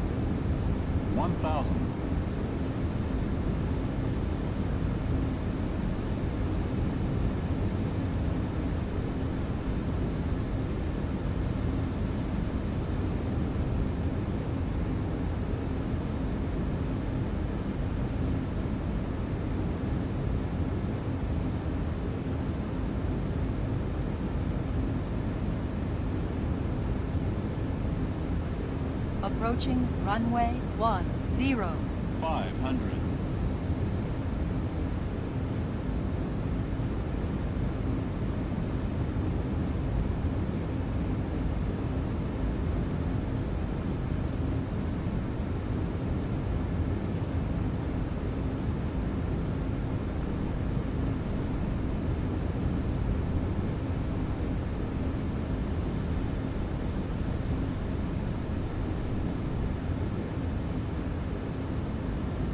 Sink rate.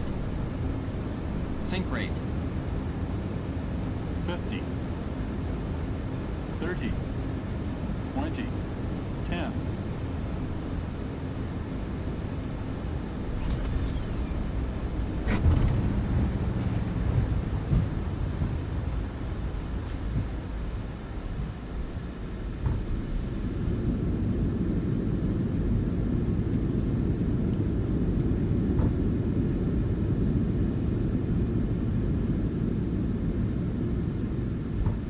United 1629er, taxi to Terminal 1 gate.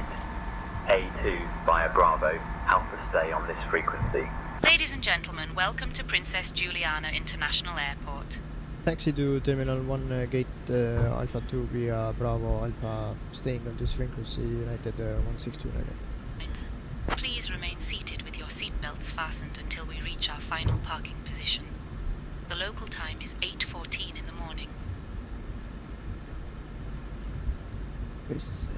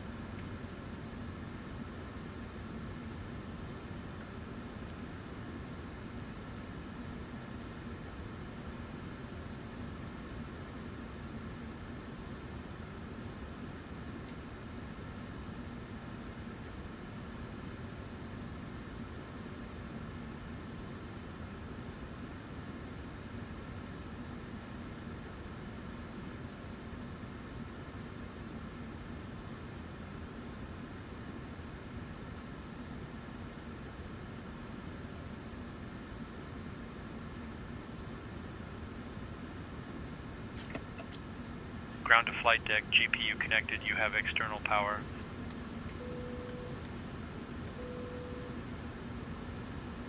Ground to flight deck, GPU connected, you have external power.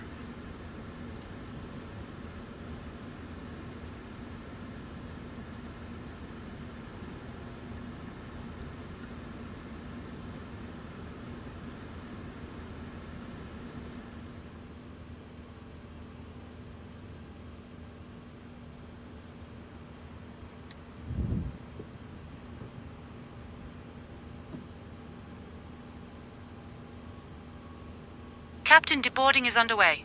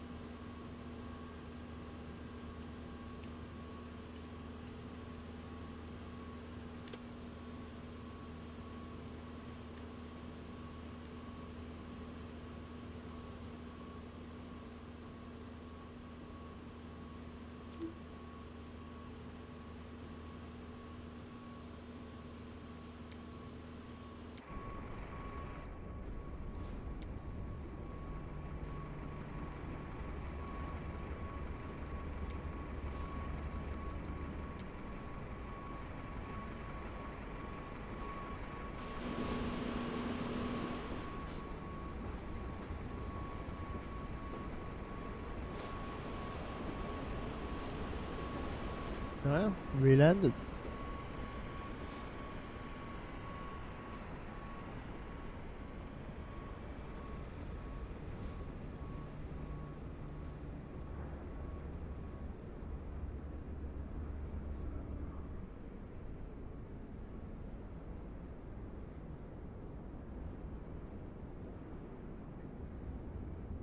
Helemaal.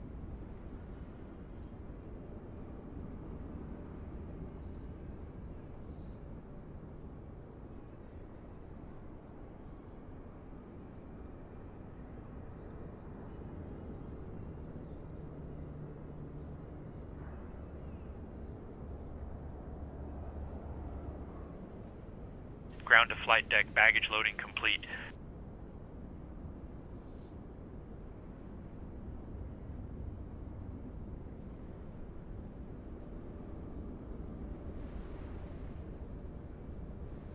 Meillä on rajalaisia.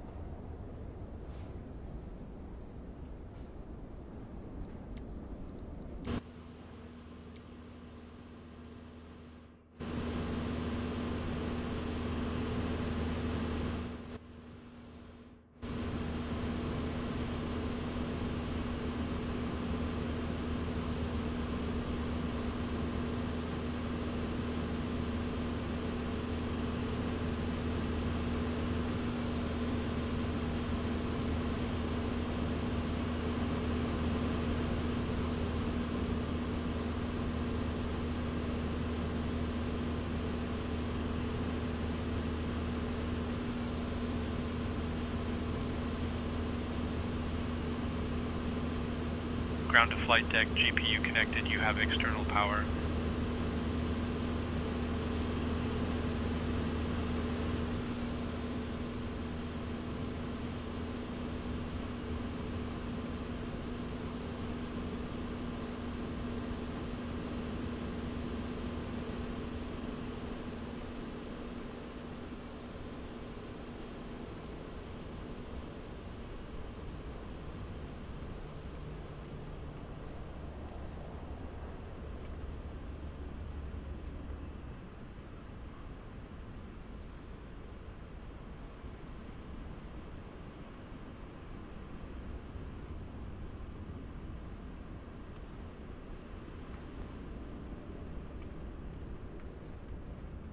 November 5-1 Delta Zulu ready to taxi. November 5-1 Delta Zulu. Taxi to holding point runway 10 via hold short of runway 28. Taxi to holding point runway 10 via hold short of runway 28 November 5-1 Delta Zulu.